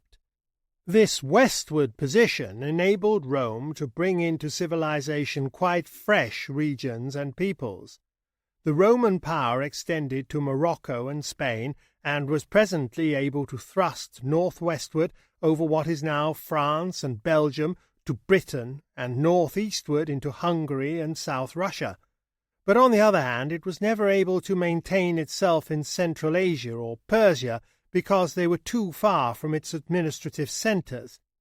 It included, therefore, great masses of fresh Nordic, Aryan-speaking peoples. It presently incorporated nearly all the Greek people in the world, and its population was less strongly Hamitic and Semitic than that of any preceding empire. For some centuries this Roman Empire did not fall into the grooves of precedent that had so speedily swallowed up Persian and Greek, and all that time it developed. The rulers of the Medes and Persians became entirely Babylonized in a generation or so. They took over the tiara of the King of Kings and the temples and priesthoods of his gods. Alexander and his successors followed in the same easy path of assimilation. The Seleucid monarchs had much the same court and administrative methods as Nebuchadnezzar. The Ptolemies became pharaohs and altogether Egyptian. They were assimilated just as before them the Semitic conquerors of the Sumerians had been assimilated. But the Romans ruled in their own city, and for some centuries kept to the laws of their own nature. The only people who exercised any great mental influence upon them before the 2nd or 3rd century AD were the kindred and similar Greeks, so that the Roman Empire was essentially a first attempt to rule a great dominion upon mainly Aryan lines. It was so far a new pattern in history. It was an expanded Aryan republic. The old pattern of a personal conqueror ruling over a capital city that had grown up round the temple of a harvest god did not apply to it. The Romans had gods and temples, but like the gods of the Greeks, their gods were quasi-human immortals, divine patriarchs. The Romans also had blood sacrifices and even made human ones in times of stress, things they may have learnt to do from their dusky Etruscan teachers, but until Rome was long past its zenith, neither priest nor temple played a large part in Roman history. The Roman Empire was a growth, an unplanned novel growth. The Roman people found themselves engaged almost unawares in a vast administrative experiment. It cannot be called a successful experiment. In the end, their empire collapsed altogether, and it changed enormously in form and method from century to century. It changed more in 100 years than Bengal or Mesopotamia or Egypt changed in 1,000. It was always changing. It never attained to any fixity. In a sense, the experiment failed. In a sense, the experiment remains unfinished, and Europe and America today are still working out the riddles of worldwide statescraft first confronted by the Roman people. It is well for the student of history to bear in mind the very great changes, not only in political but in social and moral matters, that went on throughout the period of Roman dominion. There is much too strong a tendency in people's minds to think of the Roman rule as something finished and stable, firm, rounded, noble, and decisive. Macaulay's Lays of Ancient Rome, SPQR, the Elder Cato, the Scipios, Julius Caesar, Diocletian, Constantine the Great, triumphs, orations, gladiatorial combats, and Christian martyrs are all mixed up together in a picture of something high and cruel and dignified. The items of that picture have to be disentangled. They are collected at different points from a process of change profounder than that which separates the London of William the Conqueror from the London of today. We may very conveniently divide the expansion of Rome into 4 stages. The first stage began after the sack of Rome by the Goths in 390 BC and went on until the end of the First Punic War, 240 BC. We may call this stage the stage of the assimilative republic. It was perhaps the finest, most characteristic stage in Roman history. The age-long dissensions of patrician and plebeian were drawing to a close. The Etruscan threat had come to an end. No one was very rich yet, nor very poor, and most men were public-spirited. It was a republic like the republic of the South African Boers before 1900, or like the northern states of the American Union between 1800 and 1850, a free farmers' republic. At the outset of this stage, Rome was a little state, scarcely 20 miles square. She fought the sturdy but kindred states about her, and sought not their destruction but coalescence. Her centuries of civil dissension had trained her people in compromise and concessions. Some of the defeated cities became altogether Roman, with a voting share in the government. Some became self-governing with the right to trade and marry in Rome. Garrisons full of citizens were set up at strategic points, and colonies of varied privileges founded among the freshly conquered people. Great roads were made. The rapid Latinization of all Italy was the inevitable consequence of such a policy. In 89 BC, all the free inhabitants of Italy became citizens of the city of Rome. Formally, the whole Roman Empire became at last an extended city. In 212 AD, every free man in the entire extent of the empire was given citizenship, the right, if he could get there, to vote in the town meeting in Rome. This extension of citizenship to tractable cities and to whole countries was the distinctive device of Roman expansion. It reversed the old process of conquest and assimilation altogether. By the Roman method, the conquerors assimilated the conquered.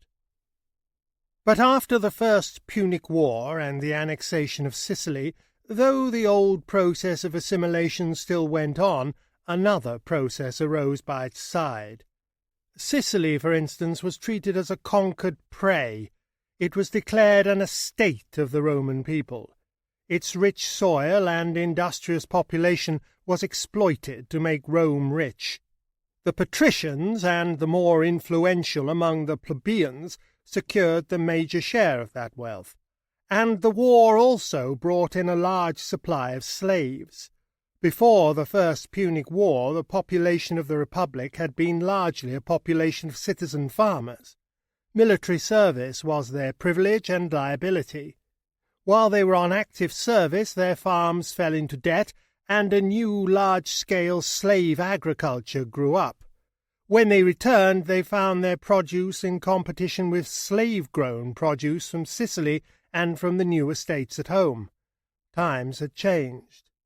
The Republic had altered its character. Not only was Sicily in the hands of Rome, the common man was in the hands of the rich creditor and the rich competitor.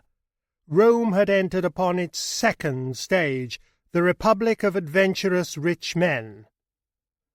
For 200 years the Roman soldier-farmers had struggled for freedom and a share in the government of their state. For 100 years they had enjoyed their privileges. The First Punic War wasted them and robbed them of all they had won. The value of their electoral privileges had also evaporated. The governing bodies of the Roman Republic were two in number. The first and more important was the Senate. This was a body originally of patricians, and then of prominent men of all sorts, who were summoned to it first by certain powerful officials, the consuls and censors. Like the British House of Lords, it became a gathering of great landowners, prominent politicians, big businessmen, and the like. It was much more like the British House of Lords than it was like the American Senate.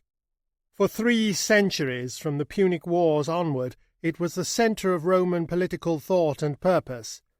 The second body was the Popular Assembly.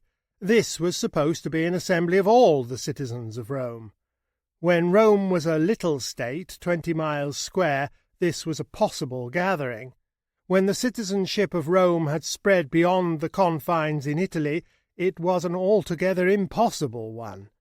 Its meetings, proclaimed by horn blowing from the Capitol and the city walls, became more and more a gathering of political hacks and city riffraff.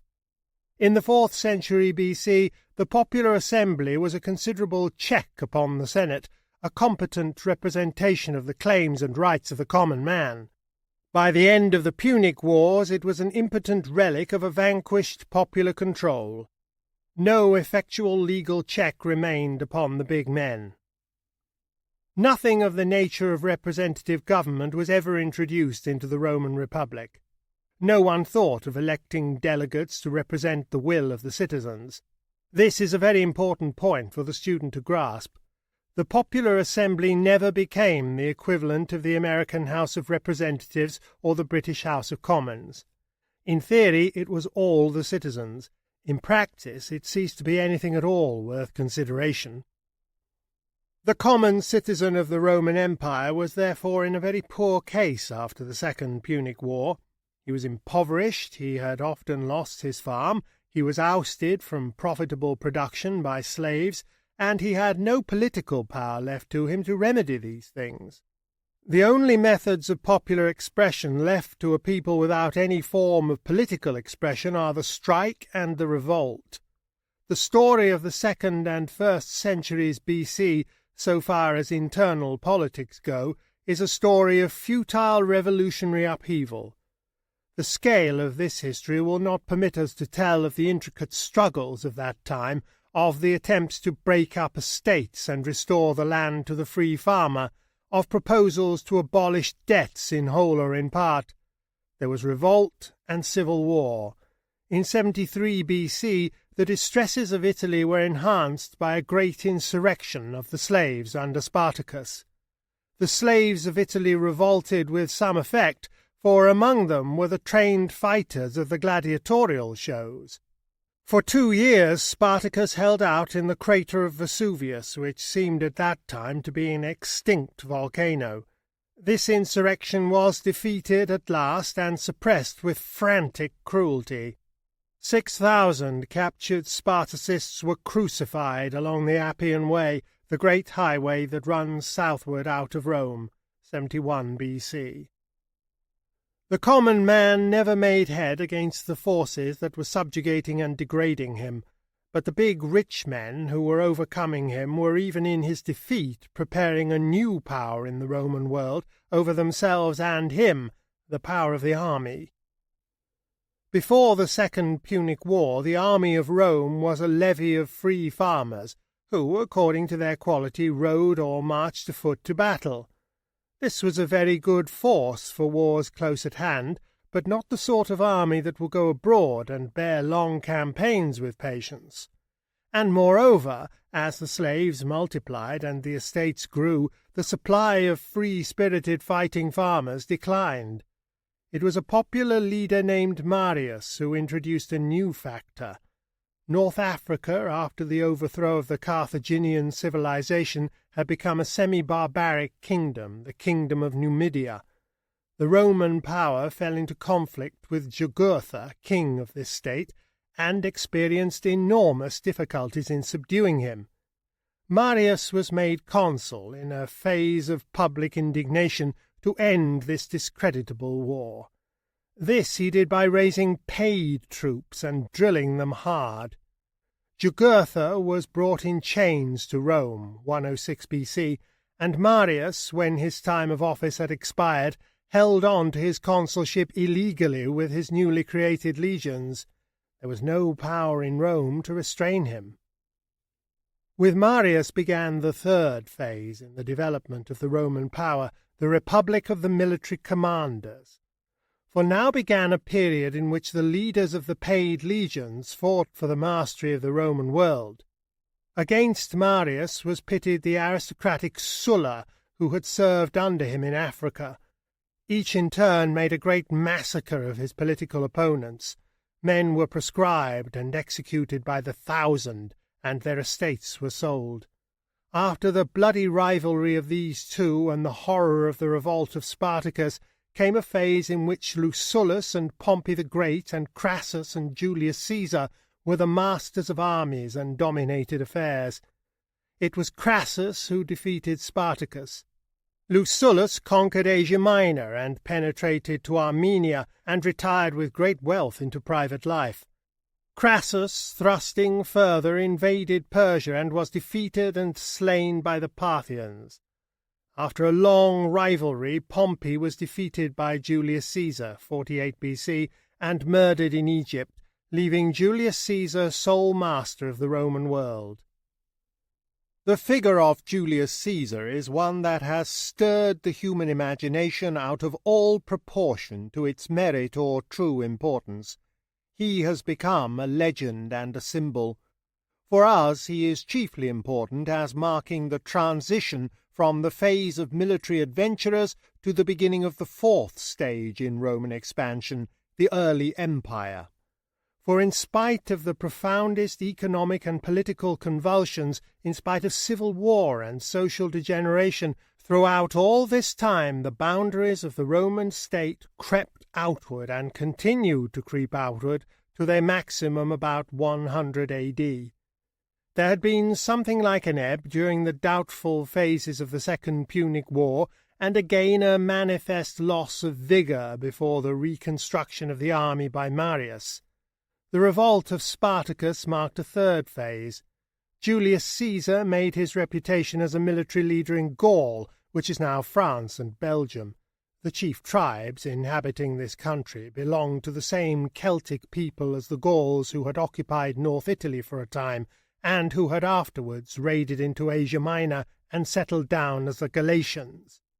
Caesar drove back a German invasion of Gaul and added all that country to the empire, and he twice crossed the Straits of Dover into Britain, 55 and 54 BC, where, however, he made no permanent conquest. Meanwhile, Pompey the Great was consolidating Roman conquests that reached in the east to the Caspian Sea.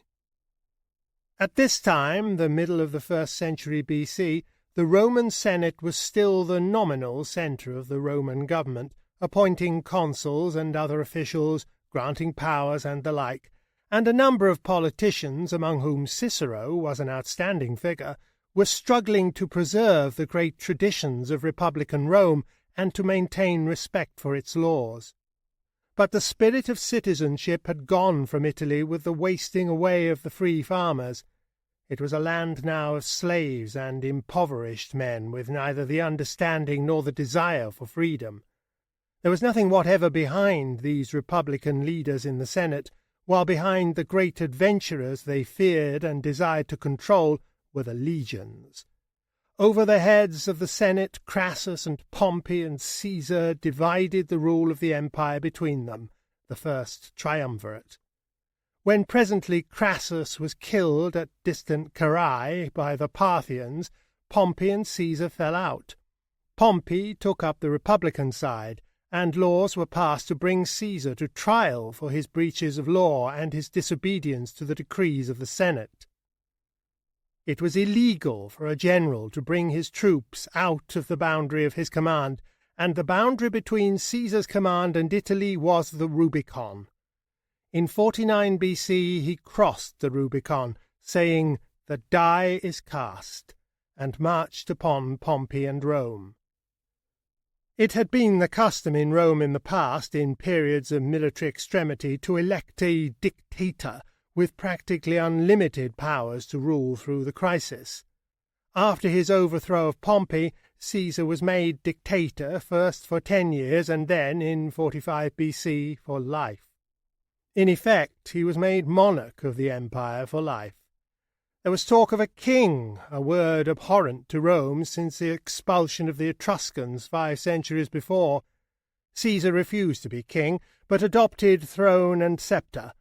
After his defeat of Pompey, Caesar had gone on into Egypt and had made love to Cleopatra, the last of the Ptolemies, the goddess queen of Egypt.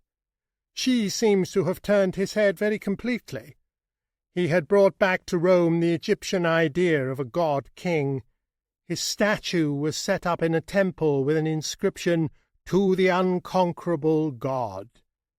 The expiring republicanism of Rome flared up in a last protest, and Caesar was stabbed to death in the Senate at the foot of the statue of his murdered rival, Pompey the Great. 13 years more of this conflict of ambitious personalities followed. There was a second triumvirate of Lepidus, Mark Antony, and Octavian Caesar, the latter the nephew of Julius Caesar. Octavian, like his uncle, took the poorer, hardier western provinces where the best legions were recruited. In 31 BC he defeated Mark Antony, his only serious rival, at the naval battle of Actium, and made himself sole master of the Roman world. But Octavian was a man of different quality altogether from Julius Caesar. He had no foolish craving to be god or king. He had no queen lover that he wished to dazzle. He restored freedom to the Senate and people of Rome. He declined to be dictator. The grateful Senate, in return, gave him the reality instead of the forms of power. He was to be called not king, indeed, but princeps and Augustus. He became Augustus Caesar, the first of the Roman emperors, 27 BC to 14 AD.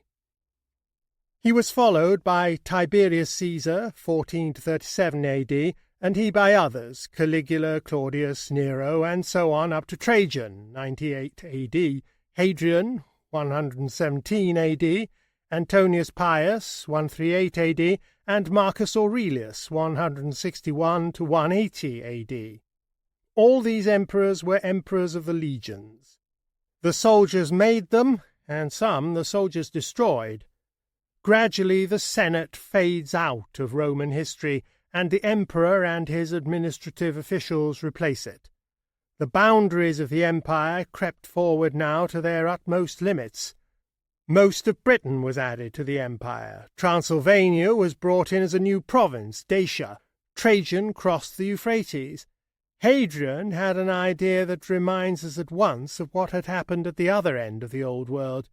Like Shi Huangti, he built walls against the northern barbarians, one across Britain and a palisade between the Rhine and the Danube. He abandoned some of the acquisitions of Trajan. The expansion of the Roman Empire was at an end. 34. Between Rome and China. The 2nd and 1st centuries BC mark a new phase in the history of mankind. Mesopotamia and the eastern Mediterranean are no longer the centre of interest.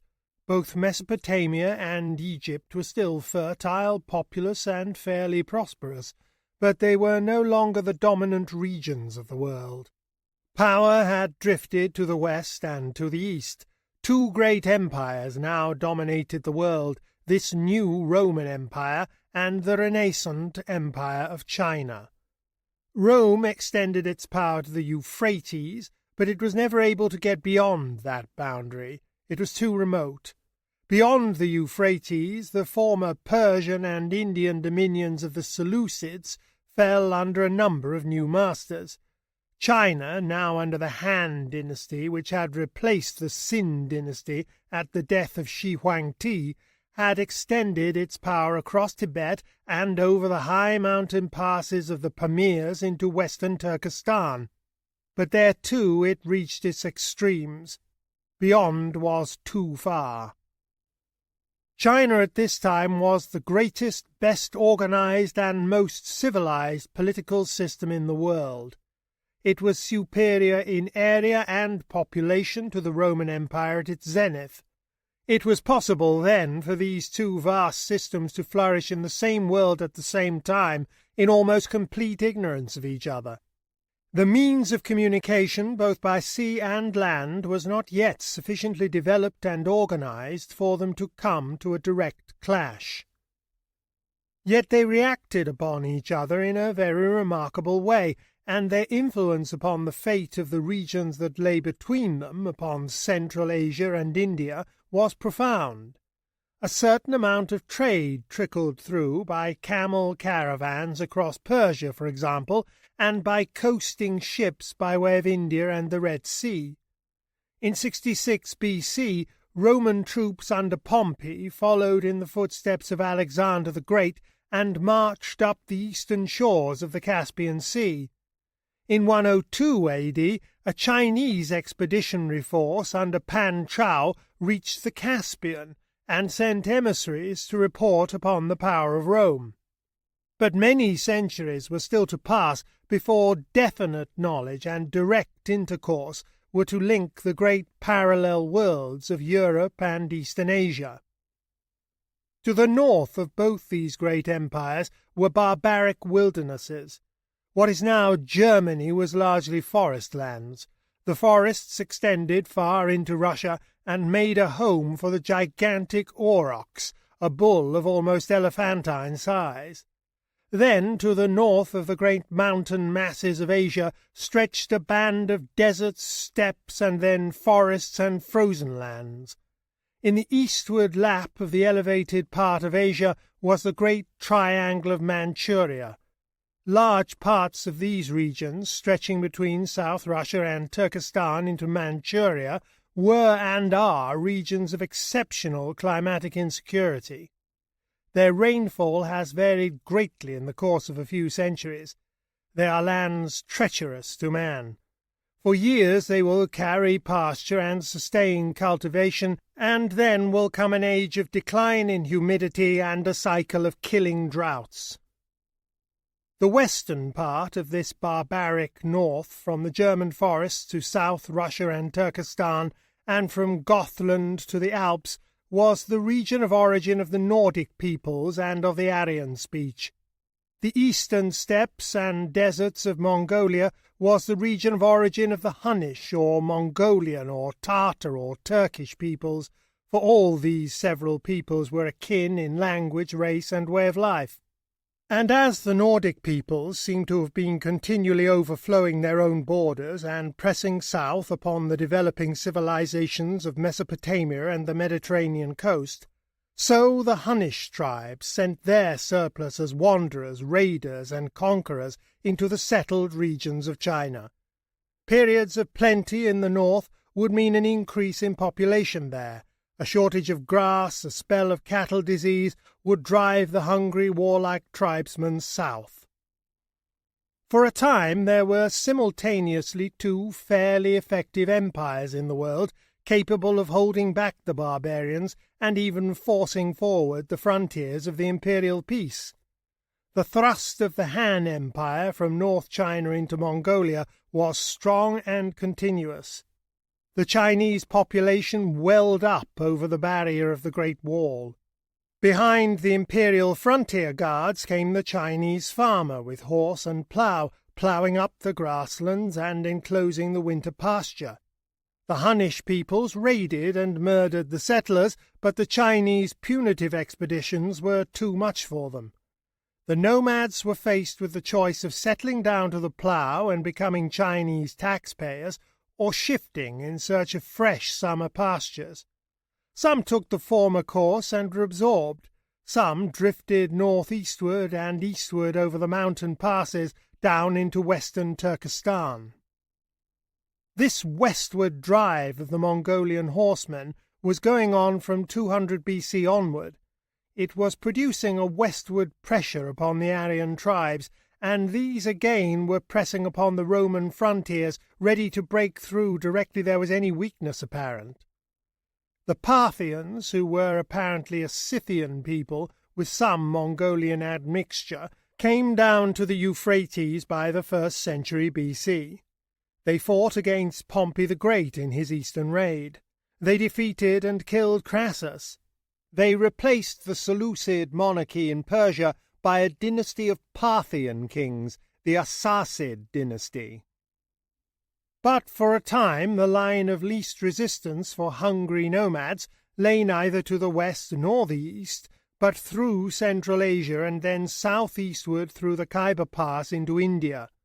It was India which received the Mongolian drive in these centuries of Roman and Chinese strength. A series of raiding conquerors poured down through the Punjab into the great plains to loot and destroy. The empire of Asoka was broken up, and for a time the history of India passes into darkness. A certain Kushan dynasty, founded by the Indo-Scythians, one of the raiding peoples, ruled for a time over North India and maintained a certain order. These invasions went on for several centuries. For a large part of the 5th century AD, India was afflicted by the Ephtalites or White Huns, who levied tribute on the small Indian princes and held India in terror. Every summer these Ephtalites pastured in western Turkestan. Every autumn they came down through the passes to terrorize India. In the 2nd century AD, a great misfortune came upon the Roman and Chinese empires that probably weakened the resistance of both to barbarian pressure. This was a pestilence of unexampled virulence. It raged for 11 years in China and disorganized the social framework profoundly. The Han dynasty fell, and a new age of division and confusion began, from which China did not fairly recover until the 7th century AD with the coming of the great Tang dynasty. The infection spread through Asia to Europe. It raged throughout the Roman Empire from 164 to 180 AD. It evidently weakened the Roman imperial fabric very seriously. We begin to hear of depopulation in the Roman provinces after this, and there was a marked deterioration in the vigour and efficiency of government. At any rate, we presently find the frontier no longer invulnerable, but giving way first in this place and then in that. A new Nordic people, the Goths, coming originally from Gothland in Sweden, had migrated across Russia to the Volga region and the shores of the Black Sea, and taken to the sea and piracy. By the end of the 2nd century, they may have begun to feel the westward thrust of the Huns. In 247 they crossed the Danube in a great land raid, and defeated and killed the Emperor Decius in a battle in what is now Serbia. In 236 another Germanic people, the Franks, had broken bounds upon the Lower Rhine, and the Alemanni had poured into Alsace. The legions in Gaul beat back their invaders, but the Goths in the Balkan Peninsula raided again and again. The province of Dacia vanished from Roman history. A chill had come to the pride and confidence of Rome. In 270 to 275, Rome, which had been an open and secure city for 3 centuries, was fortified by the Emperor Aurelian. 35. The common man's life under the early Roman Empire.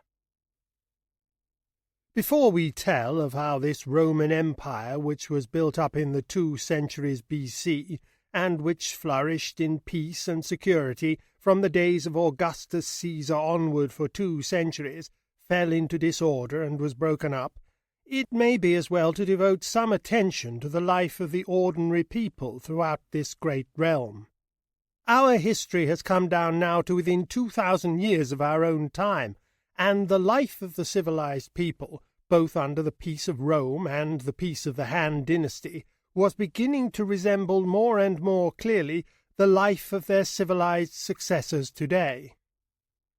In the Western world, coined money was now in common use. Outside the priestly world, there were many people of independent means who were neither officials of the government nor priests. People travelled about more freely than they had ever done before, and there were high roads and inns for them. Compared with the past, with the time before 500 B.C., life had become much more loose. Before that date, civilized men had been bound to a district or country, had been bound to tradition, and lived within a very limited horizon. Only the nomads traded and travelled. But neither the Roman peace nor the peace of the Han dynasty meant a uniform civilization over the large areas they controlled. There were very great local differences, and great contrasts and inequalities of culture between one district and another, just as there are today under the British peace in India. The Roman garrisons and colonies were dotted here and there over this great space, worshipping Roman gods and speaking the Latin language. But where there had been towns and cities before the coming of the Romans, they went on, subordinate indeed, but managing their own affairs, and, for a time at least, worshipping their own gods in their own fashion. Over Greece, Asia Minor, Egypt, and the Hellenized East generally, the Latin language never prevailed. Greek ruled there invincibly. Saul of Tarsus, who became the Apostle Paul, was a Jew and a Roman citizen, but he spoke and wrote Greek and not Hebrew. Even at the court of the Parthian dynasty, which had overthrown the Greek Seleucids in Persia and was quite outside the Roman imperial boundaries, Greek was the fashionable language.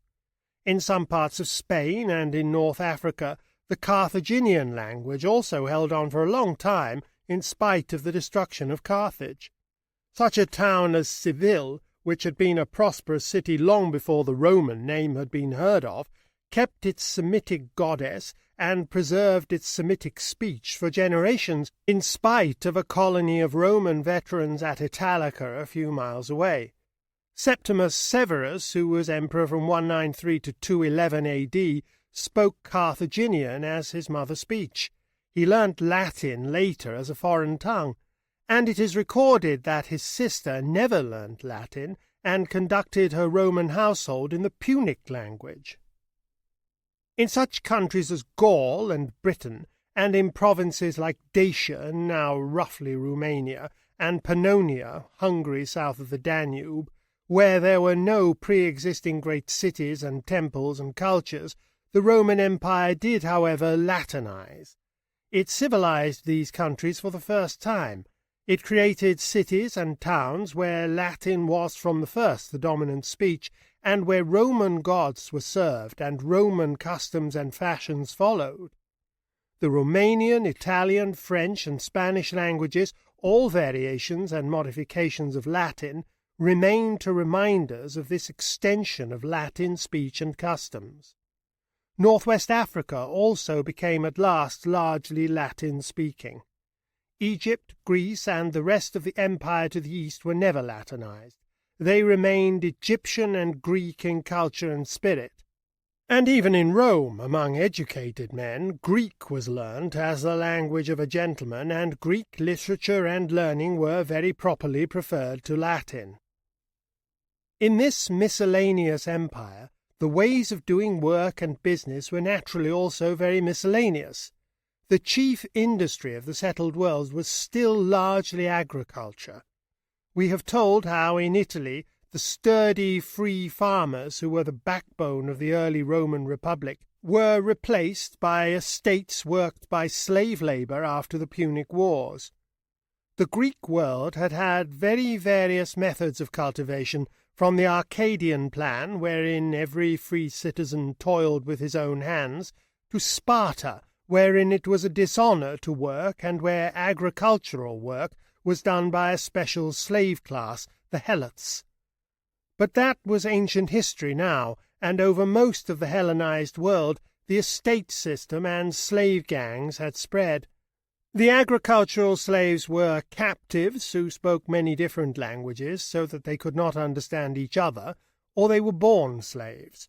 They had no solidarity to resist oppression, no tradition of rights, no knowledge, for they could not read nor write. Although they came to form a majority of the country population, they never made a successful insurrection.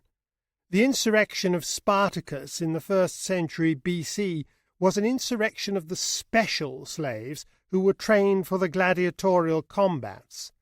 The agricultural workers in Italy in the latter days of the Republic and the early Empire suffered frightful indignities. They would be chained at night to prevent escape, or have half the head shaved to make it difficult. They had no wives of their own. They could be outraged, mutilated, and killed by their masters. A master could sell his slave to fight beasts in the arena. If a slave slew his master, all the slaves in his household, and not merely the murderer, were crucified. In some parts of Greece, in Athens notably, the lot of the slave was never quite so frightful as this, but it was still detestable. To such a population, the barbarian invaders who presently broke through the defensive line of the legions came not as enemies, but as liberators.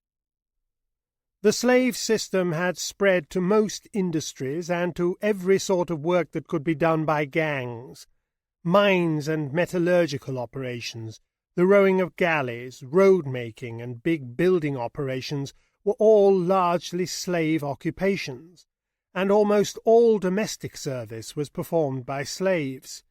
There were poor freemen, and there were freedmen in the cities and upon the countryside, working for themselves or even working for wages. They were artisans, supervisors, and so forth, workers of a new money-paid working class in competition with slave workers, but we do not know what proportion they made of the general population. It probably varied widely in different places and at different periods. And there were also many modifications of slavery, from the slavery that was chained at night and driven with whips to the farm or quarry, to the slave whose master found it advantageous to leave him to cultivate his patch or work his craft and own his wife like a free man, provided he paid in a satisfactory quittance to his owner. There were armed slaves. At the opening of the period of the Punic Wars in 264 BC, the Etruscan sport of setting slaves to fight for their lives was revived in Rome. It grew rapidly fashionable, and soon every great Roman rich man kept a retinue of gladiators who sometimes fought in the arena, but whose real business it was to act as his bodyguard of bullies. And also there were learned slaves. The conquests of the later Republic were among the highly civilized cities of Greece, North Africa, and Asia Minor, and they brought in many highly educated captives. The tutor of a young Roman of good family was usually a slave. A rich man would have a Greek slave as librarian, and slave secretaries and learned men. He would keep his poet as he would keep a performing dog. In this atmosphere of slavery, the traditions of modern literary criticism were evolved. The slaves still boast and quarrel in our reviews. There were enterprising people who bought intelligent boy slaves and had them educated for sale. Slaves were trained as book copyists, as jewellers, and for endless skilled callings. But there were very considerable changes in the position of a slave during the 400 years between the opening days of conquest under the Republic of Rich Men and the days of disintegration that followed the Great Pestilence. In the 2nd century BC, war captives were abundant, manners gross and brutal. The slave had no rights, and there was scarcely an outrage the reader can imagine that was not practised upon slaves in those days.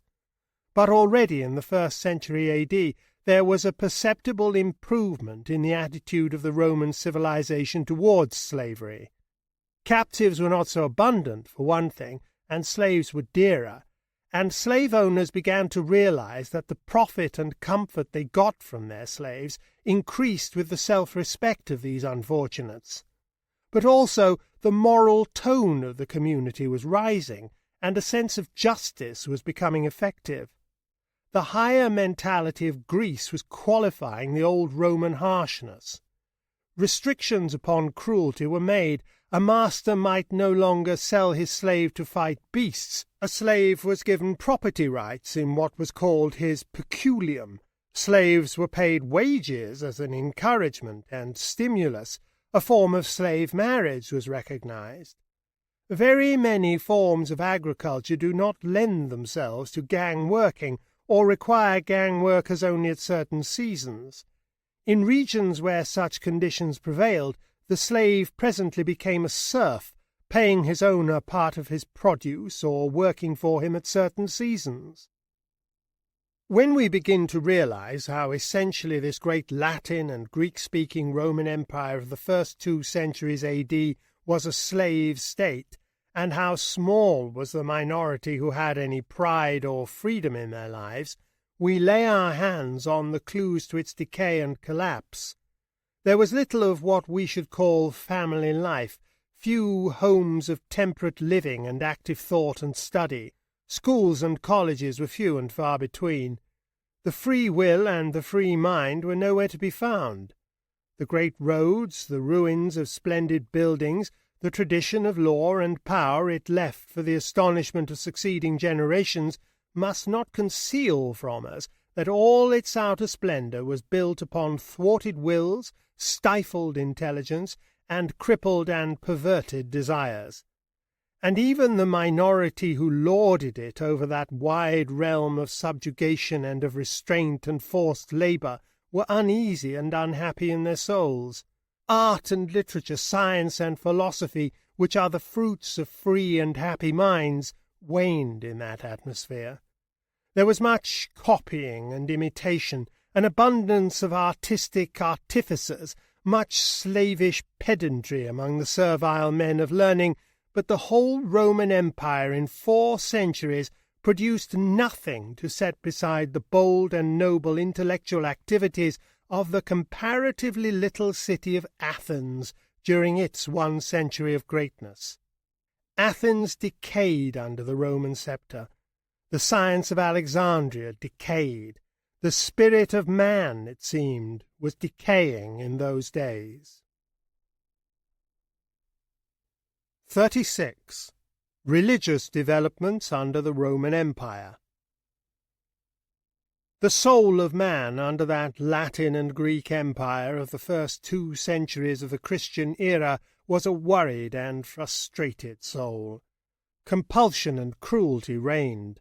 There were pride and display, but little honour, little serenity or steadfast happiness. The unfortunate were despised and wretched, The fortunate were insecure and feverishly eager for gratifications. In a great number of cities, life centred on the red excitement of the arena, where men and beasts fought and were tormented and slain. Amphitheatres are the most characteristic of Roman ruins. Life went on in that key. The uneasiness of men's hearts manifested itself in profound religious unrest. From the days when the Aryan hordes first broke in upon the ancient civilizations, it was inevitable that the old gods of the temples and priesthoods should suffer great adaptations or disappear.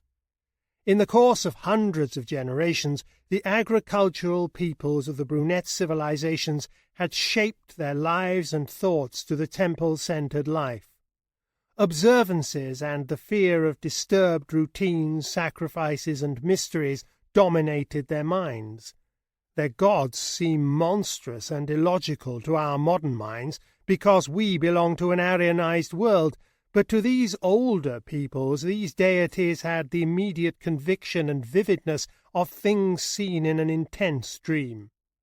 The conquest of one city-state by another in Sumeria or early Egypt meant a change or a renaming of gods or goddesses, but left the shape and spirit of the worship intact. There was no change in its general character. The figures in the dream changed, but the dream went on, and it was the same sort of dream. And the early Semitic conquerors were sufficiently akin in spirit to the Sumerians to take over the religion of the Mesopotamian civilization they subjugated without any profound alteration. Egypt was never indeed subjugated to the extent of a religious revolution. Under the Ptolemies and under the Caesars, her temples and altars and priesthoods remained essentially Egyptian. So long as conquests went on between people of similar social and religious habits, it was possible to get over the clash between the god of this temple and region and the god of that by a process of grouping or assimilation. If the two gods were alike in character, they were identified. It was really the same god under another name, said the priests and the people. This fusion of gods is called theocrasia, and the age of the great conquests of the 1,000 years B.C. was an age of theocrasia. Over wide areas the local gods were displaced by, or rather they were swallowed up in, a general god, so that when at last Hebrew prophets in Babylon proclaimed one God of righteousness in all the earth, men's minds were fully prepared for that idea. But often the gods were too dissimilar for such an assimilation, and then they were grouped together in some plausible relationship. A female god, and the Aegean world before the coming of the Greek was much addicted to mother gods, would be married to a male god, and an animal god or a star god would be humanized, and the animal or astronomical aspect, the serpent or the sun or the star, made into an ornament or a symbol. Or the god of a defeated people would become a malignant antagonist to the brighter gods. The history of theology is full of such adaptations, compromises, and rationalizations of once local gods. As Egypt developed from city-states into one united kingdom, there was much of this theocrasia. The chief god, so to speak, was Osiris, a sacrificial harvest god of whom Pharaoh was supposed to be the earthly incarnation. Osiris was represented as repeatedly dying and rising again. He was not only the seed and the harvest, but also, by a natural extension of thought, the means of human immortality.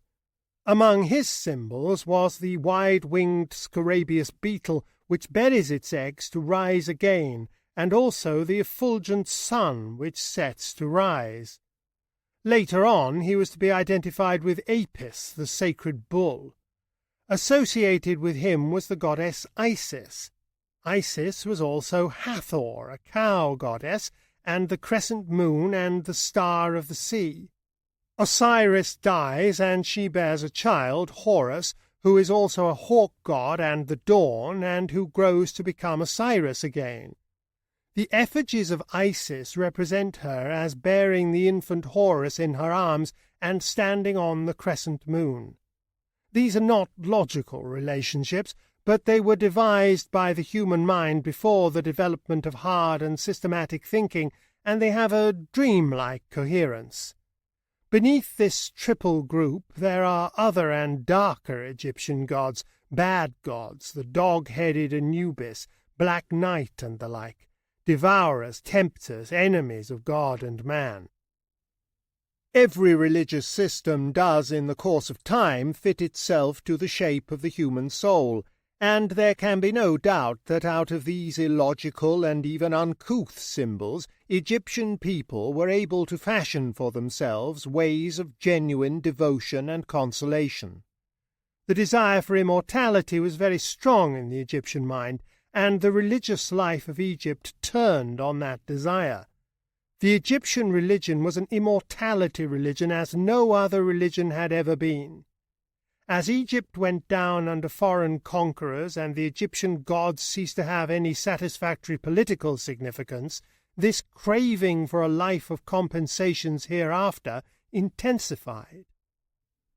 After the Greek conquest, the new city of Alexandria became the centre of Egyptian religious life, and indeed of the religious life of the whole Hellenic world. A great temple, the Serapeum, was set up by Ptolemy I, at which a sort of trinity of gods was worshipped. These were Serapis, who was Osiris Apis rechristened, Isis, and Horus. These were not regarded as separate gods, but as three aspects of one god, and Serapis was identified with the Greek Zeus, the Roman Jupiter, and the Persian sun god. This worship spread wherever the Hellenic influence extended, even into North India and Western China. The idea of immortality, an immortality of compensations and consolation, was eagerly received by a world in which the common life was hopelessly wretched. Serapis was called the Saviour of Souls. After death, said the hymns of that time, we are still in the care of his providence. Isis attracted many devotees. Her images stood in her temples as Queen of Heaven, bearing the infant Horus in her arms. Candles were burnt before her, votive offerings were made to her, shaven priests consecrated to celibacy waited on her altar. The rise of the Roman Empire opened the Western European world to this growing cult. The temples of Serapis Isis, the chanting of the priests, and the hope of immortal life followed the Roman standards to Scotland and Holland. But there were many rivals to the Serapis Isis religion. Prominent among these was Mithraism. This was a religion of Persian origin, and it centred upon some now forgotten mysteries about Mithras sacrificing a sacred and benevolent bull. Here we seem to have something more primordial than the complicated and sophisticated Serapis Isis beliefs. We are carried back directly to the blood sacrifices of the Heliolithic stage in human culture. The bull upon the Mithraic monuments always bleeds copiously from a wound in its side, and from this blood springs new life. The votary to Mithraism actually bathed in the blood of the sacrificial bull. At his initiation he went beneath a scaffolding upon which a bull was killed so that the blood could actually run down on him. Both these religions, and the same is true of many other of the numerous parallel cults that sought the allegiance of the slaves and citizens under the earlier Roman emperors, are personal religions. They aim at personal salvation and personal immortality. The older religions were not personal like that. They were social. The older fashion of divinity was god or goddess of the city first, or of the state, and only secondarily of the individual. The sacrifices were a public and not a private function. They concerned collective practical needs in this world in which we live. But the Greeks first, and now the Romans, had pushed religion out of politics. Guided by the Egyptian tradition, religion had retreated to the other world. These new private immortality religions took all the heart and emotion out of the old state religions, but they did not actually replace them. A typical city under the earlier Roman emperors would have a number of temples to all sorts of gods. There might be a temple to Jupiter of the Capitol, the great god of Rome, and there would probably be one to the reigning Caesar, for the Caesars had learnt from the pharaohs the possibility of being gods. In such temples a cold and stately political worship went on. One would go and make an offering and burn a pinch of incense to show one's loyalty. But it would be to the temple of Isis, the dear Queen of Heaven, one would go with the burden of one's private troubles for advice and relief. There might be local and eccentric gods.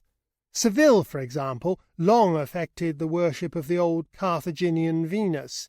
In a cave or an underground temple there would certainly be an altar to Mithras, attended by legionaries and slaves, and probably also there would be a synagogue where the Jews gathered to read their Bible and uphold their faith in the unseen God of all the earth. Sometimes there would be trouble with the Jews about the political side of the state religion. They held that their God was a jealous God, intolerant of idolatry, and they would refuse to take part in the public sacrifices to Caesar. They would not even salute the Roman standards for fear of idolatry. In the East, long before the time of Buddha, there had been ascetics, men and women who gave up most of the delights of life, who repudiated marriage and property, and sought spiritual powers and an escape from the stresses and mortifications of the world in abstinence, pain, and solitude. Buddha himself set his face against ascetic extravagances, but many of his disciples followed a monkish life of great severity. Obscure Greek cults practiced similar disciplines, even to the extent of self-mutilation.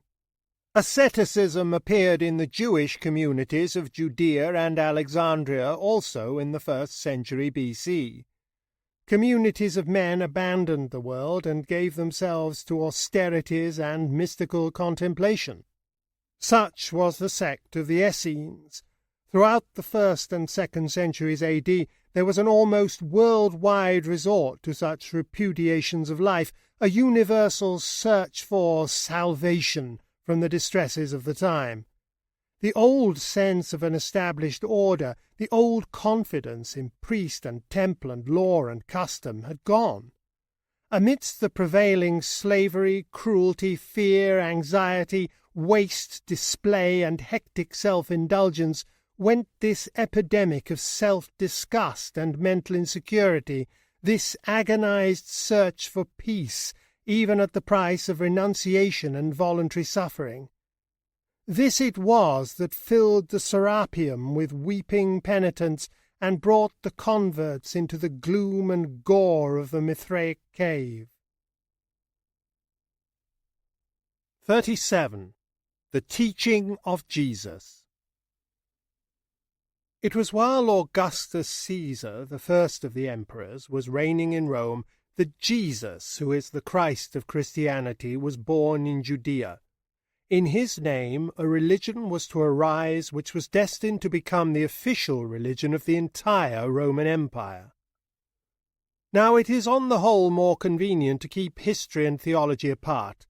A large proportion of the Christian world believes that Jesus was an incarnation of that God of all the earth whom the Jews first recognized. The historian, if he is to remain historian, can neither accept nor deny that interpretation. Materially, Jesus appeared in the likeness of a man, and it is as a man that the historian must deal with him. He appeared in Judea in the reign of Tiberius Caesar. He was a prophet. He preached after the fashion of the preceding Jewish prophets. He was a man of about 30, and we are in the profoundest ignorance of his manner of life before his preaching began. Our only direct sources of information about the life and teaching of Jesus are the 4 Gospels. All 4 agree in giving us a picture of a very definite personality. one is obliged to say, here was a man, this could not have been invented. But just as the personality of Gautama Buddha has been distorted and obscured by the stiff, squatting figure, the gilded idol of later Buddhism, so one feels that the lean and strenuous personality of Jesus is much wronged by the unreality and conventionality that a mistaken reverence has imposed upon his figure in modern Christian art. Jesus was a penniless teacher, who wandered about the dusty, sun-bit country of Judea, living upon casual gifts of food. Yet he is always represented clean-combed and sleek, in spotless raiment, erect and with something motionless about him, as though he was gliding through the air. This alone has made him unreal and incredible to many people who cannot distinguish the core of the story from the ornamental and unwise additions of the unintelligently devout. We are left, if we do strip this record of these difficult accessories, with the figure of a being, very human, very earnest and passionate, capable of swift anger, and teaching a new and simple and profound doctrine, namely the universal loving fatherhood of God and the coming of the kingdom of heaven. He was clearly a person, to use a common phrase, of intense personal magnetism. He attracted followers and filled them with love and courage. Weak and ailing people were heartened and healed by his presence, yet he was probably of a delicate physique because of the swiftness with which he died under the pains of crucifixion. There is a tradition that he fainted when, according to the custom, he was made to bear his cross to the place of execution. He went about the country for 3 years spreading his doctrine, and then he came to Jerusalem and was accused of trying to set up a strange kingdom in Judea. He was tried upon this charge and crucified together with 2 thieves. Long before these 2 were dead, his sufferings were over. The doctrine of the kingdom of heaven, which was the main teaching of Jesus, is certainly one of the most revolutionary doctrines that ever stirred and changed human thought. It is small wonder if the world of that time failed to grasp its full significance, and recoiled in dismay from even a half apprehension of its tremendous challenges to the established habits and institutions of mankind. For the doctrine of the kingdom of heaven, as Jesus seems to have preached it, was no less than a bold and uncompromising demand for a complete change and cleansing of the life of our struggling race, an utter cleansing without and within. To the Gospels the reader must go for all that is preserved of this tremendous teaching. Here we are only concerned with the jar of its impact upon established ideas. The Jews were persuaded that God, the one God of the whole world, was a righteous God, but they also thought of him as a trading God, who had made a bargain with their father Abraham about them, a very good bargain indeed for them, to bring them at last to predominance in the earth.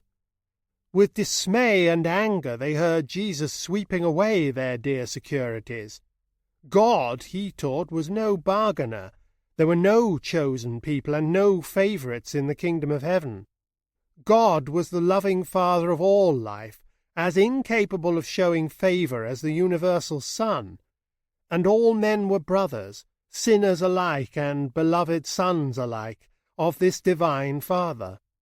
In the parable of the Good Samaritan, Jesus casts scorn upon that natural tendency we all obey to glorify our own people and to minimize the righteousness of other creeds and other races. In the parable of the labourers, he thrusts aside the obstinate claim of the Jews to have a special claim upon God. All whom God takes into the kingdom, he taught, God serves alike. There is no distinction in his treatment, because there is no measure to his bounty. From all, moreover, as the parable of the buried talent witnesses, and as the incident of the widow's mite enforces, he demands the utmost. There are no privileges, no rebates, and no excuses in the kingdom of heaven. But it is not only the intense tribal patriotism of the Jews that Jesus outraged. They were a people of intense family loyalty, and he would have swept away all the narrow and restrictive family affections in the great flood of the love of God. The whole kingdom of heaven was to be the family of his followers. We are told that, while he yet talked to the people, behold, his mother and his brethren stood without, desiring to speak with him. Then one said unto him, Behold, thy mother and thy brethren stand without, desiring to speak with thee. But he answered and said unto him that told him, Who is my mother, and who are my brethren? And he stretched forth his hands towards his disciples, and said, Behold my mother and my brethren. For whosoever shall do the will of my Father which is in heaven, the same is my brother and sister and mother. And not only did Jesus strike at patriotism and the bonds of family loyalty in the name of God's universal fatherhood and brotherhood of all mankind, but it is clear that his teaching condemned all the gradations of the economic system, all private wealth and personal advantages. All men belong to the kingdom, all their possessions belong to the kingdom. The righteous life for all men, the only righteous life, was the service of God's will with all that we had, with all that we were. Again and again he denounced private riches and the reservation of any private life. And when he was gone forth into the way, there came one running and kneeled to him, and asked him, Good master, what shall I do that I may inherit eternal life? And Jesus said to him, Why callest thou me good? There is none good but one, that is God. Thou knowest the commandments. Do not commit adultery, do not kill, do not steal, do not bear false witness, defraud not, honour thy father and mother. And he answered and said unto him, Master, all these things have I observed from my youth. Then Jesus, beholding him, loved him, and said unto him, One thing thou lackest. Go thy way, sell whatsoever thou hast, and give to the poor, and thou shalt have treasure in heaven. And come, take up the cross, and follow me. And he was sad at that saying, and went away grieved, for he had great possessions. And Jesus looked round about, and saith unto his disciples, How hardly shall they that have riches enter into the kingdom of God? And the disciples were astonished at his words.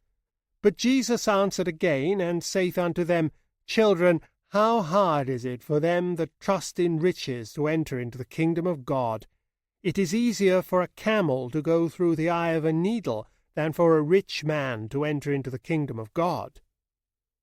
Moreover, in his tremendous prophecy of this kingdom which was to make all men one together in God, Jesus had small patience for the bargaining righteousness of formal religion. Another large part of his recorded utterances is aimed against the meticulous observance of the rules of the pious career. Then the Pharisees and scribes asked him, Why walk not thy disciples according to the tradition of the elders, but eat bread with unwashed hands? He answered and said unto them, Well hast Isaiah prophesied of you hypocrites, as it is written, This people honoureth me with their lips, but their heart is far from me. Howbeit in vain do they worship me, teaching for doctrines the commandments of men. For laying aside the commandment of God, ye hold the tradition of men as the washing of pots and cups, and many other such things ye do.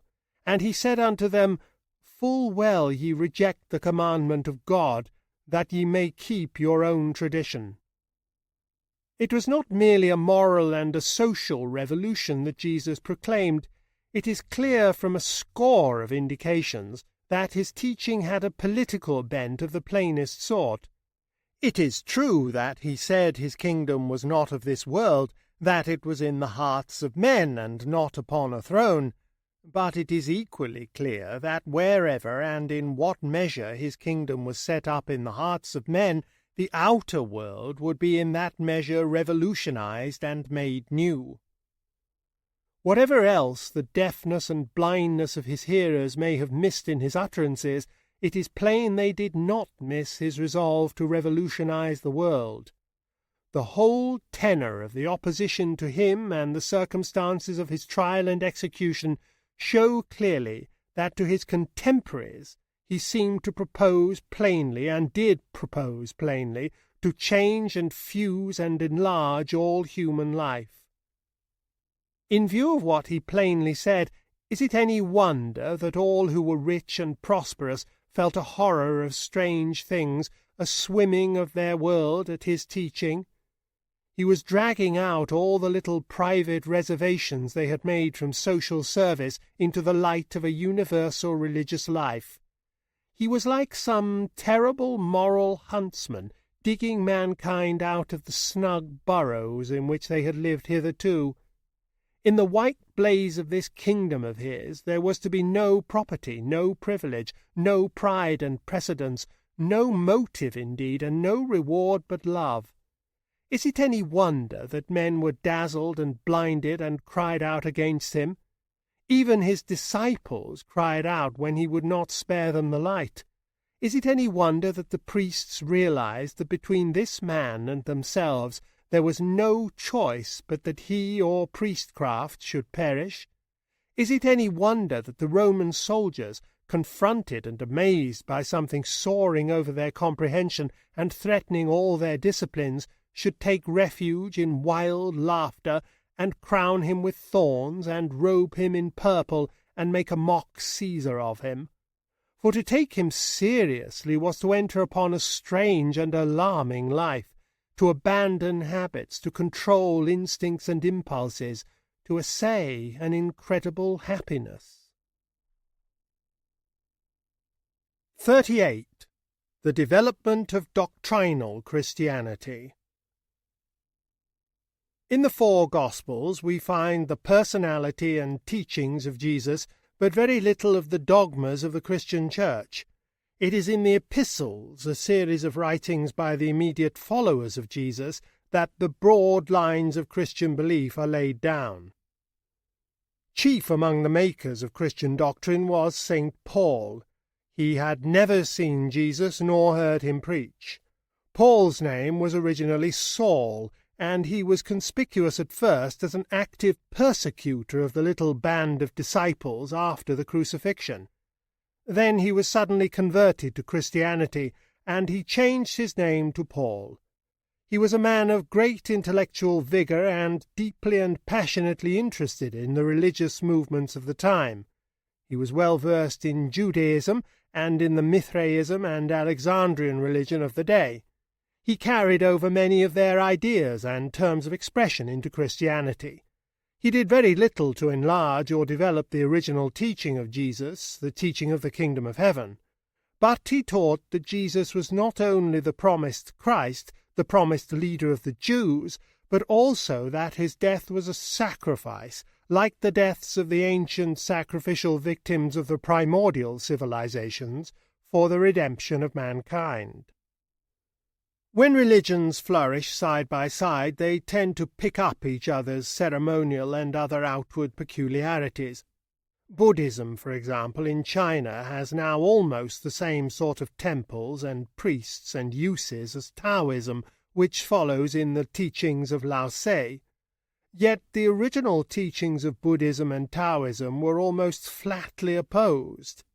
And it reflects no doubt or discredit upon the essentials of Christian teaching that it took over not merely such formal things as the shaven priest, the votive offering, the altars, candles, chanting, and images of the Alexandrian and Mithraic faiths, but adopted even their devotional phrases and their theological ideas.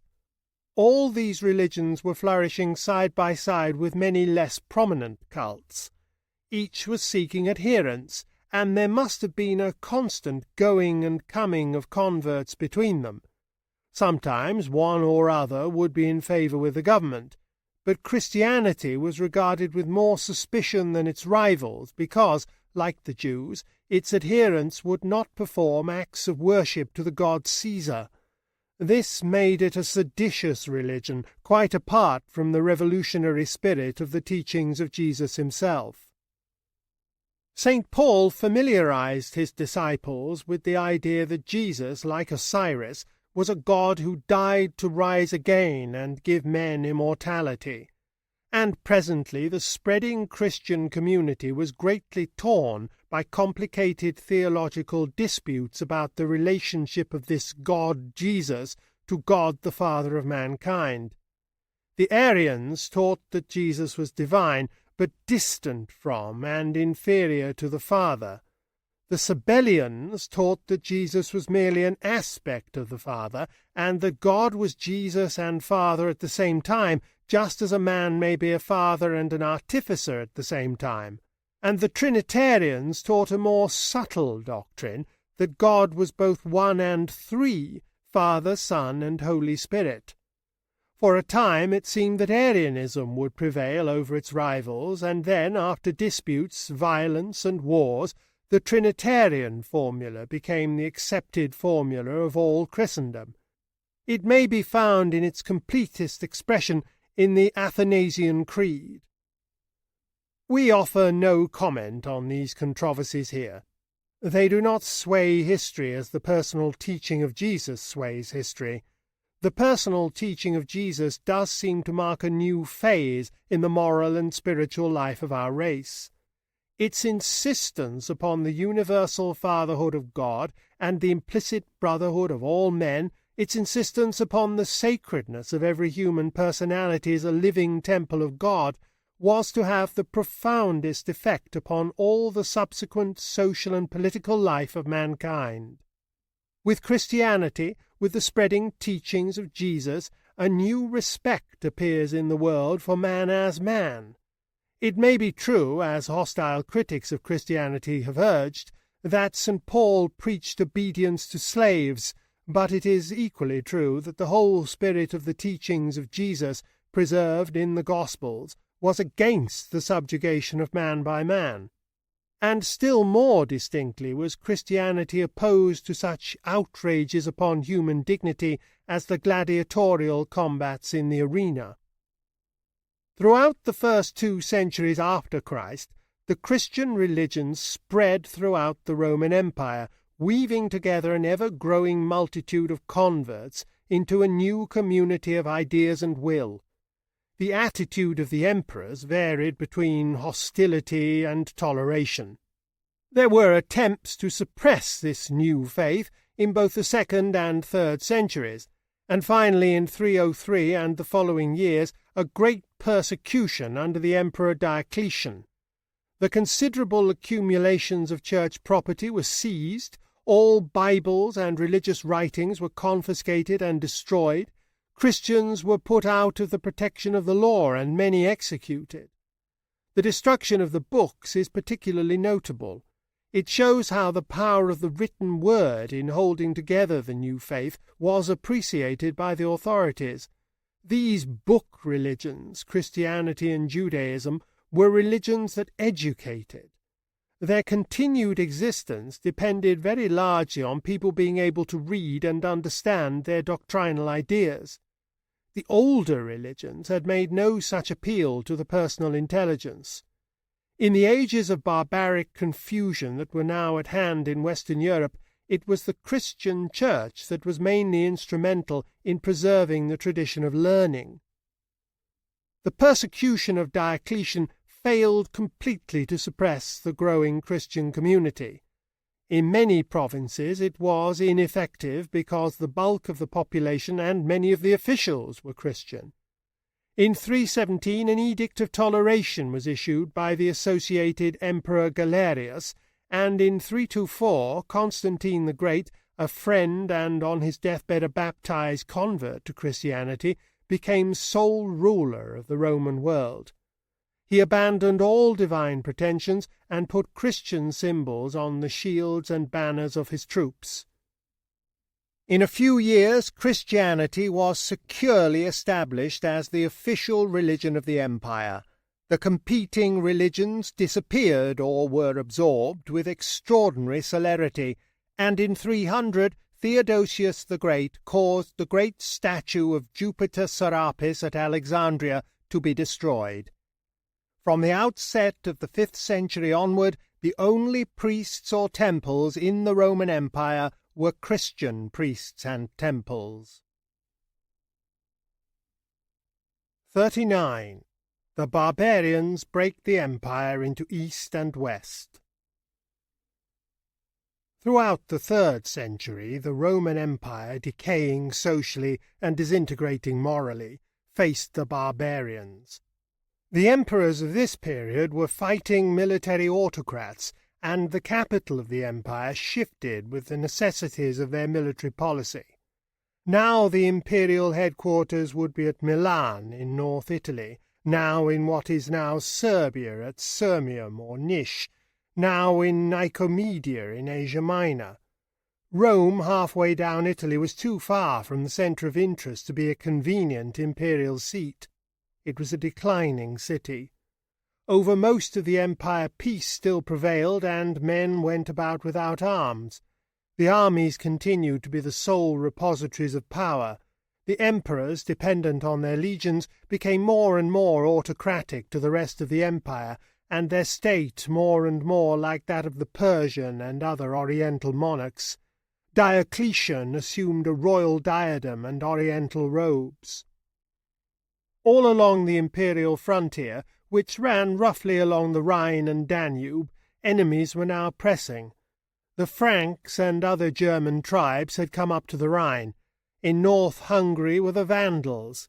In what was once Dacia and is now Romania, the Visigoths or West Goths. Behind these, in South Russia, were the East Goths or Ostrogoths, and beyond these again, in the Volga region, the Alans. But now Mongolian peoples were forcing their way towards Europe. The Huns were already exacting tribute from the Alans and Ostrogoths and pushing them to the west. In Asia, the Roman frontiers were crumpling back under the push of a renascent Persia. This new Persia, the Persia of the Sassanid kings, was to be a vigorous and on the whole a successful rival of the Roman Empire in Asia for the next 3 centuries. A glance at the map of Europe will show the reader the peculiar weakness of the empire. The river Danube comes down to within a couple of 100 miles of the Adriatic Sea in the region of what is now Bosnia and Serbia. It makes a square re-entrant angle there. The Romans never kept their sea communications in good order, and this 200-mile strip of land was their line of communication between the western Latin-speaking part of the empire and the eastern Greek-speaking portion. Against this square angle of the Danube the barbarian pressure was greatest.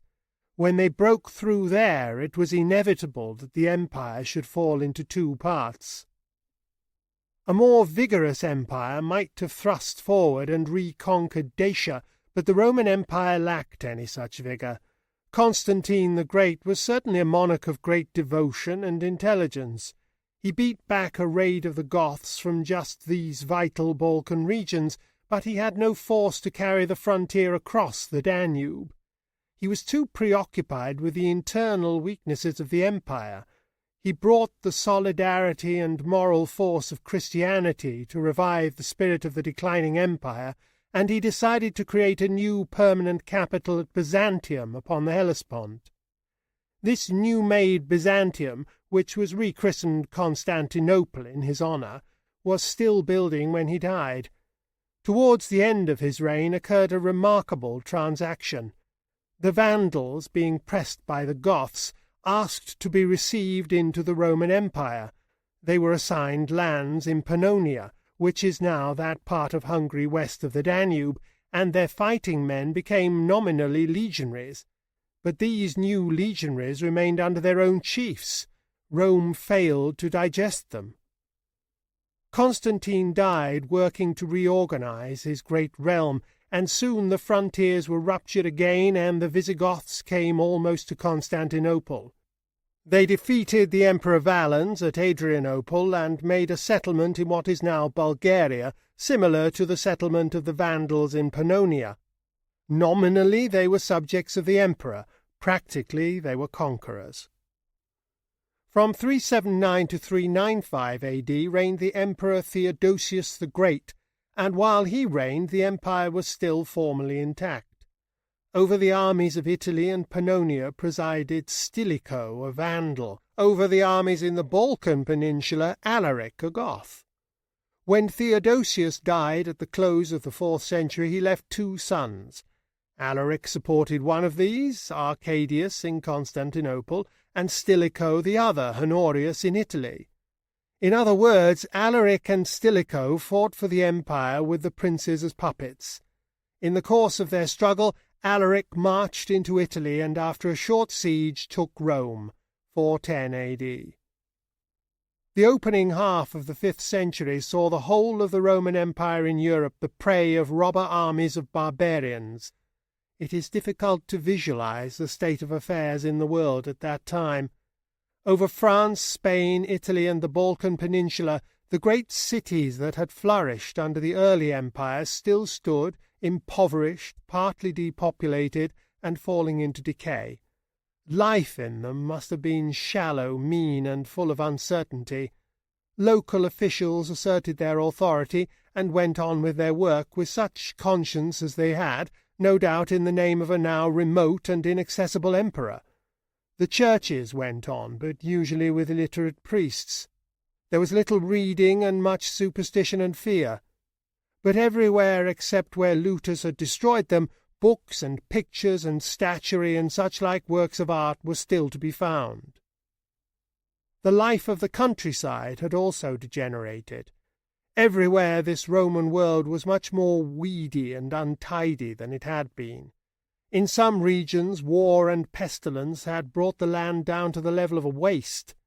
Roads and forests were infested with robbers.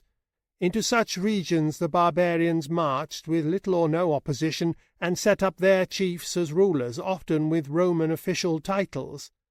If they were half-civilized barbarians, they would give the conquered districts tolerable terms.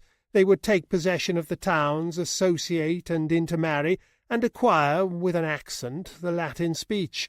But the Jutes, the Angles and Saxons who submerged the Roman province of Britain were agriculturalists and had no use for towns. They seem to have swept South Britain clear of the Romanized population, and they replaced the language by their own Teutonic dialects, which became at last English. It is impossible in the space at our disposal to trace the movements of all the various German and Slavonic tribes as they went to and fro in the disorganized empire in search of plunder and a pleasant home. But let the Vandals serve as an example. They came into history in East Germany. They settled, as we have told, in Pannonia. Thence they moved somewhere in about 425 AD through the intervening provinces to Spain. There they found Visigoths from South Russia and other German tribes setting up dukes and kings. From Spain the Vandals under Genseric sailed for North Africa, 429, captured Carthage, 439, and built a fleet. They secured the mastery of the sea and captured and pillaged Rome, 455, which had recovered very imperfectly from her capture and looting by Alaric half a century earlier. Then the Vandals made themselves masters of Sicily, Corsica, Sardinia, and most of the other islands of the western Mediterranean. They made, in fact, a sea empire very similar in its extent to the sea empire of Carthage 700-odd years before. They were at the climax of their power about 477. They were a mere handful of conquerors holding all this country. In the next century almost all their territory had been reconquered for the empire of Constantinople during a transitory blaze of energy under Justinian I. The story of the Vandals is but one sample of a host of similar adventures. But now there was coming into the European world the least kindred and most redoubtable of all these devastators, the Mongolian Huns or Tartars, a yellow people, active and able, such as the Western world had never before encountered. 40. The Huns and the End of the Western Empire.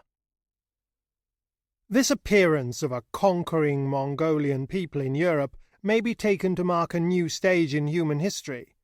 Until the last century or so before the Christian era, the Mongol and the Nordic peoples had not been in close touch. Far away in the frozen lands beyond the northern forests, the Lapps, a Mongolian people, had drifted westward as far as Lapland, but they played no part in the main current of history. For thousands of years the Western world carried on the dramatic interplay of the Aryan, Semitic, and fundamental brunette peoples with very little interference, except for an Ethiopian invasion of Egypt or so, either from the black peoples to the south or from the Mongolian world in the Far East. It is probable that there were two chief causes for the new westward drift of the nomadic Mongolians. One was the consolidation of the great empire of China, its extension northward, and the increase of its population during the prosperous period of the Han dynasty. The other was some process of climatic change, a lesser rainfall that abolished swamps and forests, perhaps, or a greater rainfall that extended grazing over desert steppes, or even perhaps both these processes going on in different regions, but which anyhow facilitated a westward migration. A third contributory cause was the economic wretchedness, internal decay, and falling population of the Roman Empire. The rich men of the later Roman Republic, and then the tax-gatherers of the military emperors, had utterly consumed its vitality. So we have the factors of thrust, means, and opportunity. There was pressure from the east, rot in the west, and an open road. The Hun had reached the eastern boundaries of European Russia by the 1st century A.D., but it was not until the 4th and 5th centuries A.D. that these horsemen rose to predominance upon the steppes. The 5th century was the Huns' century. The first Huns to come into Italy were mercenary bands in the pay of Stilicho the Vandal, the master of Honorius.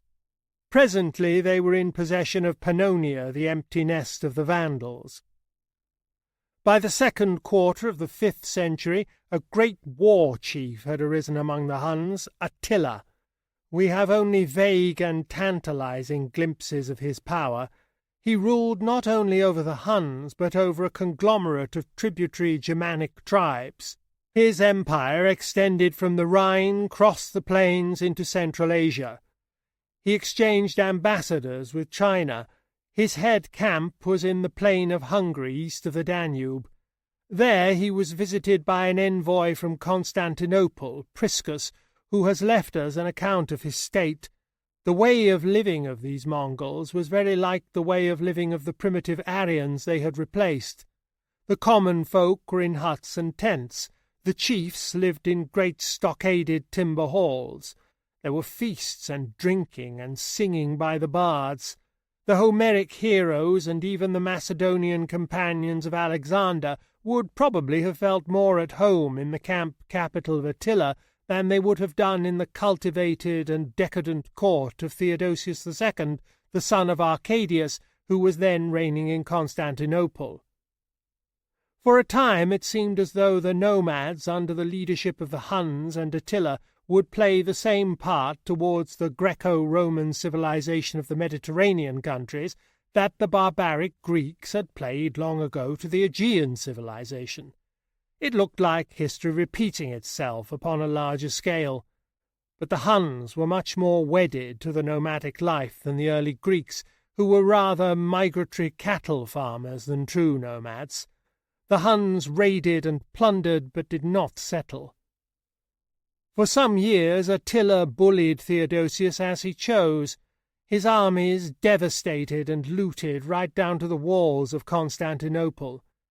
Gibbon says that he totally destroyed no less than 70 cities in the Balkan Peninsula, and Theodosius bought him off by payments of tribute and tried to get rid of him for good by sending secret agents to assassinate him.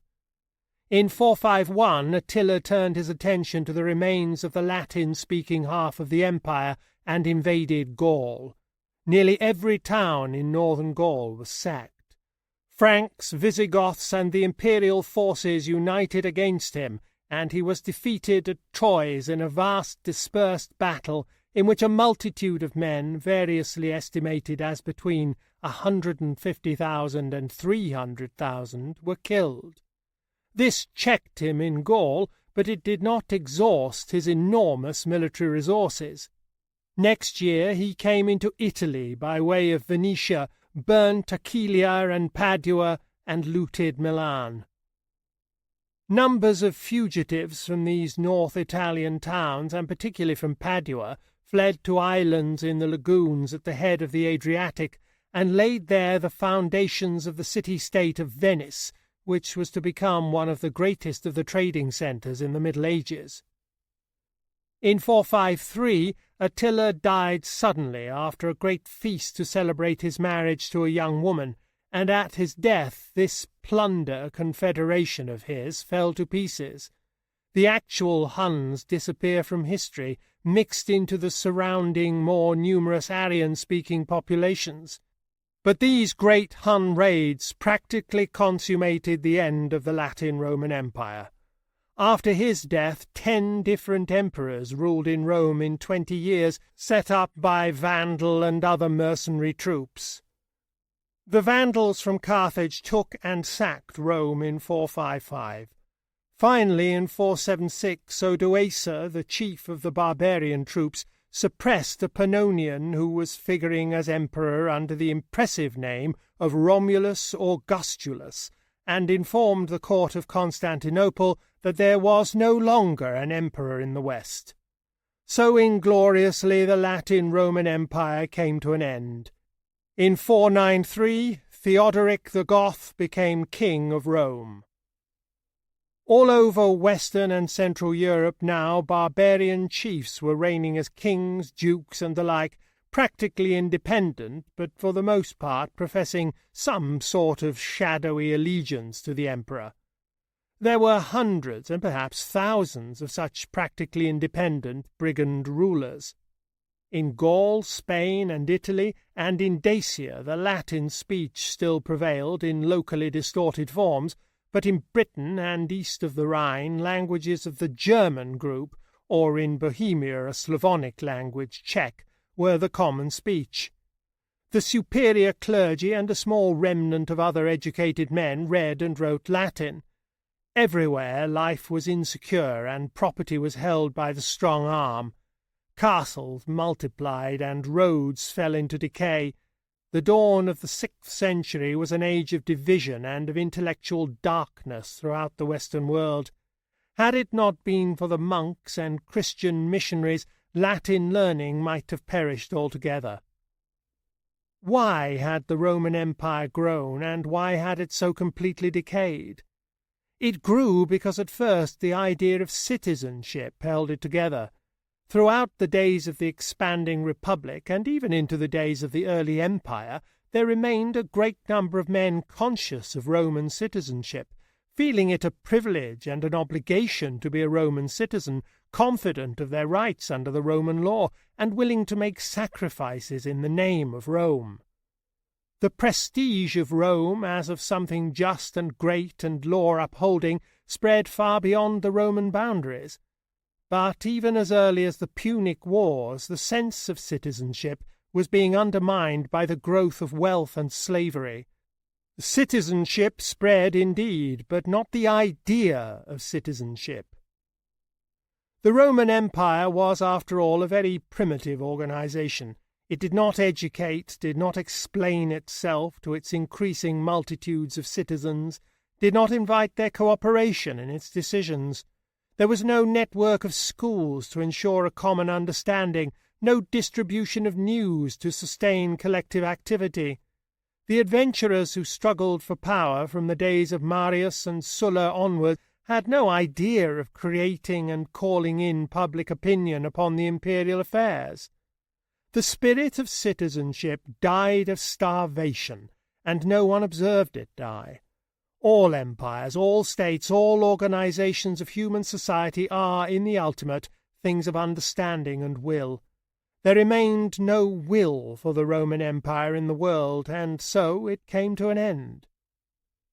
But though the Latin-speaking Roman Empire died in the 5th century, something else had been born within it that was to avail itself enormously of its prestige and tradition, and that was the Latin-speaking half of the Catholic Church.